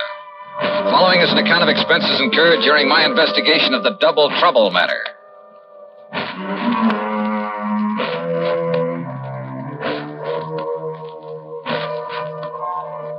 Expense account item 1, 8320, plane fare and incidentals, Hartford to Tampa to Sarasota, Florida. Item 2, $1.75 for a cab to Earl Poorman's office in the Conroy building. That's right. After waiting 20 years for this sole beneficiary to show up. 20 years? Well, like I told you, the insured was Albert Schuyler Kingman. $65,000. Yes, he was a widower, lived up near Elizabeth City, North Carolina. And he had a son named Henry. Henry was his sole heir and beneficiary of his policy. Okay. And you say that Kingman died 20 years ago? Yes, during that big hurricane back in 38. Remember it? Did about $40 million damage up and down the coast. Earl, I was a mere child at the time. Oh, sure. How old was Henry? Well, he was 10, just a kid. Anyhow, it was several days before the old man's body was found. And the boy? No trace of him. Disappeared. In due course of time, because of the statute of limitations, the old man's estate was, well, I guess it went to the state. But not his insurance, huh? No. We kept the matter of the insurance open. Company policy. Requires a lot of legal finagling, but in the company's history, they've turned up beneficiaries as much as 15, 18 years after death. How? By advertising. And that's what accounts for the sudden appearance of 2 Henry Kingmans, each claiming to be the beneficiary of Albert Kingman's policy, and each having a logical, legitimate story. Each saying he didn't know about the insurance until he saw the ad. Where are these boys, Earl? Right here in Sarasota. They arrived yesterday. They arrived together? No, a couple of hours apart, unknown to each other, they say. I hope you made it perfectly plain that one of them has to be a phony and that when he's found out it's going to go pretty rough with him. Naturally.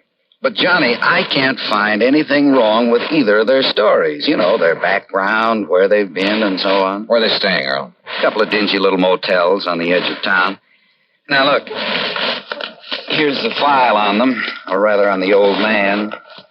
Well, I don't know that that's going to be much help. There's information about not only Kingman, but his wife, who died before him. There's a lot of miscellaneous information about the boys. The boy, where he went to school and Sunday school, who his teachers were, the names of some of his friends. There's a lot of stuff here. Well, then, maybe I'd better go through it. Sure. Now, look, it's getting late. You're going to stay with Gertrude and me, as usual. Oh, that isn't necessary, Earl. Well, she'd kill me if I didn't bring you home. So, come on, we'll drive on out to the quay, have cocktails and some dinner, and you can spend the evening poring over that material. Come on.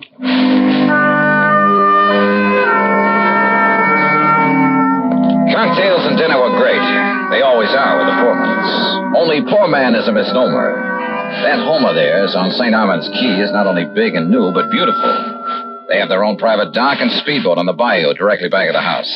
Yeah, they own a couple of spanking new fancy air-conditioned cars.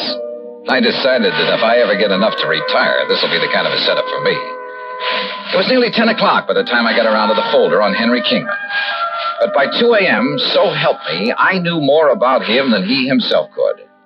Yes, I was all set to expose one of these claimants as a phony, a fraud. Had the whole situation right in the palm of my hand. I thought. But, brother, I had no idea of what was coming. Believe me.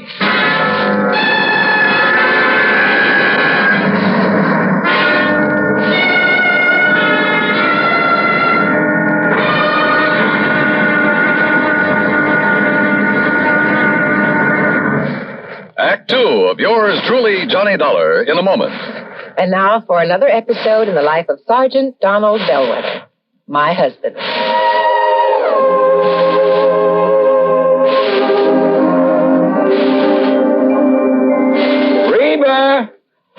Reba! What is it, Donald? Confounded Reba, I can't find the fountain pen. I've looked all through this desk. Here it is, dear. You must have used it as a marker when you were reading this book. Let's see, this great literary classic, Six Hulch. All right, never mind about my reading habits. Just look at the coverage we're going to get with this new auto accident policy. Let's see. Yeah, collision. $50 deductible. Fire, theft, public liability, property damage, medical benefits. In other words, we have complete coverage. That's right. Of course, it's going to cost us money. I'm sending the company a check right now. Gee, it's too bad we don't live in Rhode Island. Rhode Island? Why? Well, because then our rates would be lower. Rhode Island has less accidents per capita than any other state. Oh. Well, which state has the highest? Let me see. Here it is, Nevada. No, by golly, Nevada's second highest. Alaska has the most. Really? I didn't know that. Mm-hmm. You know, it's just too bad we can't eliminate traffic accidents completely. Not only would it save life and limb, but it'd be a lot less strain on the pocketbook. Yeah, that's for sure. These automobile accident policies get more expensive every year, just because there's so many costly accidents. Well, I'm glad we've got some good insurance coverage, Donald, but just remember one thing. Oh, what's that, honey? Well, some auto accidents ruin a fender, and some ruin a family. Yeah, that's true. Very true. But as far as I'm concerned, I don't want any of your old insurance money. I want you here at home, safe and sound. You'll always drive carefully, won't you? Yes, I will, dear. That's my Donald. That's my doll.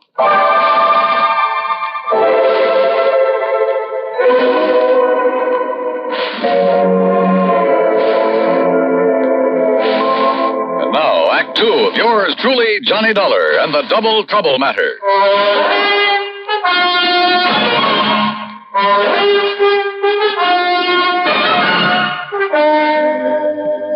By 9:30 the next morning at a cheap little motel on the north edge of Sarasota, I'd spent nearly an hour carefully questioning Henry Kingman, number one.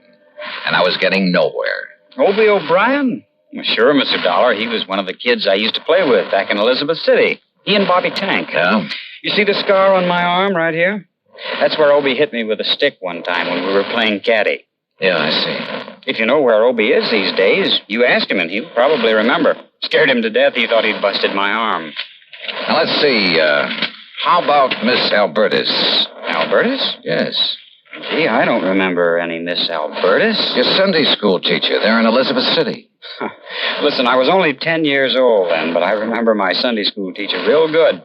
Her name was Miss Griswold, and she was, Look, are you trying to trick me or something? Yes, I am. Because Henry... Why don't you call me Hank? Everybody else does. The fact remains, Hank, that one of you two claimants to the insurance is a phony. Well, believe me, it's not me. Everything you've told me about your childhood checks perfectly with the information I have. Well, of course, Mr. Dollar. Almost too perfectly. Listen, where did you live and go to school after the hurricane? Well, I'll be honest. I didn't have much schooling. Where did you live? Mr. Dollar, I wandered around more than little Orphan Annie. All over North Carolina, then up north. Did you live anywhere long enough to be, well, really be recognized as Henry Kingman? No, I'm afraid I was just a bum. And all anybody ever knew me by was Hank. You saw the ad about the unclaimed insurance in New York? Yes, sir. I was working on the dock, stevedoring. Saw that ad in the Times. And I decided that if I had that much money coming to me and I could get a hold of it, why, maybe I could amount to something.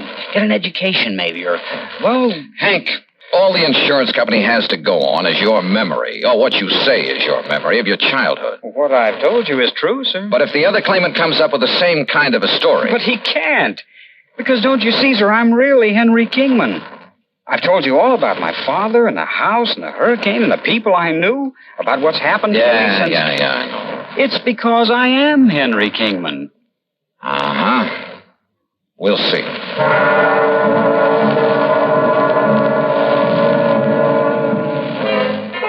I tried to trip him up in a dozen ways, but with no success. He had a logical, reasonable answer for every question about his past and present. As for not being able to produce anyone who could identify him as Henry Kingman, well, it was simply because of his rather aimless life spent wandering from city to city, never having any close friends because he chose to go it alone. He was a tall, well-built lad with a mop of blonde hair and clear blue eyes. And I must confess I kind of liked him, his open frankness. But you know something? I could have been awfully wrong.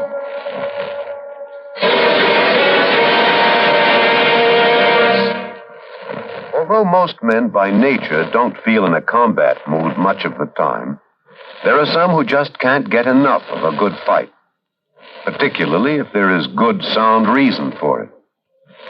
In July 1900, when American fighting men were protecting the rights and liberty of their fellow countrymen during the Boxer Uprising, the battle was a furiously fought affair.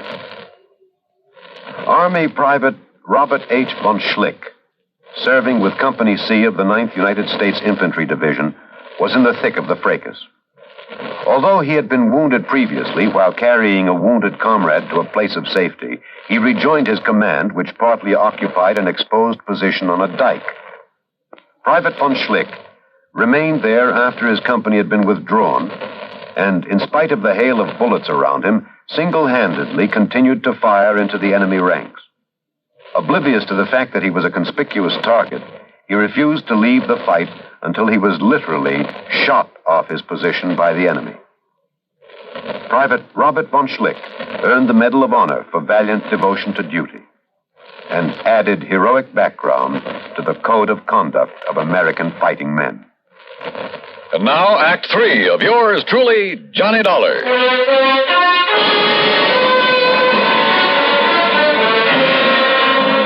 I got into the car that Earl Portman had loaned me and drove to the motel east of town to see Henry Kingman, number 2. Tall, dark, and well-dressed, he was terse and to the point. And he answered all my questions with the same ease and conviction as the other boy. In only one major respect did his story differ. Oh, sir, I can't name you a single person who can identify me as who I really am, Henry Kingman. And for a very simple reason. What's that, Hank? It's Henry, Mr. Dollar. And the reason is that right after the hurricane, I was adopted by a family that just moved into nearby Bridgeton. Their name was McGovern, so I took their name. Go up to Bridgeton, ask them. Show them my picture, anything you like. They'll all tell you I'm Henry McGovern, only my foster parents knew that I was really Henry Kingman. Knew? They both died about 7 years ago. And they told nobody else who you really were? No, not even the preacher. They'd wanted a son for years, now they had a son. And they didn't want anyone to come along and take me away from them. Then how did you find out that you're Henry Kingman? If you are. I'll ignore that last part of your question, Mr. Dollar. They didn't tell me until my 21st birthday. Bridgeton. Isn't that the little town up near Currituck that was completely destroyed by fire a couple of years ago? Oh, yes, of course. I'd forgotten. There isn't a living soul up there anymore. Oh, but I'm sure a man like you could track down some of the people who live there. Uh-huh. When were you last in Bridgeton? I went up north right after my foster parents died. As I told you, I've been living and working in New York. Now, look here, Mr. Dollar. Well? Hasn't everything I've told you checked perfectly with what you know about my father, my childhood, everything? Hasn't everything I've told you proved to be true? Isn't it proof that I'm Henry Kingman? There's only one trouble. What's that? You're not the only one who has that kind of proof.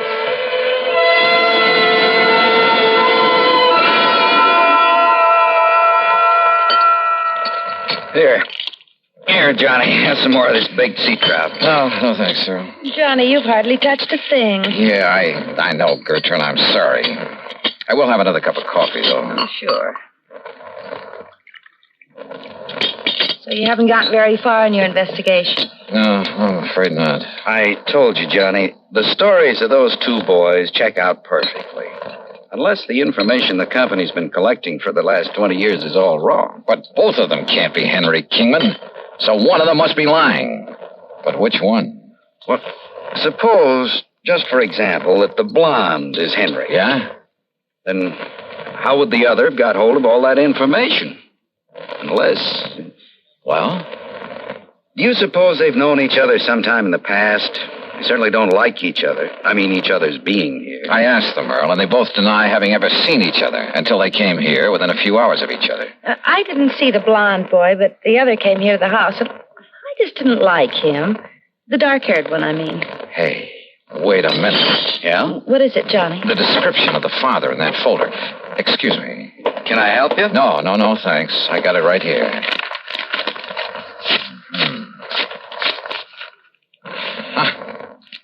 Find it? Hey, listen. Does Dr. Crutcher still live up the street? Sure. Do you want me to drive you over? No, thanks. I'll walk. Johnny, what'd you find in that see folder? You later. Walking out that street, and there was no moon, turned out to be a big, fat mistake. In the first place, I almost bumped into a palm tree in front of the house. In the second place, I didn't see what stepped out from behind the next palm tree until it was too late. Huh? What do you want? Oh!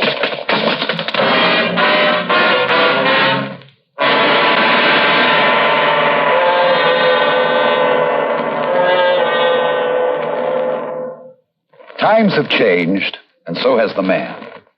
Through the ages, man has advanced both physically and mentally. Prehistoric man's concept of war and living was like that of an animal. His implements were crude, his knowledge simple. It was survival of the fittest. From his club and stones to bows and arrows and spears, from muskets and sabers to atomic rifles and missiles, man has progressed in the art of attack and defense. With each new phase, man's knowledge has developed. Today, the warrior, if he can be called such, is not a stone thrower, a bowman, or a swordsman. He's a technician who needs knowledge of all that science has developed. He's a sonar man, a radar man, a rifleman, or a torpedo man, a missile man, or a pilot. But whatever his job, he needs the skill and the technical know-how to do the job and do it well. Yes, times have changed, and so has the man. And now, Act 4 of yours truly, Johnny Dollar.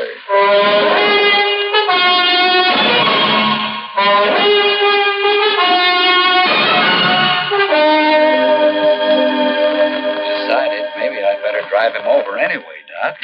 And that's when I found him lying out there by the palm tree. Well, it's lucky you did, Earl, but I think these smelling salts will bring him around. Whoever attacked him must have seen you coming and pulled it. What's It's okay, Johnny. Yeah? Then what's Doc Crutcher?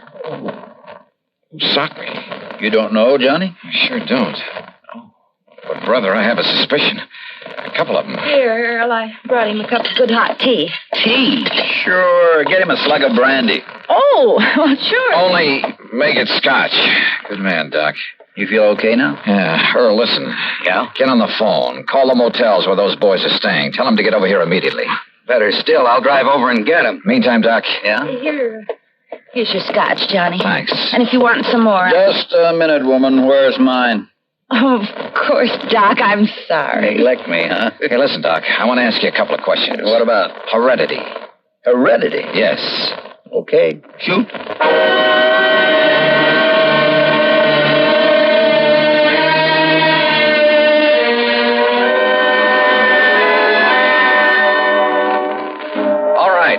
Just to keep things straight, I'll call you Hank. Sure, Mr. Dollar. And you I'll call Henry. Well, it does happen to be my name. Now, Earl tells me he found you both in Hank's motel just now. That's right, sir. Comparing notes? I went over there to tell him that he's a phony. But if he doesn't get out of town... Oh, sure. Hank, let me see your hands. Huh? Oh, sure. Here, sir. What about them? Look, Doc. By golly, you're right. Right about what, sir? How did you bruise these knuckles? Well, it was kind of clumsy, but my hand slipped trying to open one of the windows in that cheap motel. Don't you believe it, Johnny. He's the one who... Wait a minute. This one has a bruised knuckle, too. Oh. Now, what's your excuse, Henry? Well, you can believe it or not, suit yourself, but exactly the same thing happened to me. What? You ask me, Johnny, they both attacked you. On the other hand, Earl, they may both be telling the truth about this. Of course it's the truth, sir. What did you mean about this? I mean that at least one of you was lying about being the son of Albert Schuyler Kingman. Well, of course you did. I told you. All right. Just pipe down for a minute. I suddenly realized that the laws of heredity could solve this case a lot quicker than detective work. What's heredity? So I checked with Dr. Crutcher to make sure I was right. Then I checked descriptions of Henry Kingman's father and mother. Did you, sir? Both of them had brown hair and brown eyes. So what? Where both parents have identical color hair and eyes, any offspring will have the same. Hank, your hair is so blonde it's almost white, and your eyes are blue. Now, Mr. Henry, Dollar. your hair is almost black. Your eyes are also blue. Now, Henry, Dollar. you crazy fool. I told you this wouldn't work. Crazy fool, huh? If you'd let me come here alone... Yeah? Then you'd never have cut me in. Of course, I got suspicious. So you get out of the way. I got here first, didn't I? Well, how was I to know you were coming? Why didn't you... All right, boys, all right. No, it isn't all right, Dollar. Come on, now, put that thing You down. make one move and I'll kill you. Come on, Hank. No, go ahead and kill him. If you don't have a gun... No. Get back. Get back.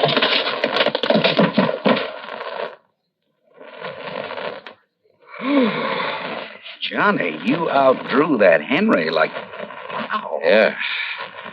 Take a look at what happened to Hank. Huh? Is everything all right, boy? Holy... Gertrude, what did you hit him with? Earl, I never did like that old bass anyhow.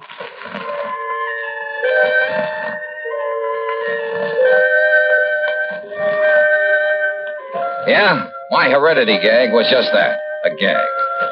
But it certainly brought things to a head in a hurry. How did they know so much about the real Henry Kingman? Well, listen. As soon as we locked them up, I called the National Press Services, had them put the story of this attempted fraud in the headlines all over the country. Result? A phone call from the head of an orphanage where the real Henry had been taken in as a child, where he still lived. And, yeah, the phonies were a couple of kids who'd run away from that orphanage after he'd palled around with them, told them all about himself. As for why they both appeared to make the claim, sure. Each of them saw the company's ad and tried to get in ahead of the other. Well, they're in all right. For a long time. Expense account total, including incidentals and fare back to Hartford, $178.70. Yours truly, Johnny Dollar.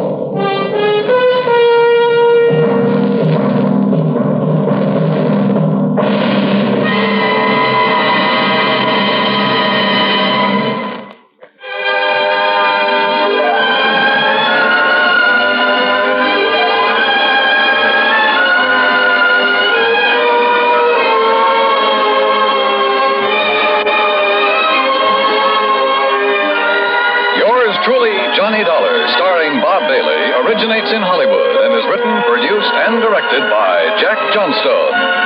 Heard in our cast were Virginia Gregg, Vic Perrin, Sam Edwards, James McCallion, and Parley Bear. Be sure to join us next week, same time and station, for another exciting story of yours truly, Johnny Dollar. This is Dan Cumberly.